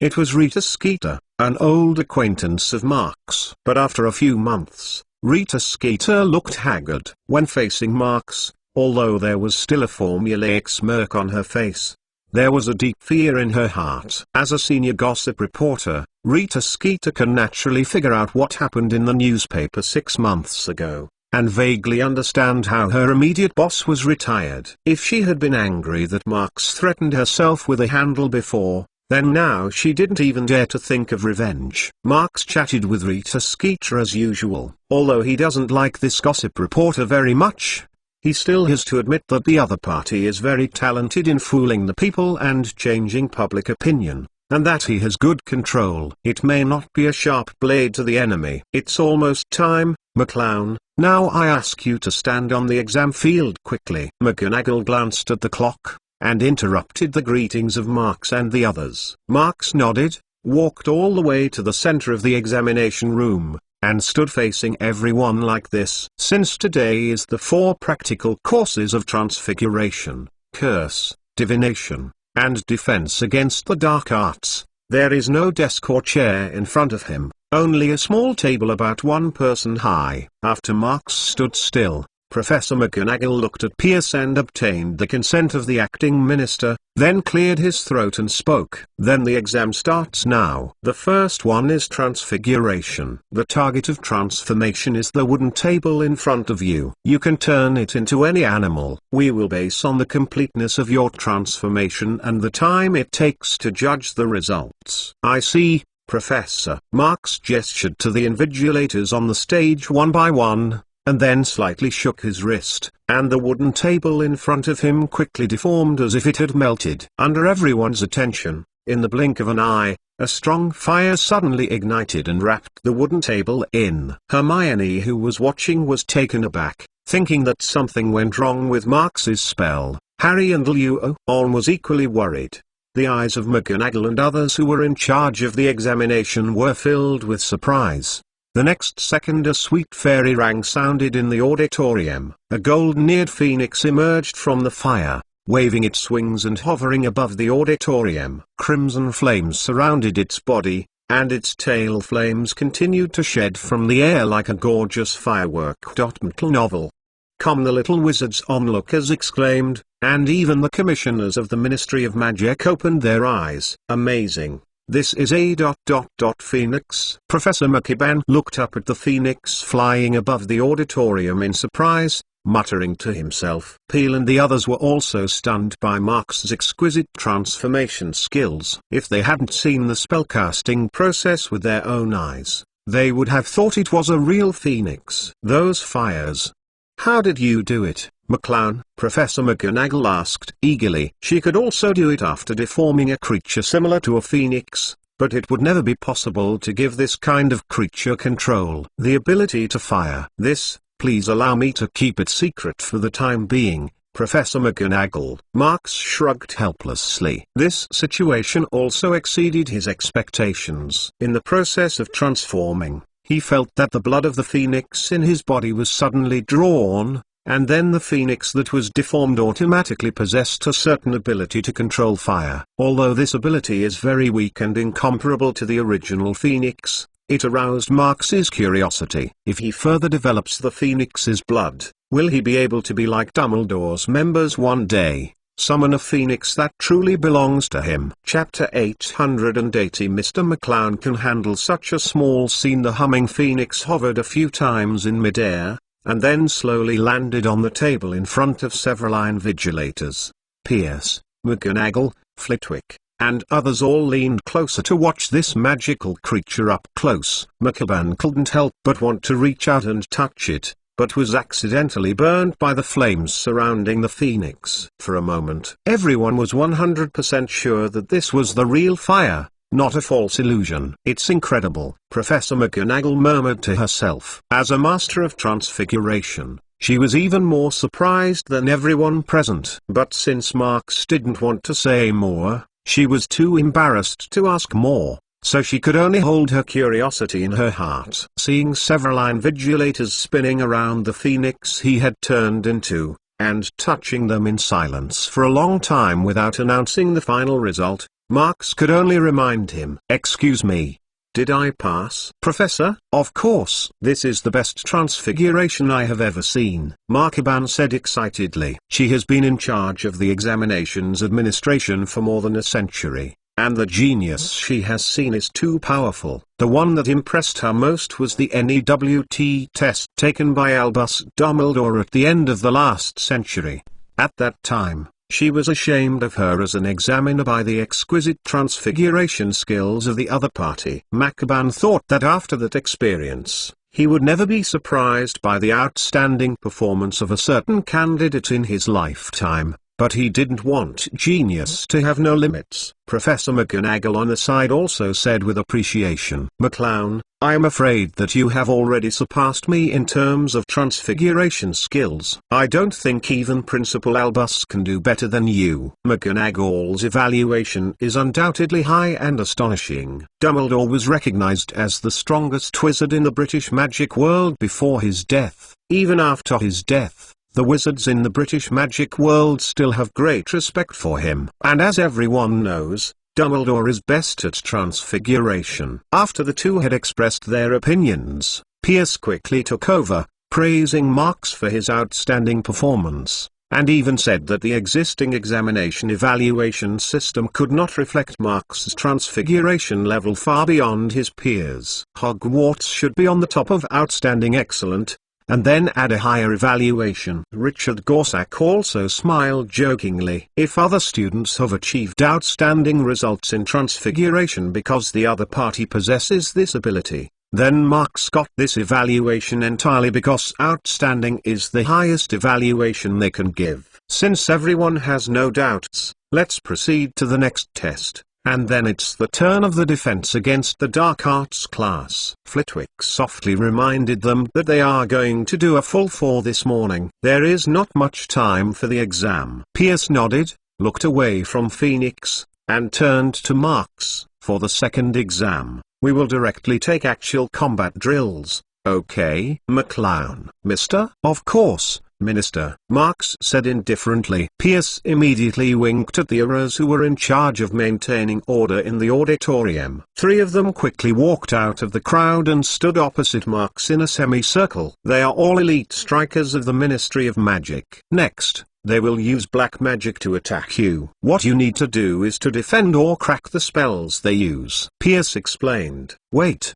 Secretary Pierce, is this too much? Professor McGonagall frowned as he looked at the 3 batters. Although McClown has a very good level of spells, he is still a child. We can task a little wizard who has not graduated to deal with 3 battle-tested hitters. Listening to McGonagall's words, Pierce's expression suddenly became very weird. He couldn't help wondering if McGonagall had any misunderstanding of the word children. A person who has the courage to enter the Ministry of Magic and kill the Minister, and beat the Dark Lord in Knockdown Alley, is definitely not suitable for a child who usually calls this a monster.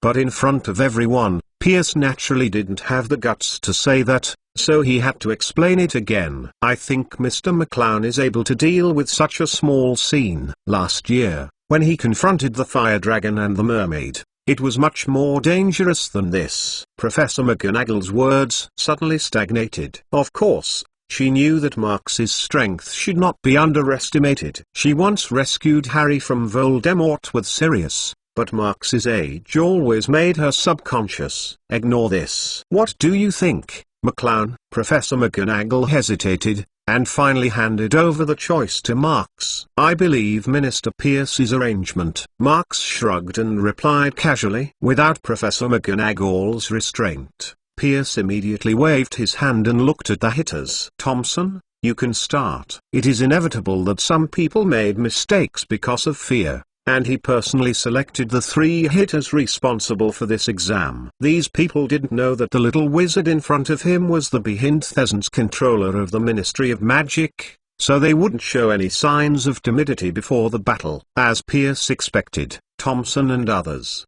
after hearing the instruction, held their wands and stared at Marks intently. They witnessed Marks's magical transfiguration skills with their own eyes. Naturally, they won't have the slightest feeling of contempt. What's more important is that so many people are staring at them. All my face is lost. Compared with the prudence of the 3 hitters, Marks seemed relaxed and free, and even put the wand in his hand directly into his pocket. Such an almost contemptuous move. www.mcnovel.com saw Thompson's heart burst into flames, and immediately took the lead in attacking regardless of the amount of bullying. Langlock lock tongue to seal throat. A pugno 10,000 bullets. Expelliarmus accept your weapon. 3 consecutive spell beams flashed in midair. As an elite striker, even if they hadn't discussed it in advance, Thompson's team still cooperated very well.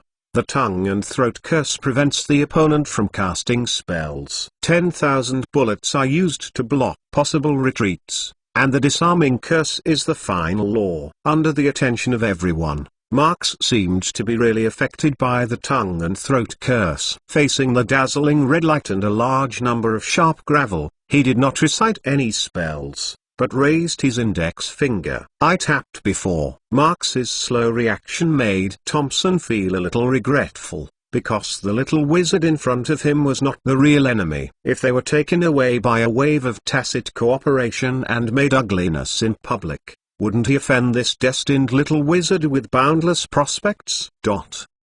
Chapter 881. Use his own way to treat his body. Seeing the critical situation on the field, the onlookers Harry and the others were also extremely nervous. They deliberately reminded Marks to avoid them, but before they could make a sound, the scarlet light beam rushed in front of the opponent. Marks's complexion remained unchanged. His index finger lightly tapped in midair, and a silver-white magic barrier emerged. Crimson light beams and splashing gravel hit it, causing ripples. Spell without a rod. Mcgonagall widened his eyes, propped his hands on the wooden table, and couldn't help exclaiming. Flitwick on the side was equally surprised, but he corrected it. Should be cast without a rod or curse. In the gap between the two of them, Marks made another move. He slightly bent his right hand and snapped his fingers. In the crisp sound, the sharp rocks that had not yet landed quickly deformed and turned into one. A sharp short spear scattered towards the three people in front of him. From passive defense to launching an attack,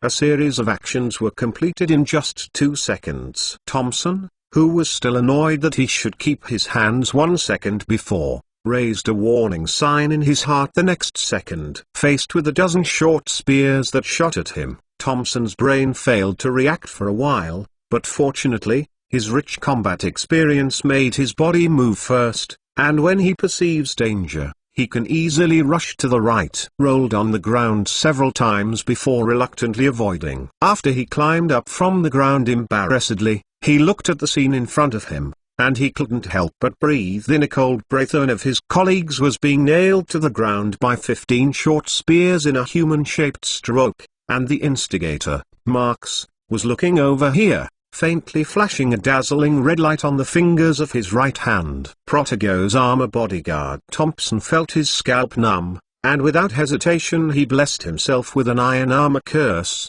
feeling a little relieved. However, the protective spell he had high hopes for did not have any effect. The crimson light beam penetrated it almost instantly and hit him directly. Thompson only felt as if he had been hit by a speeding carriage. His body was directly lifted out, and the wand in his hand also dropped out, spinning in midair and falling into Marks's hands. The last remaining Auror wanted to rescue Thompson, but when he waved his wand to cast a spell, he was horrified to find that he became dumb. His mouth and tongue were like knotted, and he didn't listen at all. His call. Is it a lock-tongue curse? The Auror realized this immediately. His face was full of amazement, because he didn't even find out when the opponent cast the spell. When Marks turned his gaze to him, the Auror quickly put down his wand and raised his hand to surrender. It's shameful. Seeing that the other party was so acquainted, Marks didn't mean to embarrass the Auror. He waved his hand to release the tongue-sealing curse,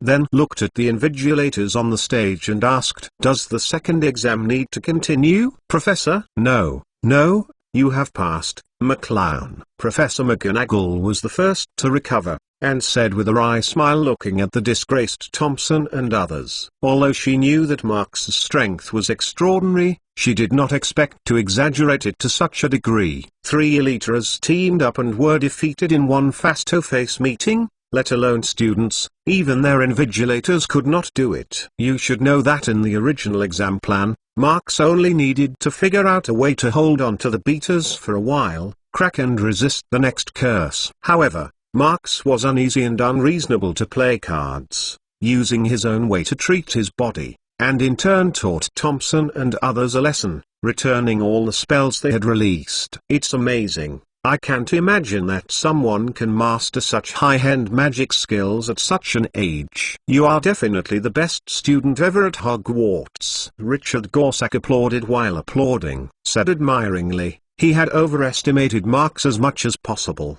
but he didn't want the other party to repeatedly break his perception. Pierce and McCaban did not have any objections. Flitwick even thought that the next spell test was no longer necessary, because Marks's wandless and non-cursive spellcasting skills made him a master of this spell. The professor feels ashamed. Although magic is a manifestation of the wizard's will, traditional wands, spells, and gestures are just tools to reduce the difficulty of casting spells. In theory, any wizard can gradually reduce the steps of casting spells after hard training. For example, these teaching professors basically master similar skills in their respective areas of expertise. They can omit 1 or 2 casting steps when necessary, so that they can take the lead in battle and suppress the enemy, but they want to completely abandon foreign objects. The casting of spells is almost impossible. In Flitwick's impression, apart from Marks, only the Deadhead Master Dumbledore and Voldemort could do this. Marks smiled,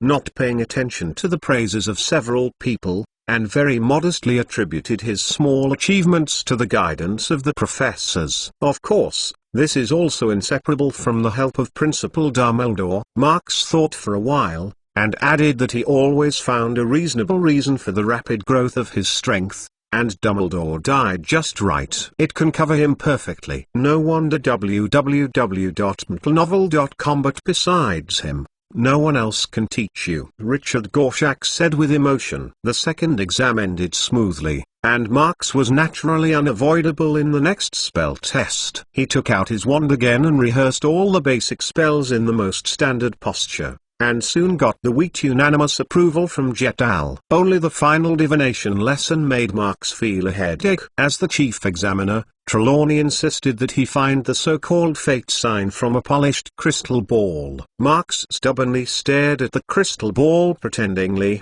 and meditated for 5 minutes. He could not see anything but his own reflection. In annoyance, he simply cheated by using desperate mind to cheat what Trelawney wanted most. After the answer was given, I kept my low outstanding grade. Congratulations, Mr. McClown, you passed the NEWT exam with excellent results. No, it should be said to be perfect. After several tests were completed, Markiban announced the results in public with a smile. There was a burst of cheers in the auditorium. Everyone present witnessed Marx's superb magic spell skills.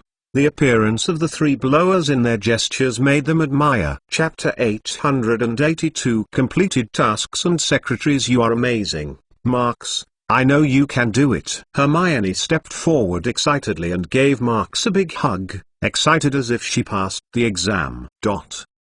As the first student ever to graduate from Hogwarts by skipping a grade, you must be included in the annals of history. I didn't expect that we would graduate together this year, George and Fred also said with a smile. Marx hugged Hermione first, then looked at the Weasley brothers and asked, "Have you thought about what to do after graduation?" "Of course we will continue to run the joke toy store. We even rented the shop. We can officially open it in the most lively area of Knockdown Alley in a few days," George said happily. After several years of hard work, they finally got Mrs. Weasley's approval to conduct research or sell joke toys. However, the premise is that this time the NEWT exam does not fail. Otherwise they will definitely be scolded. "Then I will congratulate you in advance," Marx said with a smile, throwing away the thoughts in his heart. Considering that George and Fred are talented in developing alchemy items, he also planned to let them participate in the research on the magicalization of technology items. Now it seems to be forgotten. There should be a large number of wizards in the Department of Mysteries who are proficient in alchemy. There is really no need for George and Fred to leave their favorite careers. What about you, Marx? Are you planning to enter the Ministry of Magic after graduation? Fred asked curiously. Although he has no interest in politics, he can see many big figures in the magic world from this graduation exam. They are very optimistic about Marx, and even the Daily Prophet praises him every day. If he is willing to enter politics, Fred even thinks that Marx can break the record again and become Minister of Magic before the age of 25. No, the position of the Ministry of Magic is not suitable for me. I should go back to teach at Hogwarts. Marx shook his head and said, "For a powerful wizard like them, the position of the Minister of Magic is not that important. Heavy government affairs and complex political struggles will consume a lot of precious time. It is the best choice to stay behind the scenes and remotely control the Minister of Magic, so even in the original time and space, it is not rare to control the position of Voldemort of England. After all, wizards are different from muggles, and they don't need to rely on a group to gain power to stabilize their position. If you really need him to stand in front of the stage one day, it will be no trouble. The position of the principal of Hogwarts is actually no different from that of the Minister of Education. You only need to accumulate a high enough reputation and get the recognition of most people and go directly to the past. There is nothing wrong with being Minister of Magic. Dumbledore is the best example. That's really a pity. If you become a minister, wouldn't we be able to walk sideways in the magic world? George choked with a little regret. Marx was a little bit dumbfounded. It turned out that they were making this idea. Just as he was about to say something, The system prompt in his mind rang. Task: Rise of the Dark Lord completed. Mission: to rule the British magical world. Task progress: 100%. Legendary value: 4.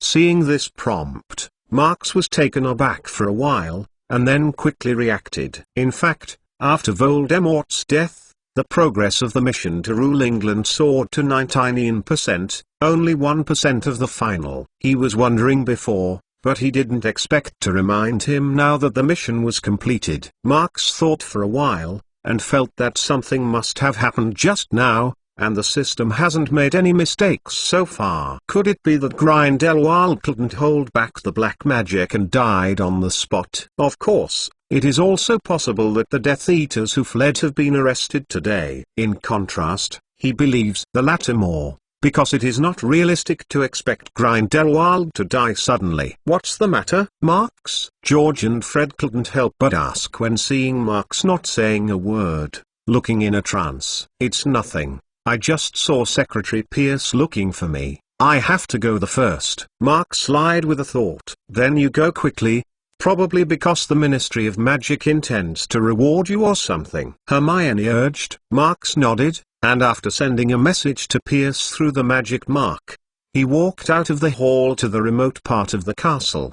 Pierce, who was chatting with a few old friends, immediately paused, hurriedly bid farewell to Richard Gorshak, and followed in stride. Your Excellency McClown, you suddenly called me to come over. Is there something important to order? Pierce looked around and saw that there was no one around. He said nervously. He even wondered whether today's examination process was not arranged properly by himself, which caused the atmosphere of the scene to be not enthusiastic enough, which caused the other party's discomfort. You have done a good job recently, Pierce.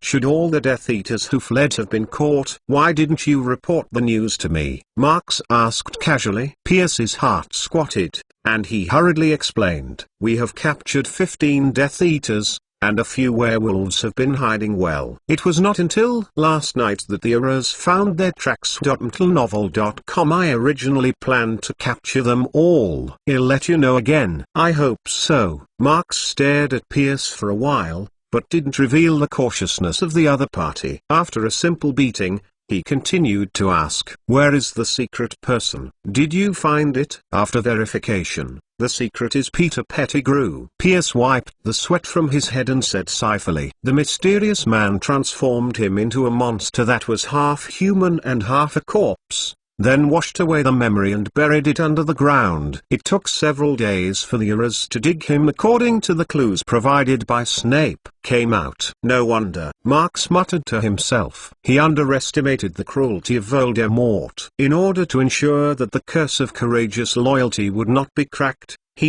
even transformed Little Star into a monster that didn't need to eat or breathe.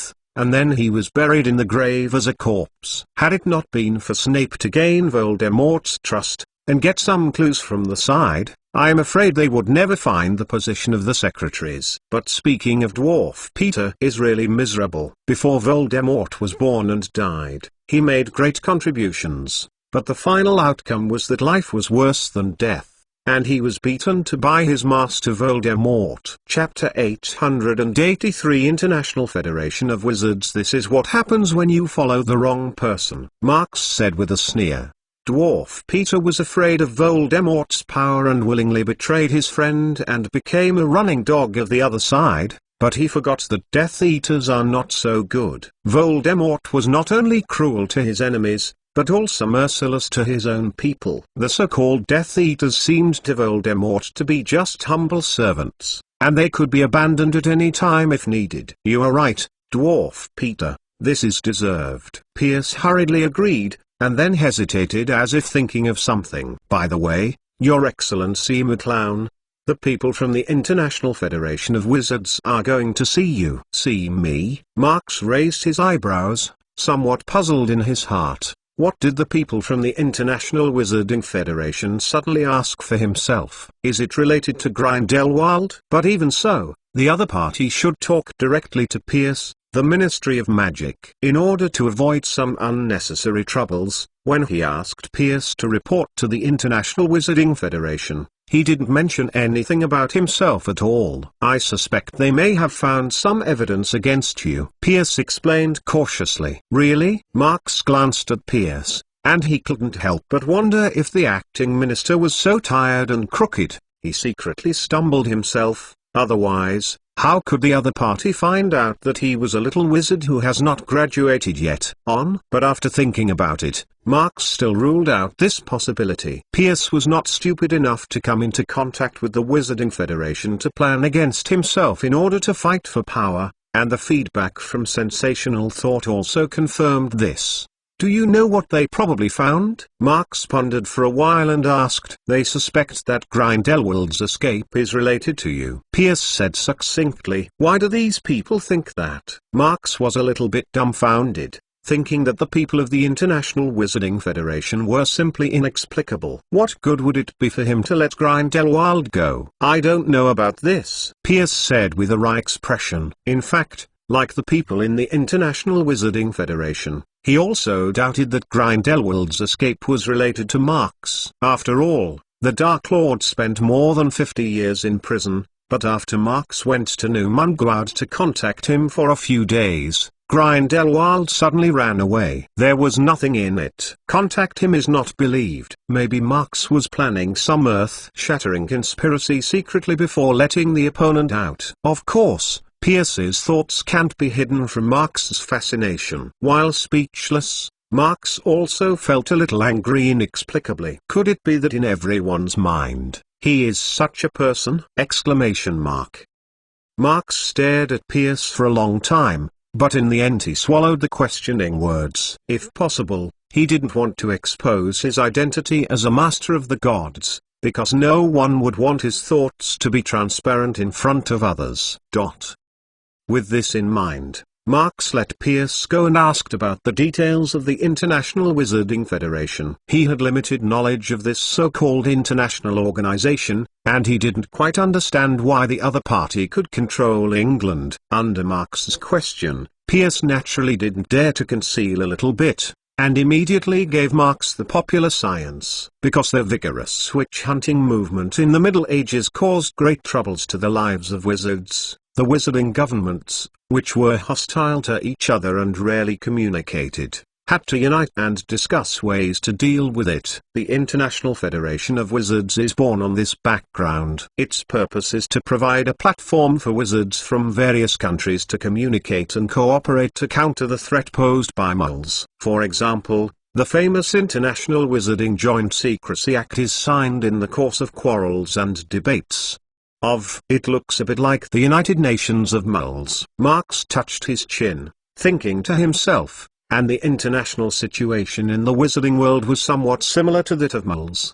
The war initiated by Grindelwald 50 years ago was equivalent to World War I and World War II. It severely damaged the entire European magic world and enabled the rise of emerging North American wizards. Because it is far away from the European continent, the situation in England was better than that in other countries, but not long after Grindelwald was defeated, another native Voldemort came, entangled with a group of Death Eaters who persecuted non-pure-blooded wizards in England. Compatriots. If it were conspiracy theories a little bit, Marks would have to wonder if Voldemort was specially trained by the North American Magic Congress. On the basis that the European magical world is broken, the International Wizarding Federation is of course faintly controlled by the North American side. Your Excellency McClown, do you need me to rebuff them? Pierce noticed that Marks was not too cold with this Wizarding International organization, so he proactively proposed. No. Since they want to see me so desperately,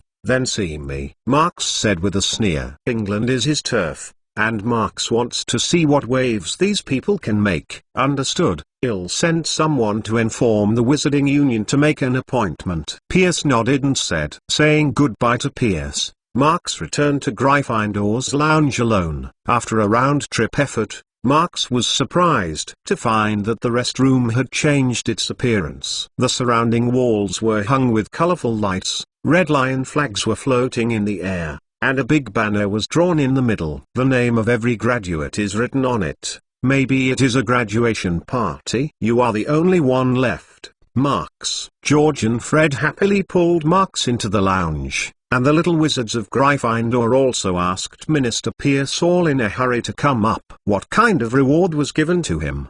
They must have given you a lot of gingyarlong.mtlnovel.com, right? You are the first wizard in Hogwarts history to graduate early, Ron said expectantly. This is too vulgar, Seamus said with a grudge. I guess the Ministry of Magic is going to write you in Chronicles of British Events. Marks was overwhelmed by the enthusiasm of the people, and he couldn't tell the truth. In the end, he could only evade the fact that the Ministry of Magic planned to make a pure gold medal for him as a reward, but it would only be sent over a while. The hustle and bustle of the graduation party lasted all night. George and Fred especially prepared a lot of fireworks and all kinds of weird magic toys, which messed up the lounge, and finally even persuaded the elves to move the little wizard's dinner to the lounge. In such a cheerful atmosphere, Marks temporarily put aside the worries of the Wizarding Federation and spent the whole night with them. It's a pity that the good mood didn't last long, because the people from the International Wizarding Federation came faster than Marks expected. In the evening of the next day, Pierce walked into Hogwarts with 4 strange wizards. Chapter 884 Aggressive Wizarding Union. This is Director Connor of the Magic Congress of North America. Pierce pointed to one of the lean and capable wizards and introduced, "Hello, Your Excellency Director." Marks stretched out his hand and shook Connor lightly. "I've heard of you, McClown." A smile appeared on Connor's face, but his eyes were full of scrutiny. "The newspaper says you are the most talented wizard in England, Dumbledore's proud pupil." Principal Dumbledore is always happy to help the students who ask him for help. "I was just fortunate enough to get some guidance from the principal," Marks said ambiguously, and he didn't know the other party's intentions. "I intend to say too good about the relationship between myself and Dumbledore." "I don't know what's the reason for Director Connor to find me in such a hurry," Marks added. "McClown, can you tell me where you were on the day Grindelwald escaped from prison?" Connor's smile suddenly gathered up, looked at Marks, and asked. Marks said without hesitation, "Of course it was at Hogwarts. Don't try to lie in front of me." Connor interrupted with a gloomy face before Marks was finished. "As far as we know, when Grindelwald attacked Hogwarts, you were not in the castle. Someone saw that you were late for half an hour after the incident. In addition, after receiving the letter from Minister Pierce, the International Wizarding Federation immediately dispatched the Urors to investigate. According to their report, traces of 3 people were found near Newmangard." Connor said word by word. "This doesn't mean anything." Marks subconsciously wanted to retort, but after using the sensational mind to detect some of the memories that emerged in Connor's mind, he immediately stopped the words. Because among the Urors sent by the International Federation of Wizards to Newmangard, some have mastered a unique magic that can restore the corresponding magical image based on the magic traces remaining on the battlefield. However, as Pierce notified it one day late, the traces of magic left in Newmangard had disappeared a lot, so the International Wizarding Federation did not get the complete image data, but only knew that he had been there. Realizing this, Marks turned his voice and directly admitted it. "Well, Director Connor, as you said, I was indeed no longer at Hogwarts, but at Newmangard." Connor was a little surprised why Marks suddenly became so refreshed, but he didn't think much about it, but continued to question him. "What did you do to Newmangard at that point in time?" "I received a report from Shining the House Elf, which told me that Voldemort had gone there and had a fight with Grindelwald," Marks explained patiently. "House Elf? Why did it know this news?" Connor asked reluctantly. "Newmangard has been abandoned for many years, and there is only one prisoner, Grindelwald. Without the care of the House Elves, I am afraid that he would have died long ago." Wouldn't Director Connor fail to understand this? Marks was very upset by the series of questions, and said slightly sarcastically.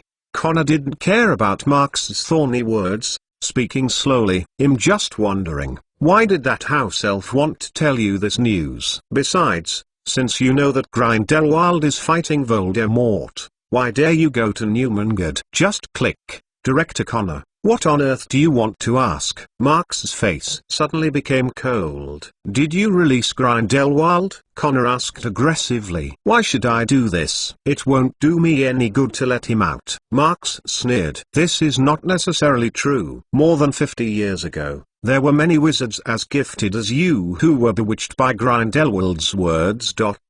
Especially when you asked him. I heard that Grindelwald killed that day dead Voldemort, the famous Dark Lord in England. Did you make some agreement with him? Connor stared at Marks, trying to see something in his reaction. In Connor's view, Grindelwald has been imprisoned for decades, and it is absolutely impossible to escape from the Tower of Mcgonagall, so someone must have provided him with help, and the little wizard in front of him is theirs. Suspect the candidate. After all, the other party happened to appear in Newmangad that day. However, contrary to Connor's expectation, under his repeated questioning, Marks did not show panic or fear, but calm and scary. Connor's heart was inexplicably stunned, but this feeling was quickly suppressed by him, and he had no reason to be afraid of a 16 or 17-year-old little wizard. Thinking of this, Connor threatened again. Considering that you are not an adult this year, I can open a page. As long as you honestly cooperate with our investigation, the International Wizarding Federation will never embarrass you. But if you are not going to tell the truth. The newly renovated Newmangad will probably have one more prisoner. Connor's threatening words made Pierce tremble with fear. He quietly moved away from a few people, so as not to wait for the heart-drilling curse and killing curse that suddenly flew over. How could they dare to speak to this demon like this? Grindelwald's escape has nothing to do with Mcgonagall. As for your questions, I can also answer. Mark's tone became heavier and heavier, and his patience had reached his limit. That's because there is only me in Hogwarts who can retreat in the face of Grindelwald and Voldemort. Those house elves know this well, and naturally they won't go to other people. Connor was amused by Mark's words, and the ears in the North American Congress behind him couldn't help laughing. I have read the newspaper yesterday and admitted that you are very talented, McClown, but the power of Grindelwald is far from what you can imagine. After Connor laughed, his face quickly became serious. He was able to become the director of the North American Magical Investigation Bureau at the age of 30. And he was naturally an out-and-out genius. Although he did not get the appreciation of big people like Marks, he graduated early, and he threw himself in the exam and defeated him. Several others who released the water, but also achieved the due honor with all our outstanding results. So Connor knows very well that even if he is talented and limited by age, energy, and combat experience, no matter how strong he is, it is only the level of an eliterer. The exaggerated statements in the Daily Prophet may not be credible. Chapter 885 Pierce, I will never allow anyone to do anything wrong in England. Just as Connor was thinking about it, a feeling of palpitations suddenly came to his mind. Have you really seen a genius? Director Connor, don't use your shallow insights to measure our strength, Marks said casually, his eyes turned into orange-yellow vertical pupils.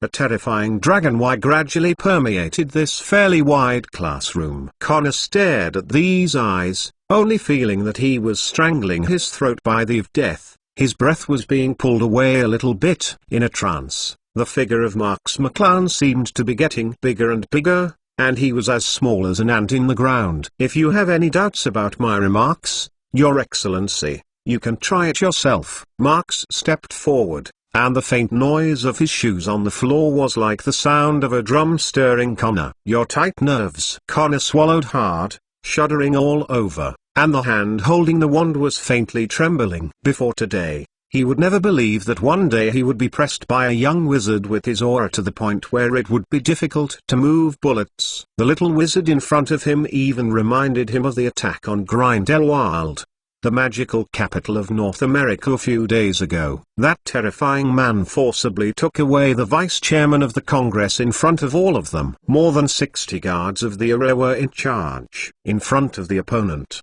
it was like a chicken dog, easily defeated.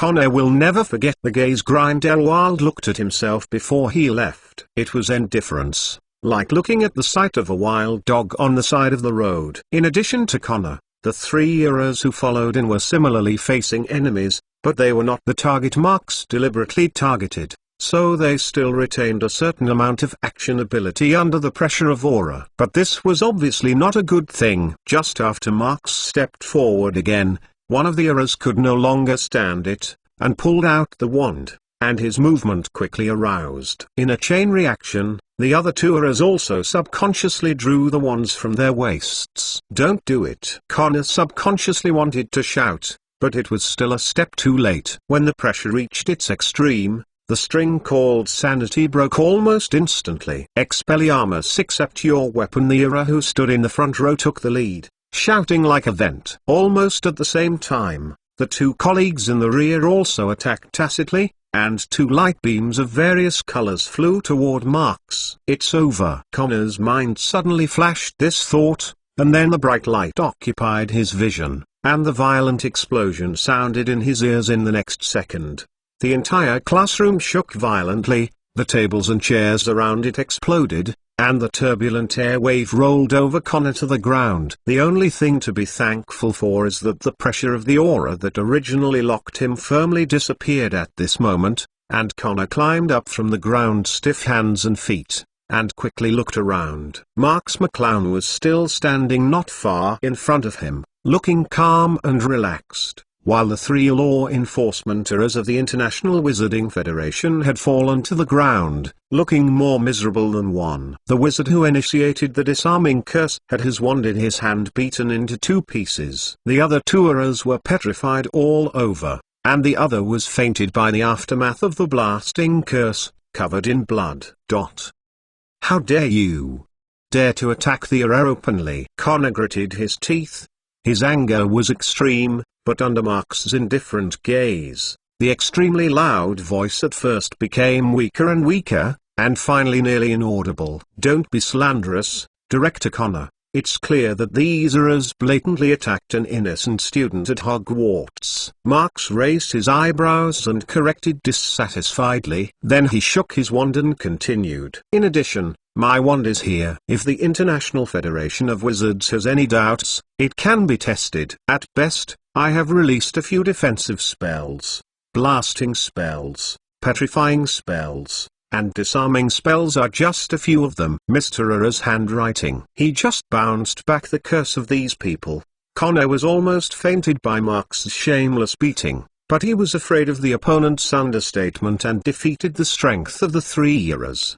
Connor had to turn to Pierce, who had been forgotten by him before, and looked forward to it. The Minister of Magic can help him put pressure on the other side together. However, Pierce seemed to be blind suddenly, and didn't say a word during the conflict, and didn't even look at him. Seeing that Connor didn't give up, Marks sneered, looked at Pierce and spoke. "Minister Pierce, does the International Wizarding Federation have the right to attack the people in England?" "Of course not." The sculptural Pierce came alive in an instant, assuming a righteous gesture. "I will never allow anyone to do anything wrong in the British magic world, even if he is the executive director of the International Wizarding Federation." "Director Connor, please also invite you and several of your men to the Ministry of Magic for review. Wantonly attacking an underage wizard, and used a deadly blasting curse in the battle. This is a felony," Pierce said very seriously. He clapped his hands, and a few seconds later, Dawlish rushed in from the door with more than a dozen strikers, and surrounded the group of people from the Wizarding Association. "Shouldn't we be in the same group?" Connor's face was dumbfounded. Before he could figure out the situation, the striker who rushed in took his wand and fell to the ground. Connor almost doubted whether the little wizard in front of him was Pierce's illegitimate child. Mcgonagall.com. So that the Minister of Magic, at the expense of North America and the Wizarding Federation, had to reverse black and white. He tried hard to resist, but he couldn't escape the restraint of Dawlish and others. Thinking of Pierce's indifference and ruthlessness, Connor's heart suddenly sank. If he were taken away like this, his fate would never be better. Even if the North American side can fish him out, the delay these few days will be enough to make myself suffer. Thinking of this, Connor hurriedly said. "Wait, Mr. McClown, this is probably a misunderstanding." "Misunderstanding?" Marks waved his hand and motioned to X to wait a while, and asked curiously. "You said before that if you have doubts about your rhetoric, you can experiment with it yourself. So several of my subordinates just wanted to personally verify your strength before they suddenly started their hands." Connor was very satisfied. An aggrieved utterance explained. "It turned out to be like this." Marks suddenly realized that he seemed to remember that he had said this before. He looked at Connor and reminded him earnestly. "But next time you must remember that you need to show duel etiquette before conducting friendly discussions. Not everyone is as reasonable as I am." Chapter 886. Before long, they will come back and beg us. Reasonable? Talk about the truth. Connor cursed secretly in his heart, but he didn't dare to offend the slightest, so he had to be patient and reluctantly said, "I will faithfully relay Mr. McClown's reminder to them." "That's good." Marks stared at Connor for a while, and after a long time he motioned to X to lift the curse for the errors of the International Wizarding Federation. After regaining consciousness, these errors were much more honest than before, and they yelled before they came together, and their faces were even more embarrassed. The three of them teamed up to deal with an underage kid head, and they were defeated in a single encounter. They immediately wanted to find a place to sew in how they could be tough. Fortunately, remembering the record in the Daily Prophet yesterday, several people quickly readjusted their mentality. Those British strikers also had the same experience as them. This fully shows that it is not they are too bad, but the other party's spellcasting. The ability is really amazing. But they really didn't expect that the Daily Prophet would not even brag and report truthfully. Seeing Marks let go of several of his subordinates so easily, Connor couldn't help but let out a sigh of relief, and the robe on his back was soaked with sweat. If the other party is really ready to forcibly capture them, then he has no solution other than praying for the North American side to get him back through diplomatic means. "Mr. McClown, please forgive us for our previous offense." After Connor calmed the emotions of several errors, he looked at Marks and said nervously, "If there are no other orders, then we will leave first." "So, all the questions you want to ask are finished?" Marks said. Connor's mouth twitched. Of course, he hadn't finished asking the question, but he had to dare to ask. "The beginning and the end of this matter couldn't be more clear. After I return, I will report to your excellency that Grindelwald's escape has nothing to do with you," Connor said respectfully. He didn't have any pressure to say this, because Marks' strength completely exceeded their expectations, which also meant that the possibility of the other party being deceived was minimal. If Marks and Grindelwald were in the same group, then Grindelwald wouldn't be the only one who attacked the Parliament a few days ago. In the case of serious lack of preparation, facing the attack of two powerful wizards and a large number of Britishers, Connor had no doubt that the North American Magic Congress could not support the arrival, and they would all be destroyed if he were Grindelwald. "Will never give up this opportunity to cut off the strong enemy." Marks nodded,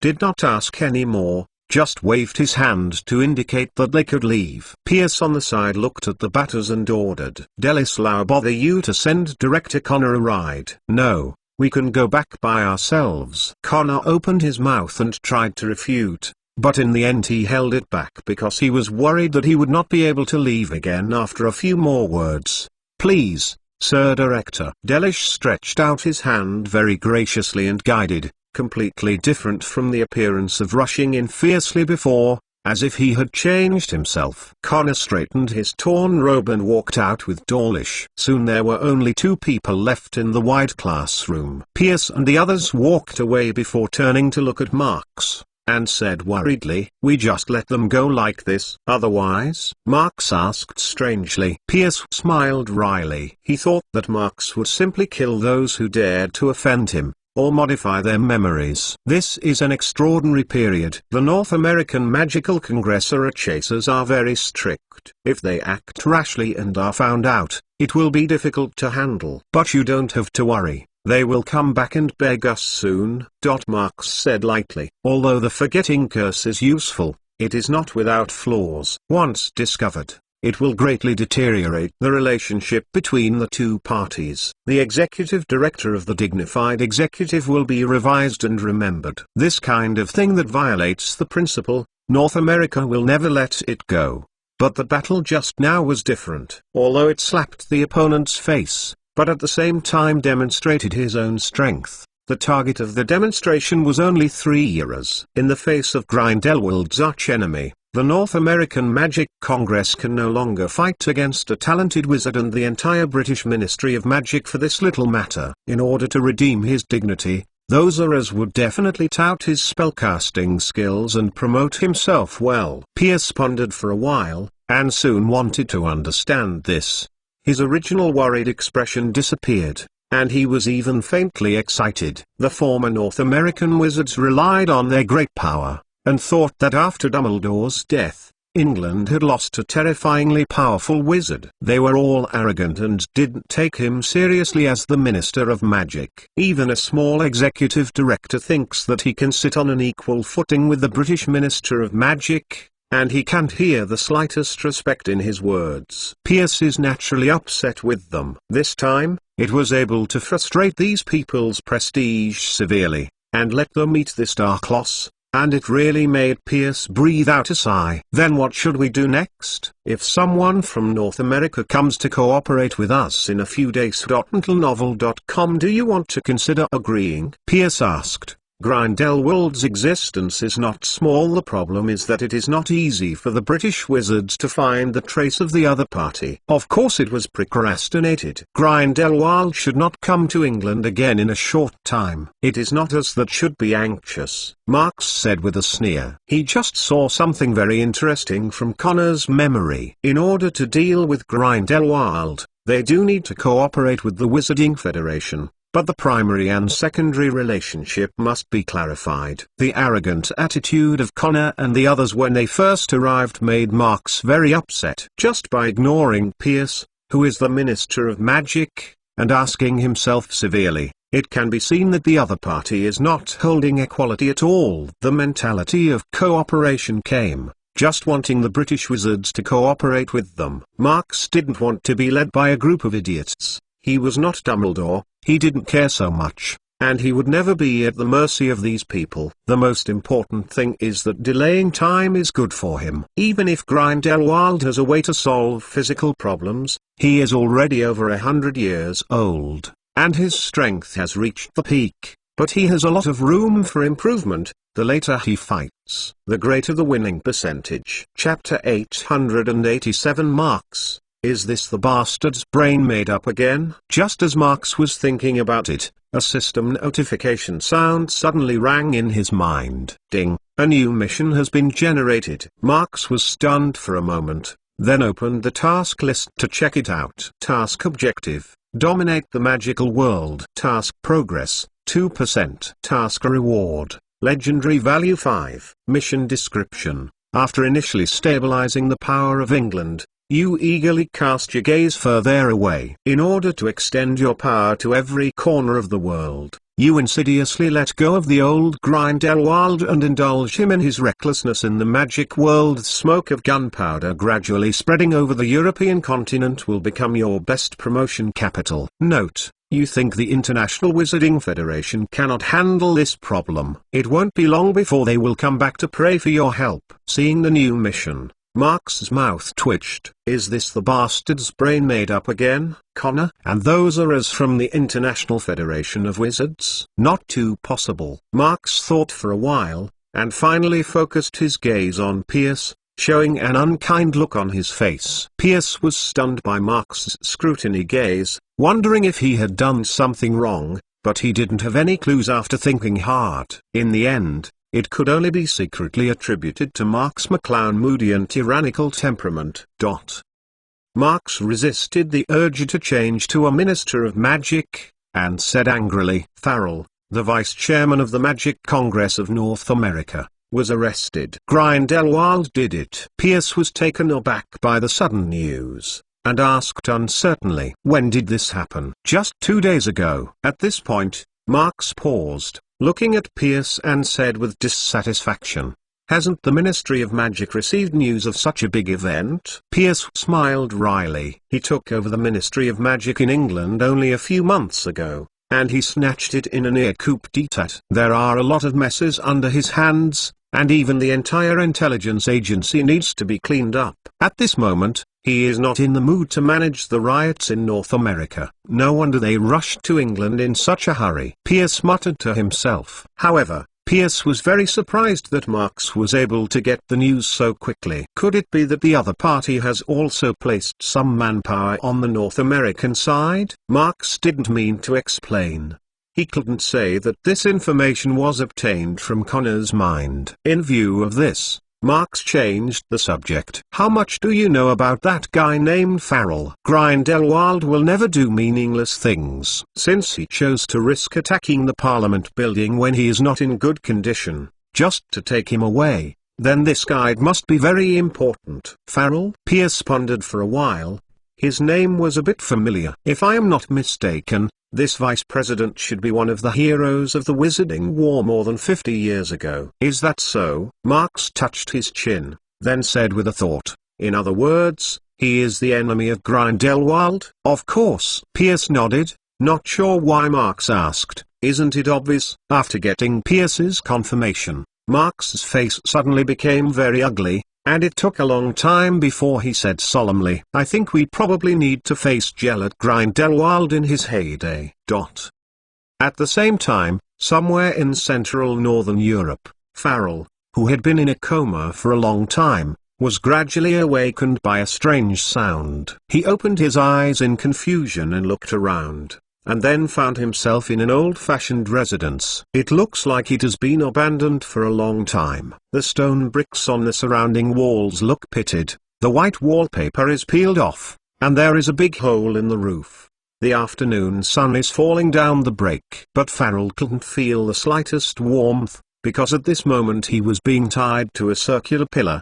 His hands and feet were limp, and he even struggled to move. It is no exaggeration to describe his current fate as a prisoner waiting to be slaughtered. What made Farrell even more chilled was that there was a huge crucible in the wide living room in front of him, big enough to accommodate an adult sitting in it. And now the pot was filled with some kind of turbid liquid, and bubbles were gurgling outward, and from time to time there were faint blue sparks coming out, making bursts of crackling noises. Farrell swallowed hard. He was 100 years old and did not fear the coming of death, but, as a wizard who was committed to the cause of anti-dark magic in his early years, Farrell was very aware of the methods of some dark wizards. Even more terrifying than death itself. Click. Suddenly, a sound of pushing the door came from behind. Farrell hurriedly lowered his head and closed his eyes, pretending to be in a coma. Only when the sound of footsteps passed him did Farrell slightly lifted his eyelids.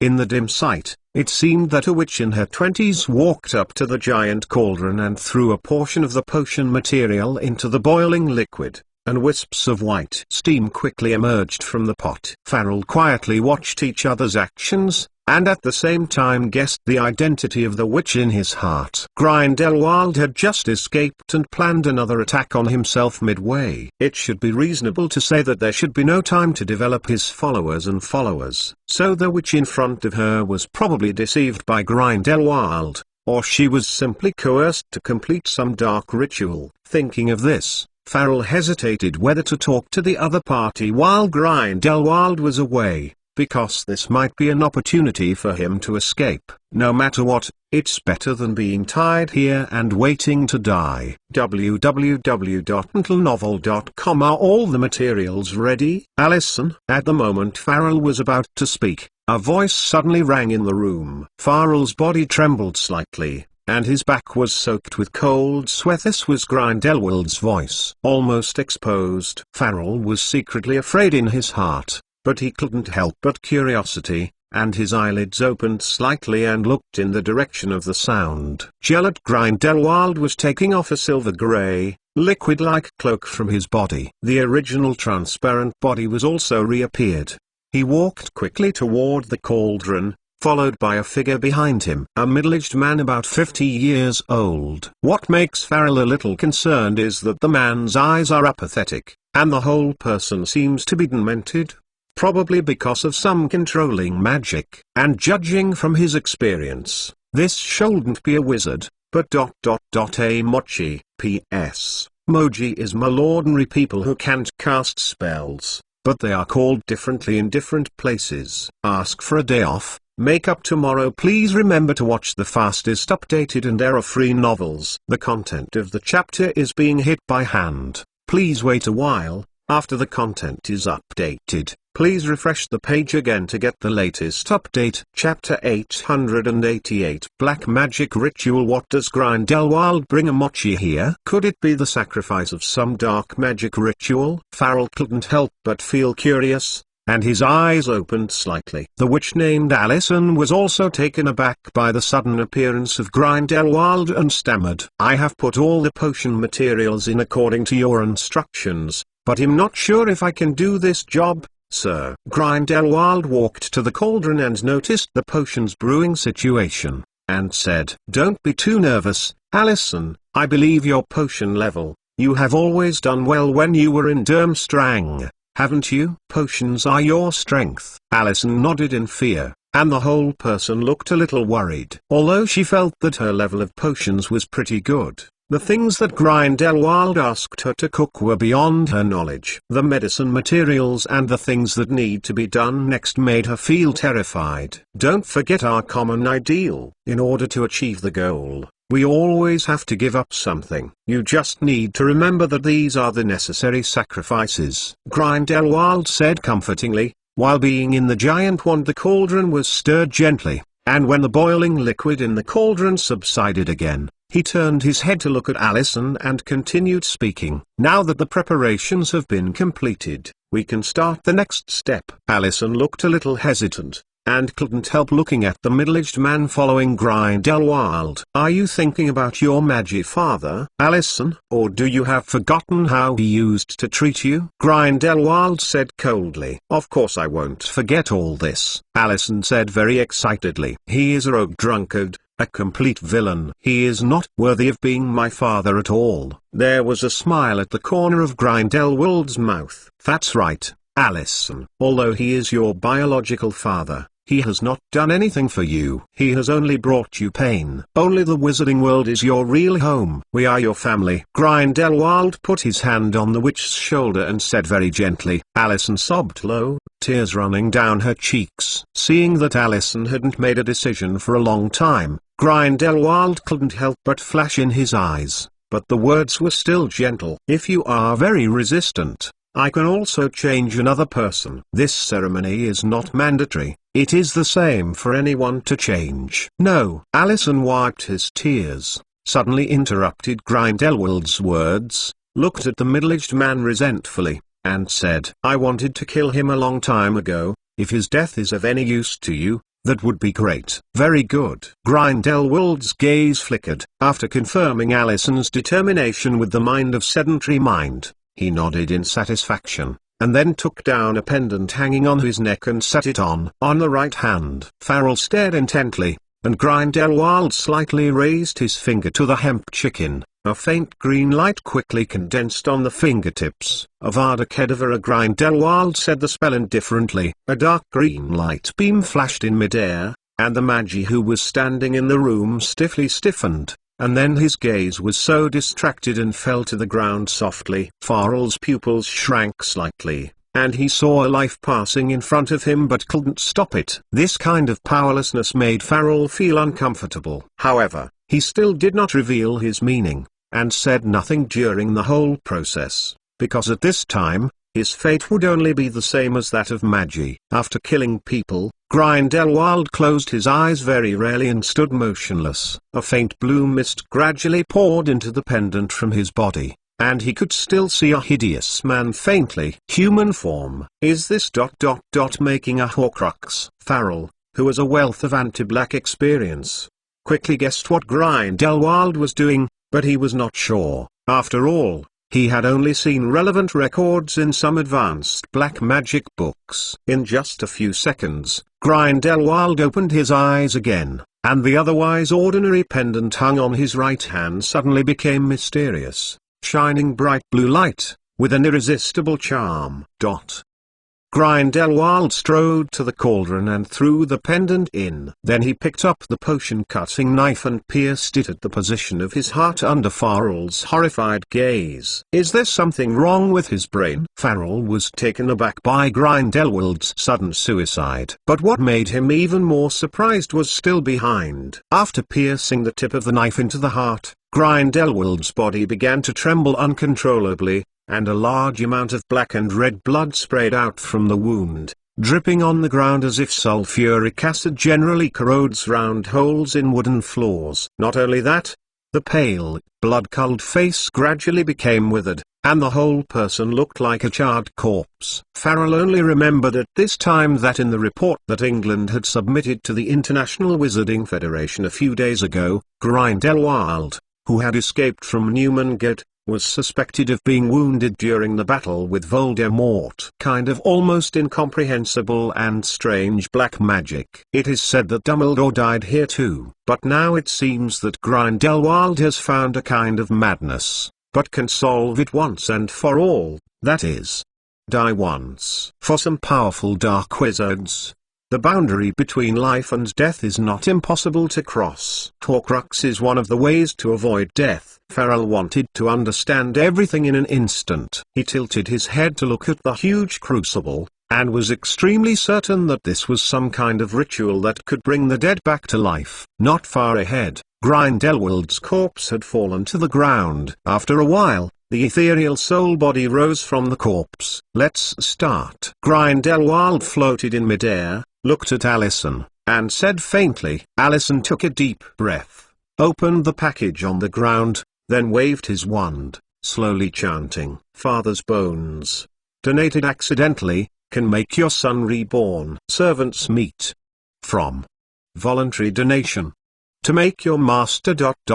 reborn." Allison hung his left arm above the cauldron, holding the wand in his right hand, and his voice trembled a little. "If you start quickly, it won't hurt very much, Allison. After I am resurrected, your arm will return to your arm." Grindelwald floated around the witch, his eyes flashing inexplicably the light, softly encouraged. "As far as I know, you are a brave witch, right? Prove it to me." Allison gritted his teeth and prepared to cast the spell. Just at this moment, a voice came over. "Don't be fooled by him, witch." Farrell, who had been pretending to be unconscious, finally couldn't help but speak. Allison's hesitation made him realize that this was the best time for him to intervene. Farrell almost shouted with all his strength. "The man in front of you is a murderous lunatic. He tried to destroy an entire mole city. I don't know what he promised you, but I can assure you that those are lies. Think about it. Standing in front of you is the recognized black demon in the entire magical world. More than 50 years ago, many people like you were deceived by him, and finally lost their lives for no reason. After all, he just wanted to use you, witch. He will throw you aside mercilessly after using it." Farrell spoke extremely fast, trying to reverse Allison's position. "Grindelwald is dead, although the soul body is still there. According to his understanding of those ghosts, the opponent should not have the ability to cast spells. As long as Allison can be persuaded to turn, then he can not only save his life, but also may take this opportunity to completely end the Dark Lord." Thinking of this, Farrell spoke again. "Look back, sorceress. I believe you are not a person willing to associate with demons. Now Grindelwald can do nothing. You don't have to be afraid of him anymore. In addition, I am the vice chairman of the North American Magic Congress. I can prove that everything you do is under the coercion of Grindelwald. As long as this matter can be resolved smoothly,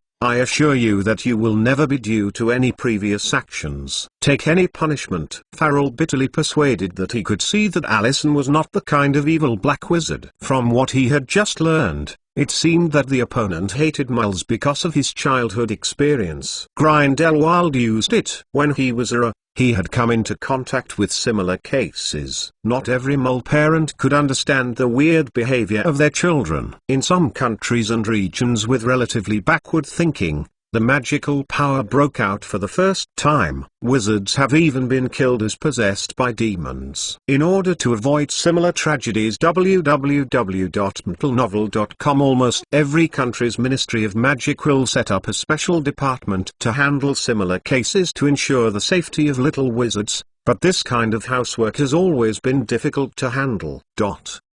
Farrell's words shook Alison, and the hand holding the wand shook more severely, and a clear hesitation appeared on his face. Grindelwald frowned and glanced at Farrell with an unkind expression. He was anxious to complete the resurrection ritual, but failed to notice the other party's change. However, he is not so worried about Alison's defection. If he does not have full control of the other party, Grindelwald will not pin his life and death on a witch who has just known each other for a short time. Don't you remember how your mother died, Alison? Grindelwald stared into the witch's eyes and said coldly, "Would you like me to help you remember? P.S. I overestimate myself. I haven't finished 2 chapters. This chapter has more than 3,000 words. Tomorrow I will write another chapter with more than 3,000 words. I won't put together another chapter alone." Chapter 889. He returned from the fire. Grindelwald's questioning words made Alison panicked. She took a few steps back in pain, shaking her head frantically, looking a little crazy. "It's not me. It's not me.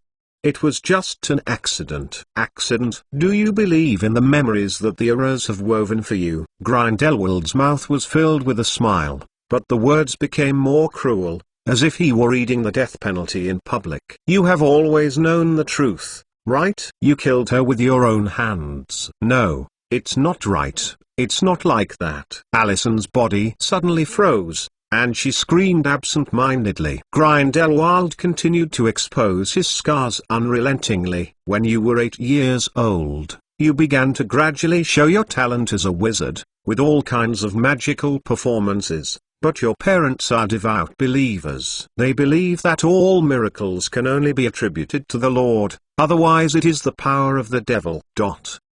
Alison's complexion gradually became distorted, and the painful memories that had been suppressed deep in the brain resurfaced.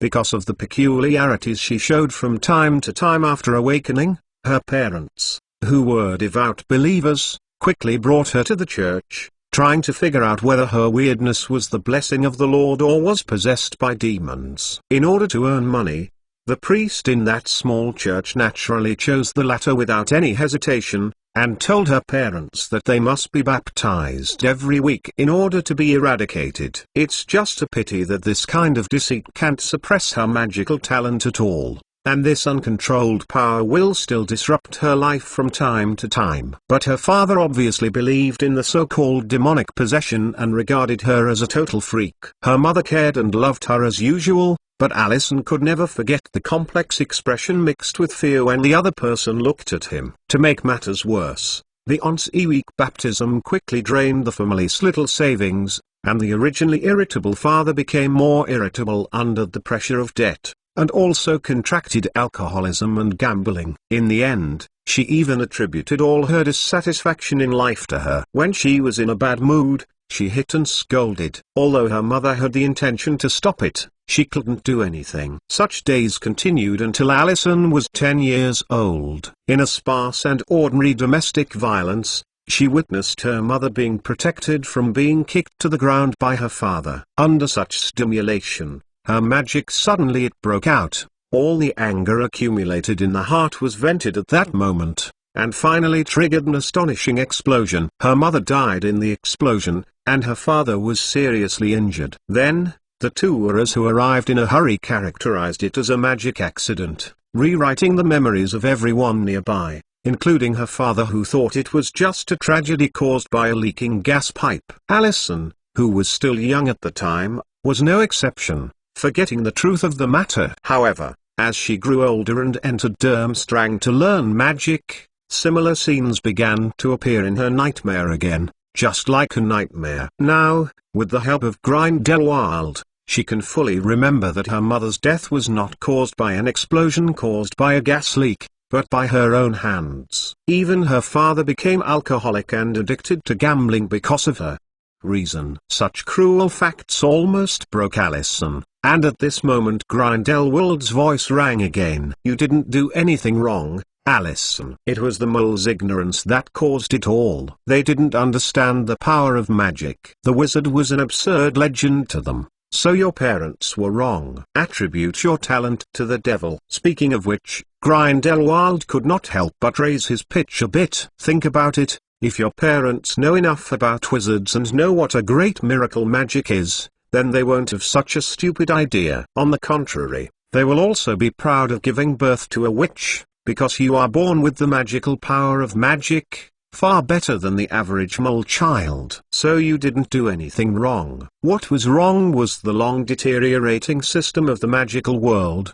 The officials who were superior but only knew how to fight and search for wealth. It was they who drove you to a dead end and created this tragedy. It was also they who trapped the wizard in one cage after another, isolated from the whole world, so that moles could not know the wizard exactly. What we need to do is to reverse it, in order to prevent more people from having the same experience as you. Grindelwald said word by word. Alison's dim eyes reappeared, and every word of Grindelwald met her deepest expectations. Having magic talent is not a choice, let alone a fault. It's time for you to make a choice, Alison. Grindelwald said indifferently, you can choose to continue the ritual and witness the magical world take a new step ... or take your wand to destroy me and return to the original rotten and devastated magical world. Don't be affected by his words, witch. The magical world is not as bad as he said. Most moles do not have any malicious intent towards wizards. You just happen to run into a bad father who hates demons. Falia said anxiously. Since you have been to a wizarding school, you should know that many parents of mole families are very happy that their children can become a wizard. And those are as, they erase your memory without any malicious intent. Probably they are. I want to protect you. Enough. Shut up. Alison interrupted without waiting for Farrell to finish, looking at him angrily. If those Auras are really willing to protect me, why didn't I show up when I revealed my talent was slandered and possessed by a demon? Where were they when I was domestically abused? Farrell opened his mouth, trying to explain, but in the end he stopped speaking. He didn't know the situation in Northern Europe, but even in America, the Magic Congress couldn't have enough people to deal with every little wizard. Follow up and observe the living conditions, let alone intervene in family disputes. This kind of housework has always been the most troublesome. Farrell's silence made Alison made up her mind. She resolutely waved her wand and chopped off her left hand. Unspeakable pain spread all over her body, forcing her to let out a stern cry, and the falling arm soon after sinking into the crucible. The previously turbid liquid suddenly turned into a brilliant fiery red. It's crazy. It's crazy. Farrell's scalp numb when watching this scene. If he is not mistaken, this witch named Alison should be a wizard who was bewitched after Grindelwald escaped from prison. In just a few days, she was completely surrendered and she voluntarily cut off her arm to complete it. This black magic ritual. You are brave, Alison. Go ahead, it's just the last step, Grindelwald said appreciatively, not surprised by Alison's choice. From the moment he peeked into this witch's heart, he knew that he only needed a little guidance, and he would become his most loyal believer for convenience. Alison clutched his broken arm, panting in pain, but step by step walked in front of Farrell and waved his wand. Farrell closed his eyes subconsciously. He was ready to die, but unexpectedly Alison did not take his life, but used a magic wand to open his face and drag some blood into the crucible. Father's bone,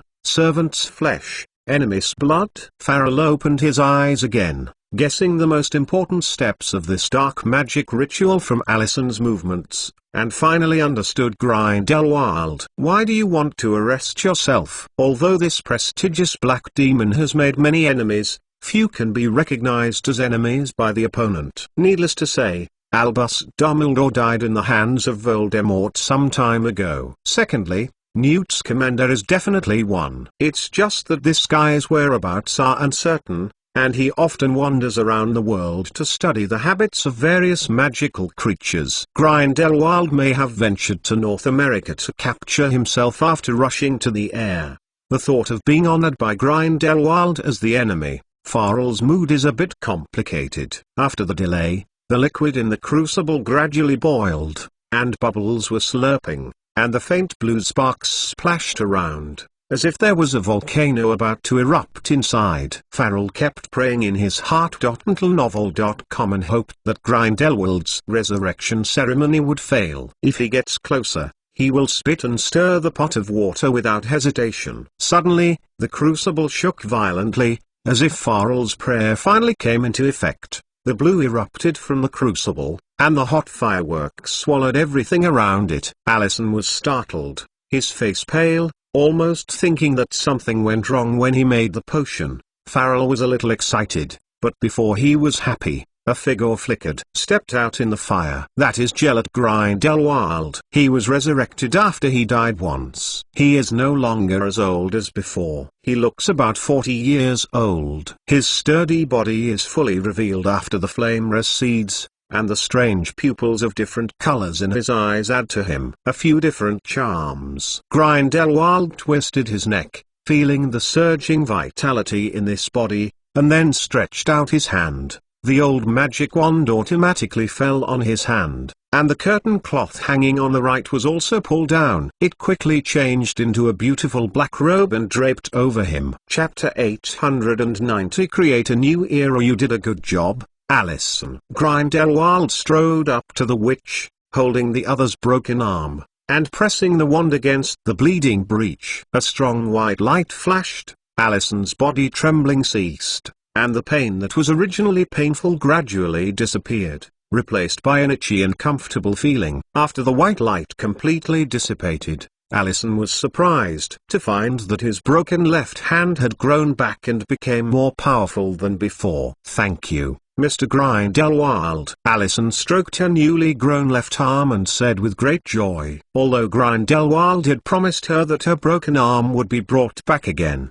she could hardly hear the magic of the broken limb regeneration, so she was somewhat worried. No, I need to thank you, Allison. Grindelwald said with a smile at the corner of his mouth, and he reached out and stroked the witch's cheek. Your bravery is beyond my expectations. Allison's face flushed red, and Grindelwald's words seemed to have some kind of magical power. It was obviously just an ordinary compliment, but it could stir her mind and make her excited and unable to be herself. When the other party's slender fingers crossed her neck, Allison felt even more trembling, and then a cold thing hung on her chest. Allison looked down, and a triangular pendant came into view. Inside the pendant is a circle with a vertical line in the center, which looks like a weird, divided eye at a glance. This is the real reward. I allow you to wear it, Grindelwald said slowly. Allison witnessed the resurrection ceremony with his own eyes. Of course,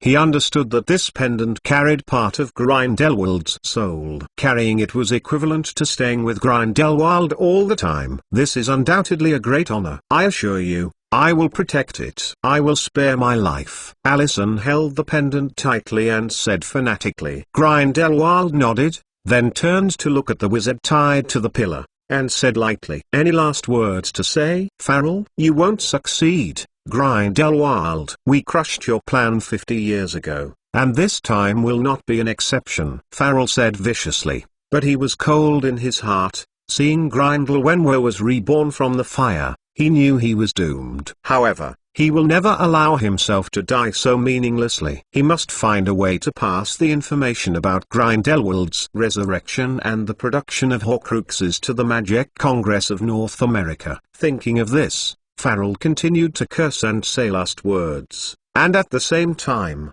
he put his fingers on the pillar behind with difficulty, and with the cover of the voice, he used his fairly sharp nails to inscribe the words such as Horcruxes and pendants. Although some of the colleagues of the North American Magic Congress can restore the corresponding magical image through the magic traces, God knows how long it will take them to find here. Maybe even the traces of the spell have disappeared by then, and the information they left behind maybe can come in handy. Farrell secretly calculated in his heart, but before he could finish engraving, Grindelwald's indifferent voice came over. Unexpectedly, more than 50 years have passed. You are still so naive, Farrell. I thought you would remember.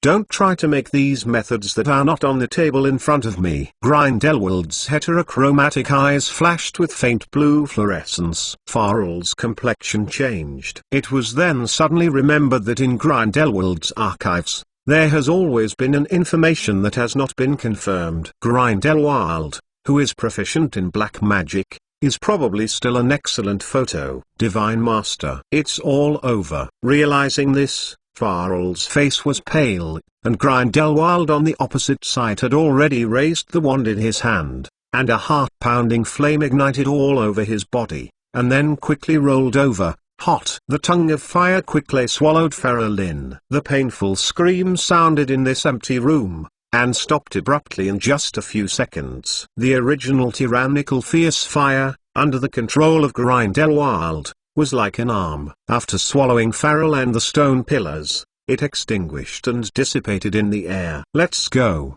Allison, let's create a new world. A world of wizards. Grindelwald slowly put down his wand and said slowly, 2 days passed in a flash. As the holidays approached, the castle became more and more heated, and the shadow of the attack a week ago was gradually diminished by the joy of the holiday. Of course, on the day of leaving school, the test results were also released. As for Marks, there is nothing to worry about. He passed the OWLs and NEWT exams with full marks. Hermione was not to be outdone. Although she failed to graduate like Marks, she also achieved 12 perfect grades in all subjects. Harry's transcript is much inferior, but he himself is very satisfied, because among the 9 compulsory courses, he got an E exceeding expectations in 5 of the 9 compulsory courses, protecting magical creatures and defense against dark magic. In the exam of the technical class, I got an O perfect evaluation. In contrast, Ron was going to be much more miserable. Even after desperately reviewing for a week, he only got 4S exceeding expectations, not a full score. The only hopeful one to get the O perfect protection magical creature exam also fell short because of mistakes in the habits of the Nightshade and eagle-headed horse and beasts, and only got a passable evaluation. Even if Hagrid, as a professor, worked hard to cover him. McGonagall.com, he couldn't change the invigilator's mind. But fortunately, they all passed. Ron stared at the report card and saw that the most difficult fortune-telling class had also reached the pass line, feeling somewhat relieved. As long as he doesn't compare with the academic masters like Marks and Hermione, his grades can still be seen, and it is also an upper middle level among this group of 5th graders. Seeing Harry and Ron, who were easily satisfied, Marks shook his head involuntarily. In the next few years, the situation in the magical world was unpredictable. It is not enough to have the ability to protect himself at a medium level. Take advantage of this summer vacation to take a good rest. There will be no such relaxing days next school year. Marks patted the 2 on the shoulders and said earnestly, "Huh?" Harry and Ron looked at Marks for unknown reasons. Suddenly a bad premonition rose in their hearts. P.S. In the original book, OWL's test scores are issued 2 weeks after the beginning of the summer vacation, but the test will not be mentioned again after the test, so I just wrote it here at the end of the semester, which is a small change. Chapter 891 Cohabitation and School Year Summary. Marks didn't mean to explain more, but instead said to a few people, "Hermione, Harry and Ron, you must pay attention to your safety after you go back this summer. Although Grindelwald has left England, you are not sure that you will come back. Are you worried that he will attack us?" Hermione asked. Marks nodded and said apologetically, "It's possible. After all, I'm afraid I am the only wizard who can contend with him in the magical world today, and you are all my friends. Maybe you will be implicated. Even without you, Grindelwald might not let us go. Ron shook his head and said, "My dad said that he wanted to enslave all moles and wizards more than 50 years ago. He is a dark demon even more terrifying than Voldemort." It was Professor Dumbledore who stopped him back then. Listening to Ron talking about Dumbledore, the atmosphere on the court suddenly became cold. Although the principal's funeral was more than a month ago, Hermione and others still had difficulty accepting this fact. As the instigator, Marks touched his nose and was a little embarrassed, because strictly speaking, Dumbledore died in a duel with him. Thinking of this, Marks hurriedly avoided the topic and asked a few people about their summer vacation arrangements. "Tomorrow I will move to Sirius. Ron and Professor Lupin will also come and live for a while, and they should be safe," Harry said with a little excitement. Now that Voldemort is dead, he naturally has no need to stay at Dursley's house anymore, and he can live with Sirius generously. That's not bad. Marks also smiled and congratulated him. If he didn't make a mistake, the Black House's old house should still be the headquarters of the Order of the Phoenix, and had been set with the Curse of Fidelity. Even if the secretive Dumbledore fell, the magic did not completely disappear, but as the insider increased, the risk of exposure increased a lot. "What about you, Hermione?" Marks turned his head and looked at the little witch very worried. Hermione's safety has always been a problem for him. Although the Ministry of Magic sent many Aurors to watch around the Granger's residence, Marks was still a little worried. Grindelwald's strength is extraordinary. If the opponent launches a surprise attack, the Aurors may not even have time to react, and Grindelwald will easily resolve it. In the same way, his magical imprint could not guarantee Hermione's safety 100%. The last time Voldemort abducted Harry had taught Marks a lesson. Blind self-confidence is not a good thing. Grindelwald shouldn't come to the Mole world to arrest people, right? Hermione said hesitantly. "It's hard to say, even if there is a 1% probability. You must be vigilant," Marks said very solemnly. "There is no regret medicine in the real world. If Grindelwald is really shameless and catches Hermione to threaten him, then Marks really doesn't know what to do. How about you just call your parents and move over to live with me during the summer vacation?" "Hermione?" Marks thought for a while and said again. Hermione was taken aback by Marks's bold proposal, and she was a little panicked for a while. She had indeed thought of being a guest at Marks's house, but it's not like taking her family with her to go alone. Is this too fast? It's a special time now. You don't want your parents to be in danger at any time, Hermione, Marks persuaded very seriously. Hermione hesitated for a while before hesitated. "I can't guarantee that they will agree, but I will try to convince them." "Then it's settled," Marks said immediately. "I haven't said that it will be done yet." Hermione glared at Marks, and she even doubted whether Marks had premeditated. The four people were so noisy and it was lunchtime. After a simple meal, Marks packed up his luggage and took the Hogwarts train with Harry and left the school. Amidst the long train chirping of woo, the system reminder of the school year summary sounded in his mind as usual. "As of today, your performance this school year is as follows. Class evaluation, perfect. Reward, 200 academic points.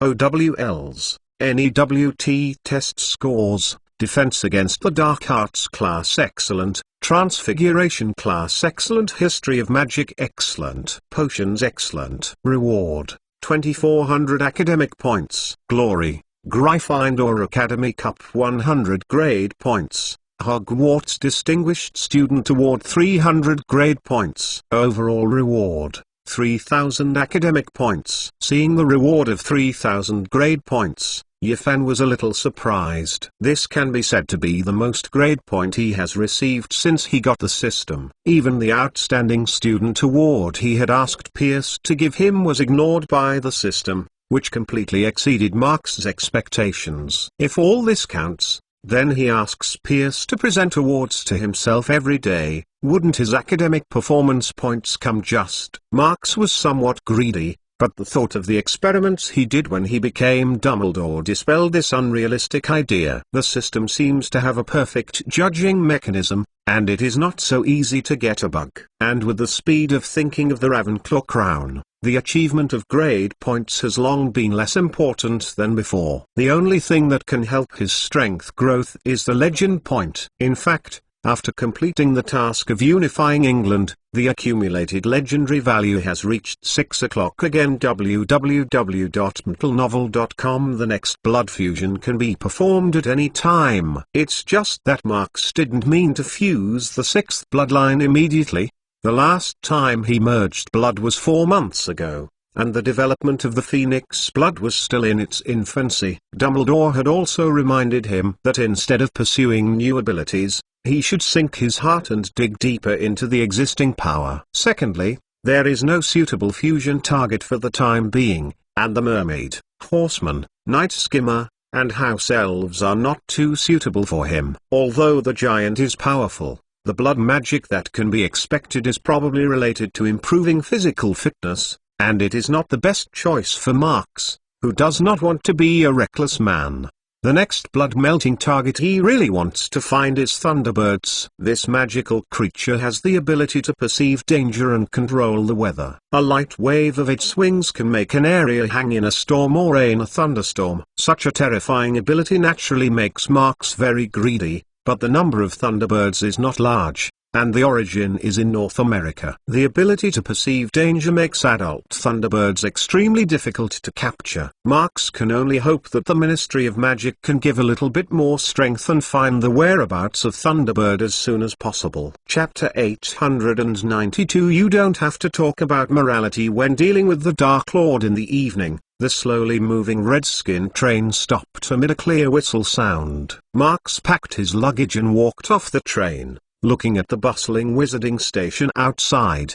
He couldn't help feeling a little bit. Then see you next school year. Harry and Ron. Marks turned his head and said to the two of them, "You two, be more careful, Marks." Harry replied casually, and his gaze had reached the outer circle of the platform long ago, and he was on Sirius, who was beckoning to him. It has been 5 years. And for the first time he feels that going home is a happy thing. Ron even more simply, patted Marks on the shoulder as a farewell, and went to find Mrs. Weasley with George and Fred. After the two left, Marks looked at Hermione and then at Mr. Granger, who was squeezing in from the outer circle of the platform, and asked, "Need me to explain to Mr. Granger?" Hermione, "No need, I can do it myself." The little witch blushed and shook her head hurriedly. "Then I will wait for you for 3 days. If you don't reply to me, I will go to you," Marks said with a smile. Hermione gave him a blank look. 3 days were too short, and she was thinking about spending at least a week slowly testing the attitude of her parents,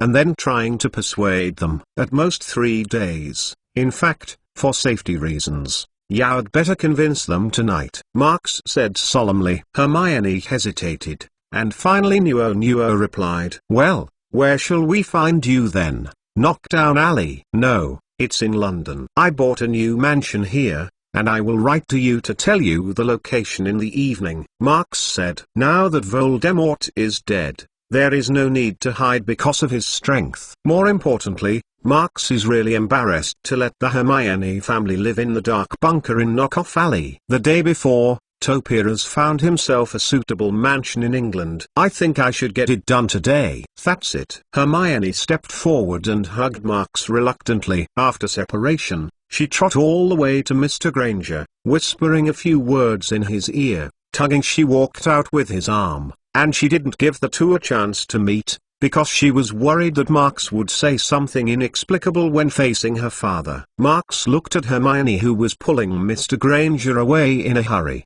and shook her head amusedly. Even if she doesn't meet now, she will always meet in a few days. During this delay, most of the little wizards stranded at Kingdom Cross Station were picked up by their parents, and the crowd became much sparser. Marks looked around, and soon saw a familiar figure in the crowd. After nodding at the other party, Marks straightened the wizard's robe and took the suitcase and walked towards the gate of Kingdom Cross Station. The figure quickly followed. "Is there any news about Grindelwald?" Marks asked abruptly when he left the station and walked in a remote alley. "For the time being not yet, but the Wizarding Union has sent a large number of people to search for the other party's whereabouts," so it must be soon," Pierce said slyly. Marks didn't care too much either. Grindelwald's cunning could be seen from the last surprise attack on Hogwarts, and the possibility of trying to catch the opponent with the invisibility cloak was very small. He asked Pierce to keep an eye on the North American side,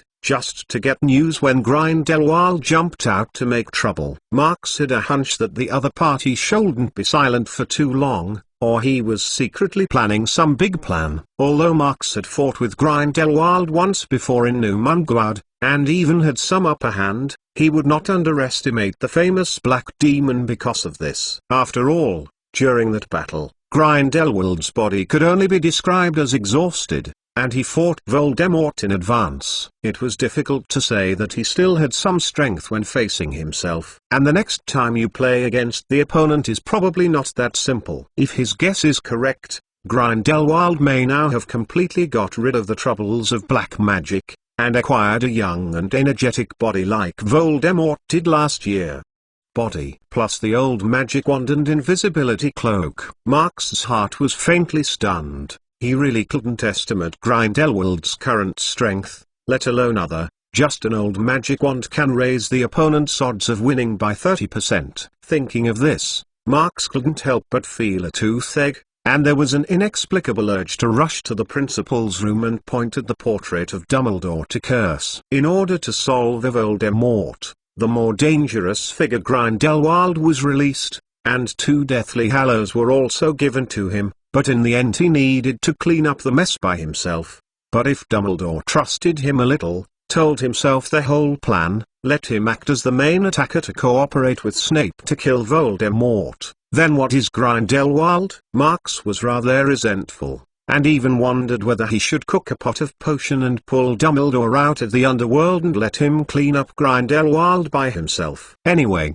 50 years ago, didn't Dumbledore also defeated Grindelwald with the old wand? And again, there must be no problem. If Dumbledore can't beat them alone, they can go side by side and deal with the Dark Lord without any morality. But after thinking about it carefully, Marks gave up this tempting plan. Mcgonagall.com because he was a little worried that Dumbledore would be the first to clean up after his resurrection. While Marks was thinking wildly in his mind, Pierce on the side was talking endlessly about the changes in the Ministry of Magic over the past few months. After more than half a year of rectification, all the thorns have been removed by him, and all important departments have been replaced by his own people. The most important thing is that after absorbing a lot of wizards from Knockoff Alley, the number of errors and hitters has doubled. There are nearly 400 people, and the training intensity is not higher than before. Every error must follow Marks's orders to conduct all-weather military training. It can be said that the entire British magical world has entered a state of preparation, fully coping with the next possible war. Hearing this news, Marks's tight expression relaxed a little. At least for now, he still has an advantage over Grindelwald in terms of power. A few hundred people don't sound like many, but don't forget, these are all elite wizards. If they work together to cast a mole expulsion spell, all moles in London can get rid of it without even noticing it. Chapter 893 Potion of Immortality. You have done very well recently, Pierce. Marks turned his head and said appreciatively. Previously, he had made Pierce the Minister of Magic just a stopgap measure, but he did not expect that the other party did a good job. The most important thing is to have self-knowledge, not like Fudge did not know the situation. I just acted according to your instructions, Pierce said kindly, without any credit at all. He was humble like a servant rather than the British Minister of Magic. In fact, the real situation is not much different. Pierce knows that his position as Minister of Magic is just a false title. The main combat power of England is in the hands of Dougt and the werewolf Fren. These people simply did not listen to their own minister, and even any order he issued had to be approved by Marks McClown before it could be implemented. To put it harder, he is a mascot with a rubber stamp. It doesn't matter whether the Ministry of Magic has him or not. As the master of the British magical world, he was so embarrassed. It is naturally impossible for Pierce to have no complaints in his heart. However, after seeing Marks McClown's cruel methods, He knew the current affairs in his mind. All those unrealistic ideas were lost. The body of the former Minister Fudge had just been in the soil 6 months ago. Pierce didn't want to be the next Minister of Magic to die tragically. Marks is very satisfied with Pierce's submissive attitude, but he understands that blindly suppressing can easily lead to some rebellious psychology. It is still very important to give a sweet date appropriately to help improve the enthusiasm of his subordinates. "Tell me, what reward do you want?" Marks asked. Pierce was stunned for a moment, then, seeing that Marks didn't seem to be joking, he thought about it again. It would definitely not work to refuse directly, this would refute the other party's face. But with his current status, it seemed that he really didn't have anything special. A large sum of Jinjialong. This is not bad, but from what he understands, Marks McClown is a full-fledged financial fan, and it is not an exaggeration to describe it as nothing. So this proposal is absolutely impossible. Take back some of the powers that the Minister of Magic should have. Pierce thought for a while, it's better not to die. Seeing Pierce's thoughts for a long time, but unable to give an answer, Marks impatiently took out a bottle of potion and said, "How about this? Your Excellency McClown, is this?" Pierce took the potion bottle and glanced down curiously, then was attracted by the emerald green liquid in the bottle. "Do you know if you drink it or not?" Marks said slowly, and didn't mean to explain more. Pierce hesitated for a moment, then happily unscrewed the potion stopper, and poured it directly in front of Marks. He didn't worry that there was a problem with the potion, because Marks would not have to bother to deal with himself. The smell of the potion was unexpectedly good, and Pierce was even more surprised that after drinking the potion, a warm feeling was rising from the stomach and gradually spreading throughout the body. The body seemed to be immersed in warm water, and the mental exhaustion caused by staying up all night for many days was wiped out. And Pierce couldn't help groaning comfortably. "What kind of potion is this? Is it a powerful potion of energy?" Pierce was very curious. After this bottle of potion, he always felt that he had infinite energy instantly, as if he had returned to his prime of life. "Congratulations, you are 5 years younger, Minister Pierce." Marks stared at Pierce's face and looked carefully for a while, patted his shoulder,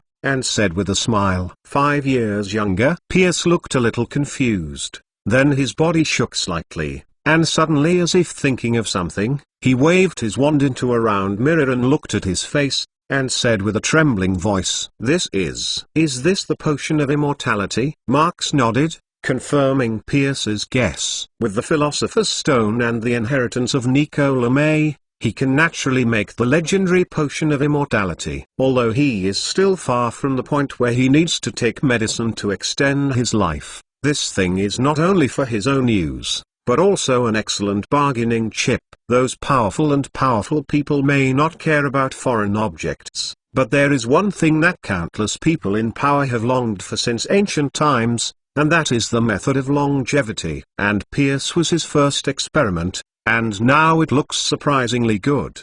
Probably because of taking this life-enhancing potion for the first time, Pierce looked radiant, and his appearance was several years younger. This is incredible. Pierce, who didn't know that he was treated as a guinea pig, looked at the mirror with excitement and was a little hard to restrain himself. He is more than 50 years old this year. Although he is still middle-aged among the 100-year-old wizards, his spirit and energy have long been worse than before, and he has been accustomed to a large and small problem for many years. This has affected his quality of life. Now that he is several years younger, how can he not be excited? Pierce's gaze when looking at Marks suddenly became eager. If he said that his obedience to Marks was due to the fear of his heart, now he has a bit more desire. After all, no one will think that his life is too long. Marks saw Pierce's every move, and he was naturally clear about his thoughts, but Marks deliberately did not mention any information about the potion of immortality, but asked as soon as the voice was transferred to novel.com, "Have you found my place in London?" Pierce nodded hurriedly, suppressed the thoughts in his heart, led Marks through several streets, and finally stopped in remote place. "That's it." Pierce pointed to the empty grass in front of him, and then waved his wand to break the concealment magic. In the next moment, A magnificent manor appeared in front of Mark's eyes. The entrance is a silver gate that can accommodate 4 cars in parallel. The gate guards 2 knight statues. The long green fences on both sides stretch for hundreds of meters. Through the gaps in the railings, Marks can even see the interior, an entire independent garden. How big is this place? Marks looked around and couldn't help but stunned. It's not that big. It's probably only a dozen acres of land, but this manor is one of the heritage left by those pureblood families. No money. Pierce knew Marks' needs very well, and said with a smile, "Very good. That's it." Marks patted his suitcase with satisfaction, opened the door and walked in. Chapter 894. One Granger that came to visit. 3 days passed in a flash, and Marks, who lived in the new manor, quickly realized the disadvantages of owning a big house. That is, this place is too big. Among other things, it takes a full 10 minutes to walk from where he stays to a special restaurant. And sometimes Marks may even mistakenly think that he is actually in Hogwarts Castle. Of course, a big place also has big advantages. This means that in addition to his usual residence, he can additionally transform a special library, training ground, potion room, and alchemy room. Even considering the need to convene a meeting in an emergency, Marks expanded the top of the castle into a spacious meeting room that can accommodate thousands of people. Although these facilities are also available in the underground fortress in Knockdown Alley, who would like to stay in that black bunker if they can enjoy the sun and the garden? However, such a huge transformation project could not be completed in 1 day or 2 days. Even if Pierce hired more than a dozen wizards who were proficient in engineering transformation, it would only take half of the time to complete in 3 days. In addition to the expansion of the project and the deployment of defensive magic, considering that Hermione's parents are muggles, Marks also accidentally purchased some commonly used electrical appliances. Thanks to this is London, the houses are all connected to the power grid. He saved a lot of energy. When everything was ready, Hermione's arrival came later than Marks had imagined. It was not until the morning of the 3rd day after returning home that Marks officially received a letter from the Little Witch that the Granger family will be here. Come to visit tomorrow evening. Are you sure it's here, Hermione? We shouldn't be in the wrong place. On the evening of July 4th, Will Granger, carrying a large suitcase, was standing in the hallway outside the manor and looking around. He tried to find a normal residence nearby, but he looked around. I can only see the Grand Manor in front of me. It should be here. Hermione also seemed unsure. At the same time, she took out the letter sent by Marks from her jacket pocket and read it carefully to make sure she didn't go wrong. Although they were reconfirmed by their daughter, the Grangers were still a little skeptical, because the manor in front of them looked like a hereditary aristocratic mansion, and the 2 giant statues of knights in front of the door were holding spears and crossing each other. He stopped in front of the door with a fierce look. I'm going to ring the doorbell. As the father and the only male present, Will Granger adjusted his clothes, plucked up the courage to step forward and rang the doorbell. The next moment, a slight trembling sound came from the top of the head, accompanied by the exclamation of his wife. Will Granger turned his head and glanced strangely, and then found the 2 knight statues in front of the door in astonishment. It moved like a living thing. Will Granger was taken aback by the sudden resurrection of the statue. Fortunately, these big guys didn't mean to attack him. Instead, they slowly retracted the spear that was in front of the door and closed it tightly.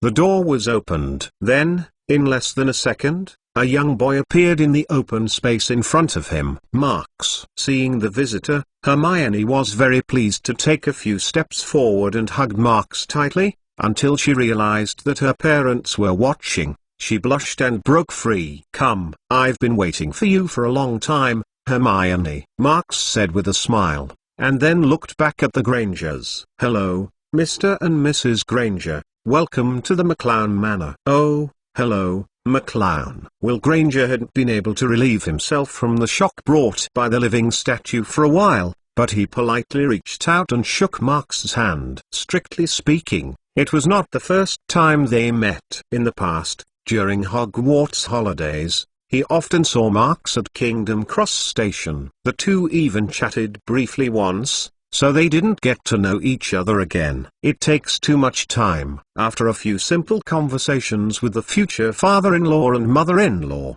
Marks snapped his fingers and floated their luggage to the rear, and invited several people into the manor to enjoy today's dinner. Along the way, Will Granger paid attention to the beautiful scenery in the manor, especially looking at the fountain, pool and garden a few more times, and finally couldn't help but ask, "Are you a noble wizard, McClown?" "Of course not." Marks shook his head and replied very seriously, "Accurately speaking, there are no nobles in the British magical world today. There are only a few wizard families with a long heritage. The McClown family who I belong to is not a member of these pure-blood families." "Then why would you live in this manor?" Will Granger was a little hard to understand. Before coming, he had asked Hermione about Marks's family background, and he was very clear that the other party was a child from a single-parent family. His father died prematurely, and his mother was the owner of a magic shop, so he should not be able to own such a large estate. Hermione felt a little weird too,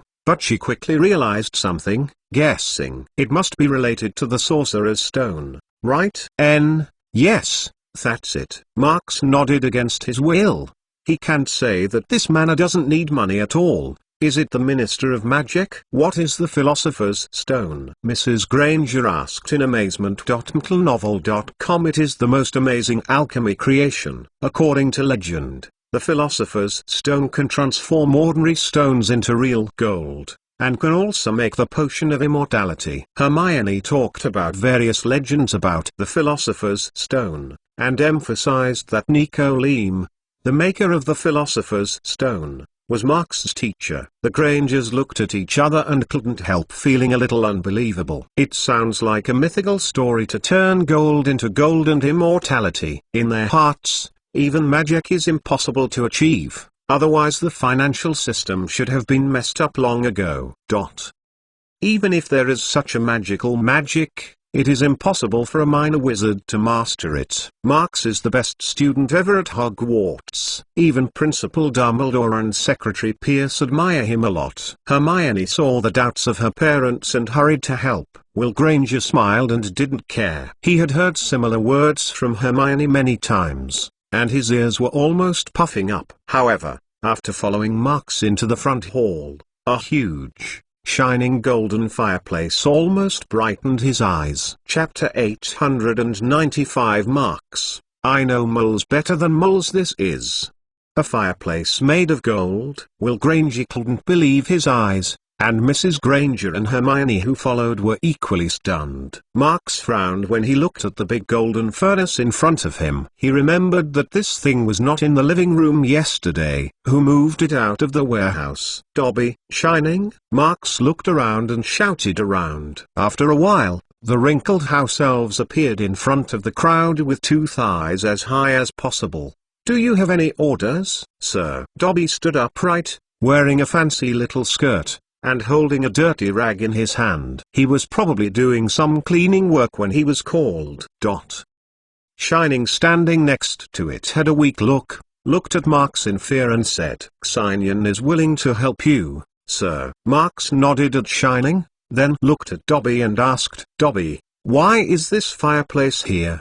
Didn't I ask you to get it in the warehouse before? Mr. moved to a new house, Dobby. Dobby thought it should be decorated well, so he and Shining installed Mr.'s gold fireplace in the living room. Dobby blinked his eyes and looked at Yi earnestly. Fan is like a child who has done an amazing thing and is waiting for praise. Shining, the house elf on the side, was not so calm anymore. It hugged the golden fireplace beside it in horror, and slammed its head on it vigorously. Xingling. Xingling shouldn't be hiding from her, sir. Signing is a bad elf.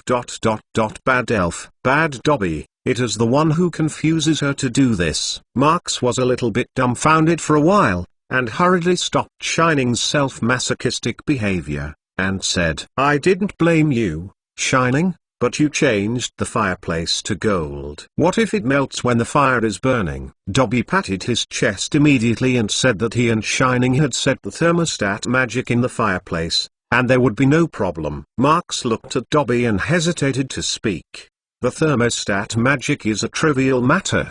The main reason is that such a big pure gold fireplace is facing the door, which is too arrogant and does not conform to his usual look style. After a brief astonishment, Hermione quickly recovered, and then she was even more surprised to find that the style of the pure gold fireplace in front of her was very old, and she faintly felt very familiar. Couldn't this fireplace be the one lost in Hogwarts Castle, right? Hermione suddenly remembered that a few months ago, a fireplace disappeared in the castle inexplicably. At the time, Professor Mcgonagall was also alarmed, but she looked for it for a long time. I didn't find who did it. Ahem. Under Hermione's weird gaze, Marks gave an awkward cough and explained. When I was doing the experiment that day, I accidentally turned this thing into gold, so I had to get rid of it first. Will Granger couldn't help but stepped forward and stretched out his hand to caress on the fireplace. After confirming that he had no hallucinations,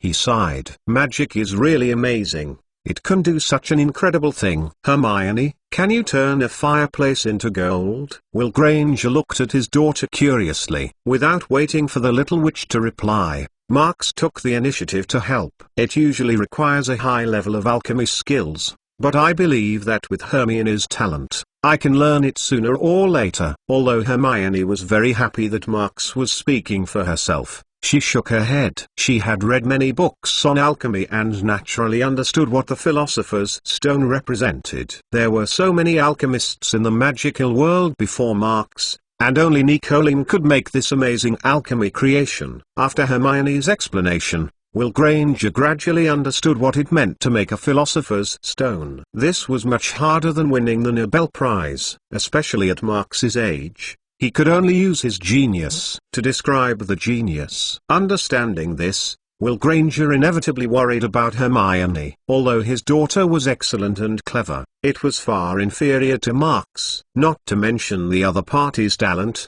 just the pure gold fireplace and this unimaginable mansion in front of them are enough to discourage ordinary people like them. Of course, Marks also noticed the restraint of the Grangers and his heart was very helpless. He set the meeting place here. He originally wanted to show the best, but he didn't want to seem to have some counter effects. It's too early. Let's go to dinner first, Marks suggested. Will Granger nodded and readily agreed. Under the guidance of Marks, the group soon sat down at the long table in the restaurant. The two house elves were busy going up and down in high spirits, bringing in the same dishes that had been cooked. Hermione looked distressedly at Shining and Dobby being busy, but she didn't say much. She knew very well that the cause of liberating house elves would never be achieved in one go. Marks was good enough for house elves. Now, there are not only wages, but also corresponding holidays. Facing a table of delicious food,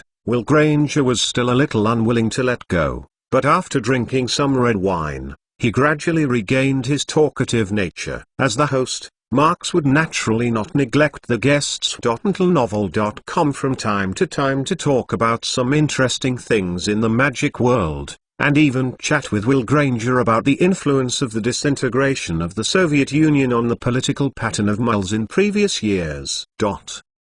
If I didn't know it in advance, I would have thought McClown you were a... Well, that's what you said that word. Oh, my aristocrat, not a wizard who knows magic. Will Jlanji looked at Marks and said with surprise. While accompanying his daughter to Diagon Alley in recent years, Will Granger has also come into contact with many wizards. Ancient, conservative, and mysterious are almost synonymous with them. The attitude towards ordinary people like them is often high, in the words full of contempt. However, Marks was completely different. Before that, Will Granger could not believe that a wizard could actually understand the mole world better than him, the mole. In fact, I always think that wizards are just a rare magic talent than ordinary people. There is no difference between the two. Marks shrugged and replied casually. In his previous life, he was an ordinary person who knew no magic. He had a deep understanding of the power and convenience of technology. Some magic can indeed do many incredible things, but the power of technology is also terrifying. The two are complementary. Chapter 896 lived together with Mark's deliberate support. The atmosphere of the dinner was very harmonious, and all of them had a very pleasant chat. It wasn't until he was about to leave the meeting that Will Granger hesitated to ask, "By the way, McClown, Hermione told me yesterday that a dangerous prisoner named Grindelwald escaped from that Newman-Good prison, which might have some impact on our lives. So you suggested Hermione let us move, is that right?" It is not accurate enough to describe Grindelwald as a prisoner. You can think of him as a terrorist. No, maybe it will be more convenient for you to describe it as the German head of state during World War II. Marx corrected Willange's rhetoric, so that the other party understands the urgency of the situation. Is he really so powerful? Mrs. Granger was surprised. As a mole from London, although she did not understand Grindelwald, she clearly knew the meaning of the representative of the German head of state. Will it be too exaggerated as a comparison? Grindelwald has always wanted to provoke a war between wizards and ordinary people. If he succeeds,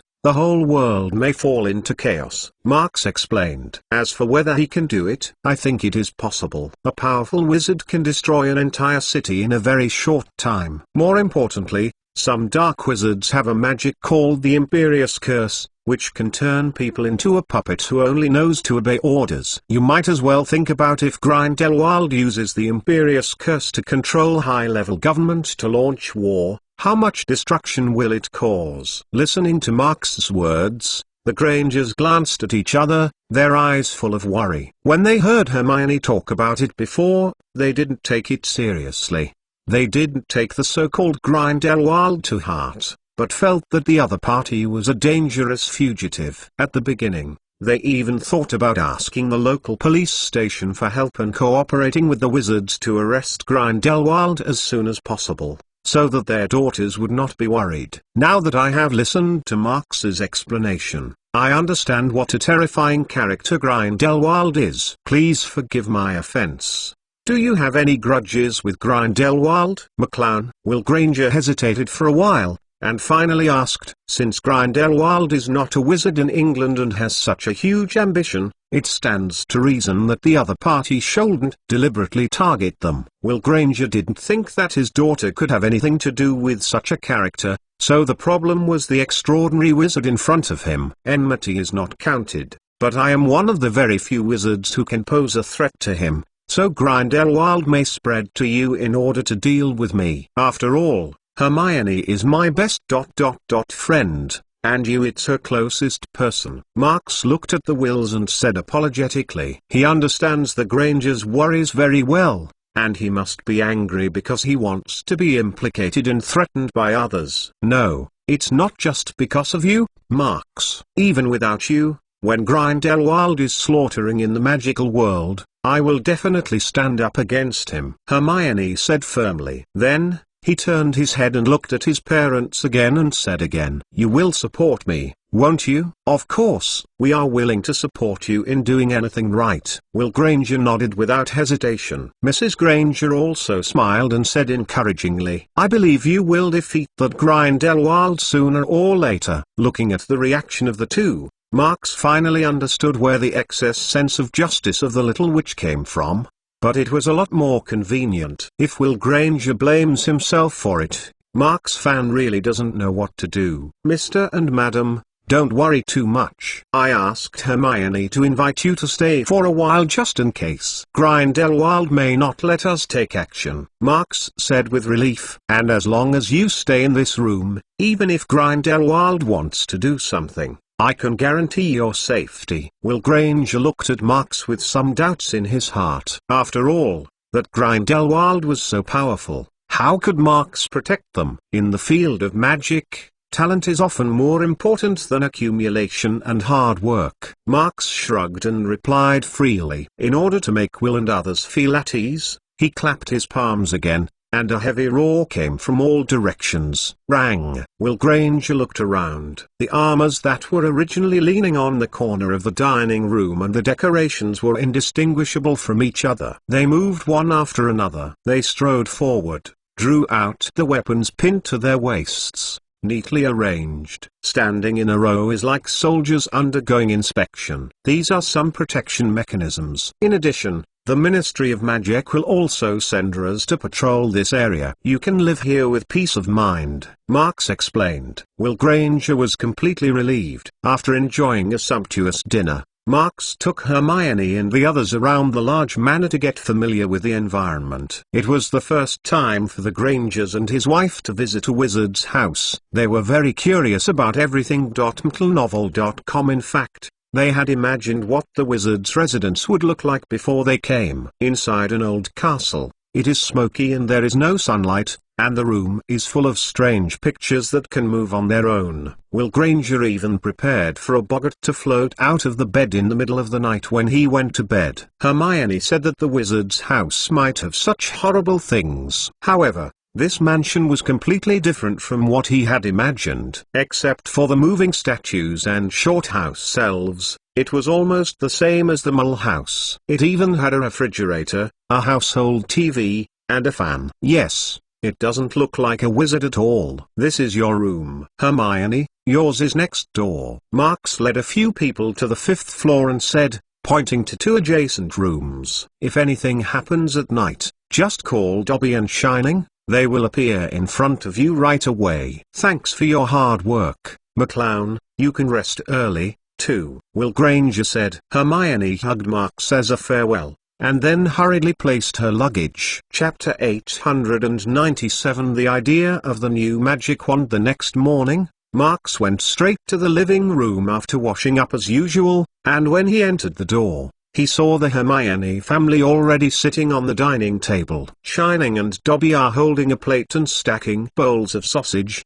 toast, and roasted tomatoes on the table, but the plates in front of everyone are empty, and the knives and forks are neatly placed aside, probably waiting yourself. Are you still used to living? Marks pulled a chair and sat down, then looked at a few people and asked, Of course, thanks to you. This is the first time I have lived in such a big house. Will Granger quipped. Mrs. Granger also nodded. Although she only stayed for one night, the luxury of this mansion was beyond her imagination. When she passed down the stairs just now, she even saw a separate swimming pool. Well, you can talk later. Let's eat now. Hermione picked up the knife and fork in front of her and said urgingly, You might as well feel free to wait for me. Marks smiled and took the lead in eating a sandwich. Will Granger did not act immediately, but observed Marks for a while, and made sure that there were no so-called noble rules when eating, and then he let go a little. While eating, Will Granger was still like a curious baby, asking why the stone sculptures moved last night, and how these house elves appeared in front of him with a pop. At first, Marks answered patiently one by one, but the other party's questions were common sense one after another. In the end, Marks had to answer perfunctorily because of the magic of magic. The ignorance shown by Will Granger made Hermione a little embarrassed, and hurriedly took the topic over and answered many questions from her father instead of Marks. After several people finished their breakfast, Shining and Dobby appeared in front of everyone at the right time, busy tidying up knives, forks and dishes. Upon seeing this, Mrs. Granger stood up and wanted to help tidy up as usual at home, but she had just picked up a fork, and the 2 house elves beside her screamed loudly, glittering the dishes in her hand. It fell to the ground and broke into several pieces. Mrs. Granger was taken aback by the actions of the 2 house elves, and looked at a loss, wondering if she had done something wrong. Enough. Marks reluctantly stopped the howls of Shining and Dobby, then waved his wand, and restored the broken plate with a healing spell, and then looked at the bewildered Mrs. Granger and explained. House elves usually think that housework is their most important job, and it is very shameful to let others intervene. The wizard trained the house elves into slaves through this concept. Hermione snorted slightly, and said with a slight dissatisfaction. Marks pretended not to hear, and secretly urged Shining and Dobby to leave quickly, lest the little witch mentioned the domestic elf liberation front again on a whim. Both Will and his wife were surprised by the pathological servility of house elves, but they didn't say much. After all, this is regarded as Marks's family affair, and they don't understand the laws of the wizarding world. Is there anything we can help, McClown? Will Granger asked after a pause. They probably have to live in this large manor for the next few months. If he doesn't do anything, he always feels a little uneasy. No, I really want to say that I involved you in it. It's my apologization for you to live here these days. Marks shook his head, and all the debris in the manor, Dobby and Shining, it's done, and what I have to do is not something that two muls can help. The Grangers probably also wanted to understand this, and they were very depressed and helplessly accepted their identity as me-insects. Hermione volunteered to serve as Marks's assistant during this time. Considering that this would make the three people feel more at ease, Marks didn't refuse, but readily agreed, and took the little witch to the alchemy room on the 4th floor. Although the entire manor has not been completely remodeled due to time constraints, the alchemy room and training ground are exceptions, and they are all prioritized for construction. These days, Marks still took time to move all the books in Knockdown Alley. Are you going to study magic wands, Marks? Hermione walked into the alchemy room, and looked at the materials for magic wand, how to choose the most suitable wand core combination on the table, guessing. Almost, I plan to make a new wand. Marks replied freely. What about your original one? Is it broken? Hermione asked in surprise. Marks shook his head, drew the undamaged unicorn wand from the sleeve of the wizard robe, and explained. It's not damaged, but its strength is too weak. You must know that Grindelwald has the strongest wand in the magic world in his hands. If I want to fight him, I must change to an equivalent wand! Exclamation mark. Marks stroked the wand in his hand that had accompanied him for 5 years, somewhat emotional. When he was in the 1st grade, he had always wanted to change to a more suitable wand because of the fit problem. After that, whoever wanted to fuse the blood of the unicorn by mistake, and smoothly solve the fit problem, he also changed. This magic wand has been kept, and it has been specially strengthened. However, due to the material problem, this magic wand has been strengthened to the limit. McGonagall.com. It may even become slightly hot and shake when releasing some powerful magic. Obviously, it is a sign that it will not be able to withstand the huge magic power, so it's time to let it take a back seat. It's just that the production process of the wand is much more complicated than Marks had imagined. There are hundreds of different combinations of wand core and wand wood, and the compatibility of the material and the owner needs to be considered. On this basis,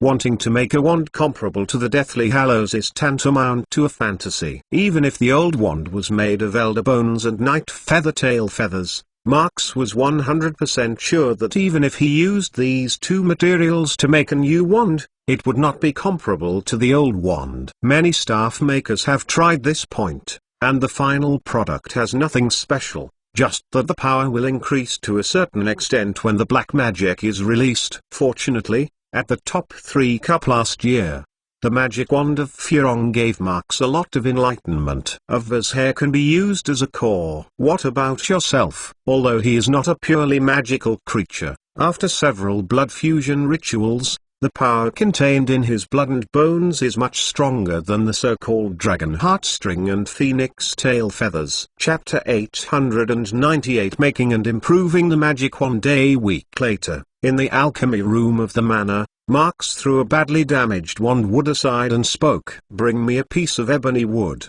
Hermione.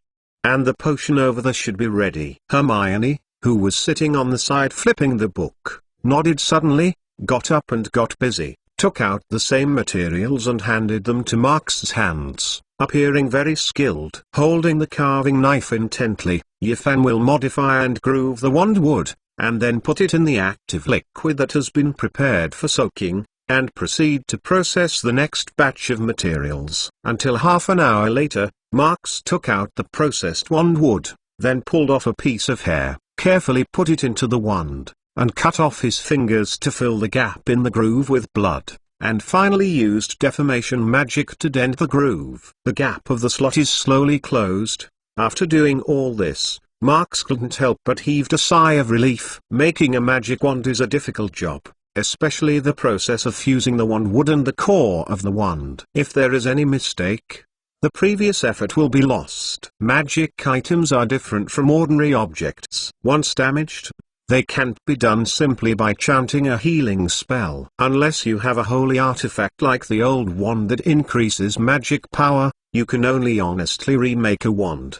Probably because of his lack of experience and the complexity of his powers, Marks has failed more than 10 times in a row in this week. One part was that something went wrong in the production process, and the other part was that the wand wood and the core of the wand were not matched, and the wand made was not usable at all. Fortunately, the wand in front of me didn't seem to have any messy problems. Marks picked it up, pointed it at the practice dummy in the distance, and waved it vigorously. Torn apart, a dazzling beam of magic spell flew out from the tip of the stick, hit the wooden dummy, and immediately exploded it to pieces. Marks was very satisfied with his excellent power. He almost used the splitting curse to achieve an effect equivalent to the ordinary blasting curse. This increase in strength has surpassed his original unicorn wand, but he glanced at the items in the system. After getting inside, Marks's brows wrinkled again. Magic item,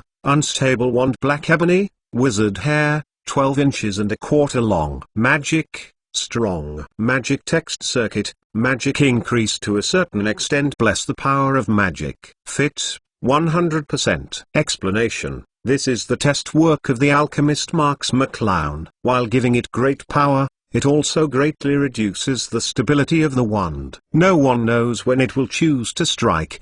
Perhaps in the interval between the next spellcasting?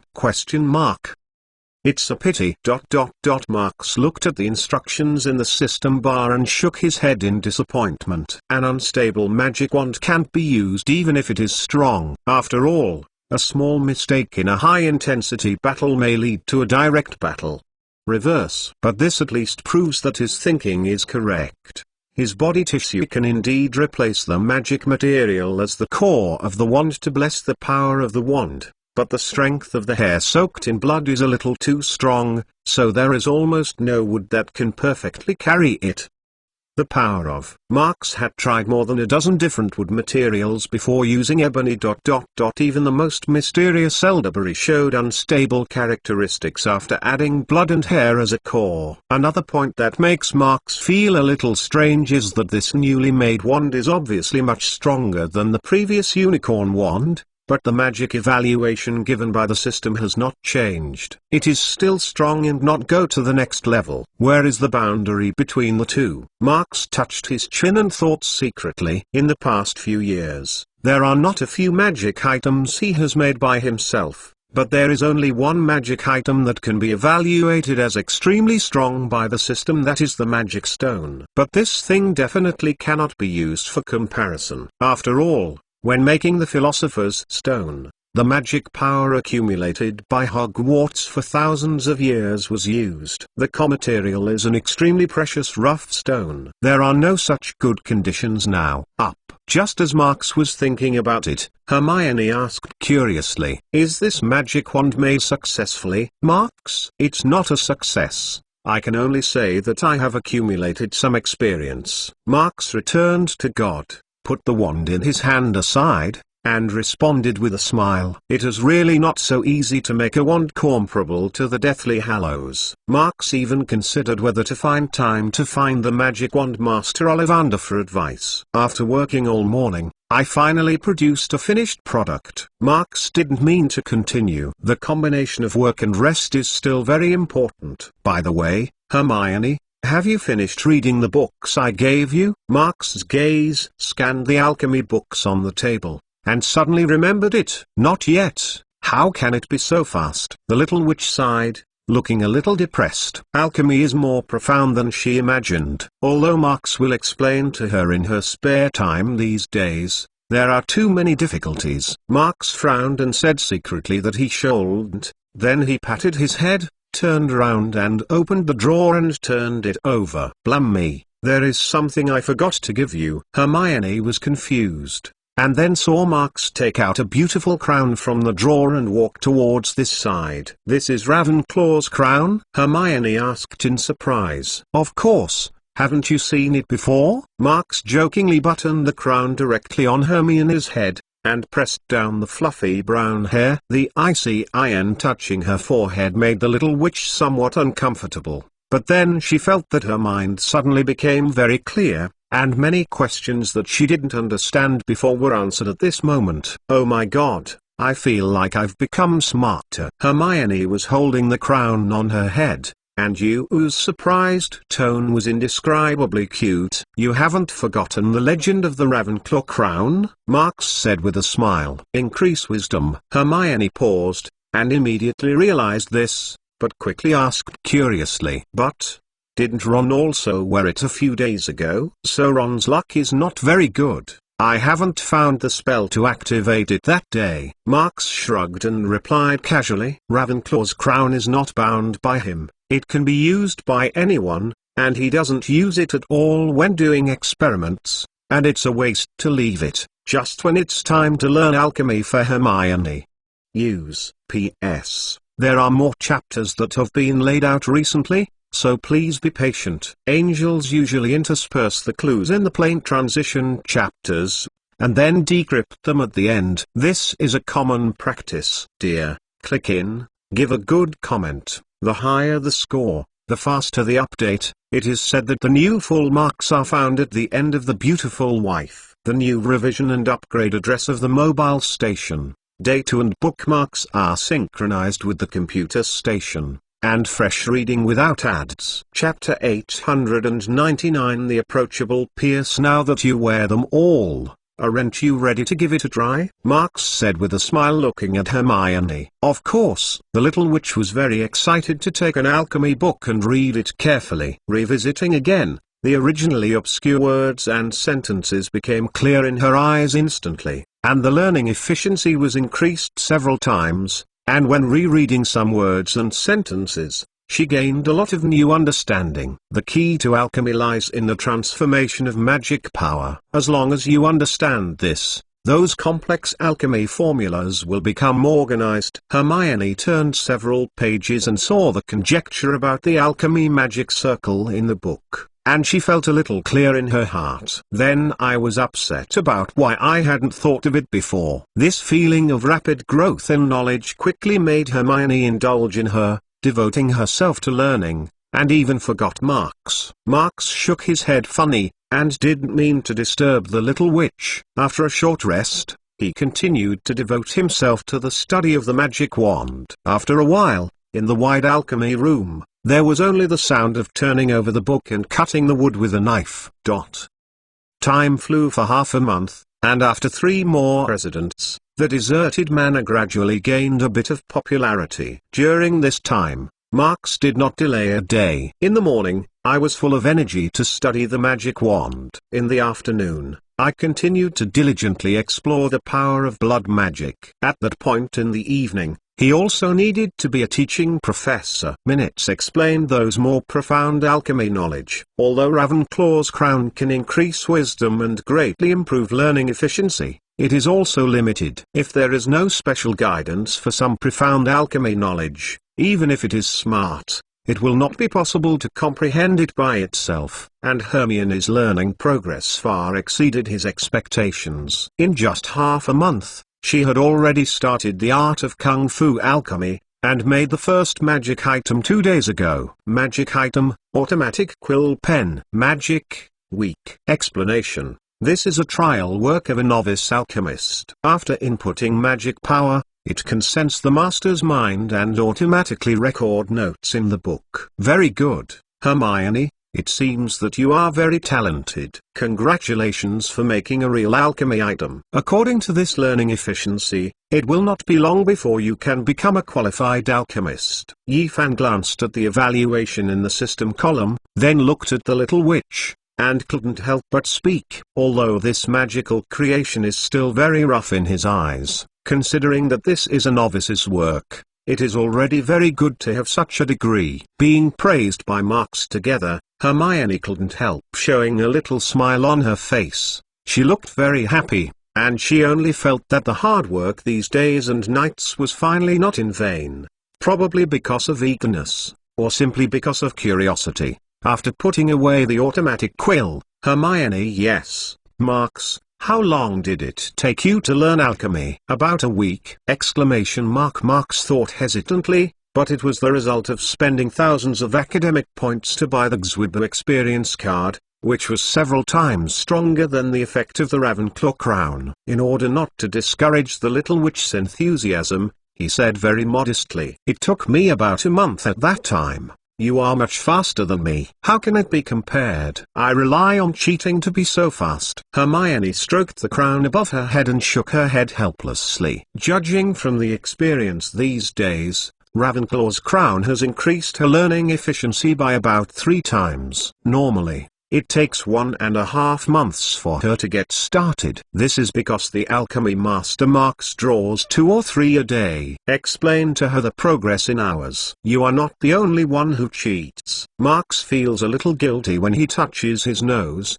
but can he be called to suspend his learning? Hermione didn't know what Marks was thinking. After seeing the gap, she secretly decided that she had to work harder. Of course, this is not to one day be able to surpass Marks. But when acting as an assistant these days, Hermione has deeply realized the lack of her knowledge reserve, so that she can only do simple things like submitting materials. Can't help much. Thinking of this, Hermione picked up the book in her hand again and looked through it. Let's take a break. Hermione, you've been reading books all morning. If you are too tired, it will delay the efficiency of your study. Marks took off the crown from the little witch's head, feeling helpless. He originally thought he was already a person who loves to study, but he was still far behind Hermione. He even suspected that if he didn't interfere, the little witch would be able to stay in the alchemy room and read related books on a summer vacation.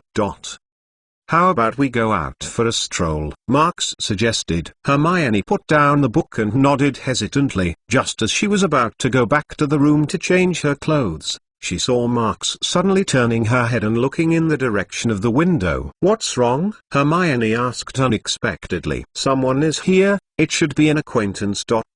Otherwise Dobby won't let him enter the manor. Marks touched his chin and said. At the same time, on the first floor of the manor, in the spacious living room, Will Granger subconsciously got up and opened the door when he heard the knock on the door. Outside the door, a slightly rich man with a top hat appeared in front of him, with a pleasant smile on his face. Are you? Will Granger asked hesitantly. You can call me Pierce. I'm Mr. McClown's friend, Pierce said with a smile, and his intelligence network naturally knew the identity of the mole in front of him, but he didn't dare to be a little negligent. Ah. This way. Will Granger blocked the door, feeling a bit difficult to ride a tiger for a while, wondering if he should let the other person in, just remembered that this is not his home, and the wizarding world seems to be it's not too peaceful either. Fortunately, Will didn't struggle for too long. www.mcgonagall.com because the sound of tattoo came from upstairs in just a few seconds. Pierce, Minister? Hermione cried out in surprise when she saw outside the door as soon as she got downstairs. Oh, hello, Miss Granger. Pierce responded politely. Hermione smiled at Pierce, then said to the confused parents. This is Mr. Minister of Magic. Well, the mole president. The president of the wizarding world? Will and his wife looked at Pierce with surprise and trepidation. This is the first time they have come into contact with such a big man. But this Mr. Minister is too approachable. He has no airs at all. End of this chapter. Dear, click in, give a good comment. The higher the score, the faster the update. It is said that the new full marks are found at the end of the beautiful wife. The new revision and upgrade address of the mobile station. Data and bookmarks are synchronized with the computer station, and fresh reading without ads. Chapter 900 Trail of Thunderbirds. Pierce smiled and exchanged a few words with a few people, then looked at Marks who was coming down the stairs, and said, Mr. McClown, I am looking for you on important matters. In view of the presence of outsiders, Pierce did not use honorifics to avoid unnecessary trouble. Is the thing that I said last time gone? Marks asked straightforwardly. Seeing Pierce's freehand look, he could guess that it wasn't about Grindelwald. It was probably related to Ray. Bird related. Yes, because it's important. I had to take a trip myself. Pierce nodded, and at the same time looked at Hermione and others imperceptibly. Go to the conference room and talk. Marks immediately understood, moved away from the Grangers, and led Pierce into the top conference room. After leaving the sight of Hermione and others, Pierce's attitude immediately became respectful, and he reported, "The Thunderbird you asked me to find has already been found. According to intelligence, someone has found traces of this magical creature in a small town in France." France? How could it be there? I remember that the Thunderbird's habitat is not in North America. Marks raised his eyebrows and asked strangely. I heard that it was taken by someone smuggled over, but something went wrong in the middle. It caused a lot of riots in that small town a few days ago. People from the International Federation of Wizards are investigating this matter. This information is also they provided it. Pierce said casually, wait. The International Wizarding Federation? These people are so kind? Marks was a little bit unbelievable. He had just drawn the face of the International Wizarding Federation. It would be good if the other party didn't hate him. How could it be kind to him? Provide information. Or is it that these people finally figured it out and plan to use this information to ease the rigid relationship between each other? Have you sent someone to verify it? Marks looked at Pierce and asked very cautiously. I have asked someone to confirm that the weather in that small town has indeed been abnormal recently. It is probably affected by Thunderbird, but I dare not be 100% sure. Pierce said hesitantly. In fact, he dispatched manpower to directly capture this thing for credit, but those Auras squatted in the small town for several days without seeing the shadow of Thunderbirds, but felt the local harshness swell. Weather. Listening to Pierce's account of Marks is not surprising. Thunderbird is an extremely sensitive and magical creature that can predict danger in advance, and coupled with its own powerful magic power, it is very difficult to capture. But it is precisely because the opponent is so good that he will choose Thunderbird as the target for the next fusion. In addition, our spies also found out that the French side was under martial law for unknown reasons, intensifying the screening of immigrants. I guess it might be related to Grindelwald. At this point, Pierce's expression became very serious. Dignified. No wonder the International Wizarding Federation gave us this information so easily. Marks touched his chin and said with a sneer. These people were probably expecting that he ran over and collided with Grindelwald. Pierce naturally understands this, but the plan of the Wizarding Association may be frustrated, because he has found a professional 2 days ago to search for the traces of Thunderbirds, and it won't be long before he can get the thing back. However, Marks's response was beyond his expectations. No, I'll go see it myself. Marks waved his hand and said he was also a little curious about what Grindelwald wanted to do in France, and there was some information that needed to be confirmed, such as whether Grindelwald had regained a new life as he had imagined and was completely free from the troubles of black magic. Of course, the most important task is to catch the Thunderbirds and complete the next blood fusion, otherwise Marks really doesn't have any confidence against Grindelwald, who holds the old magic wand.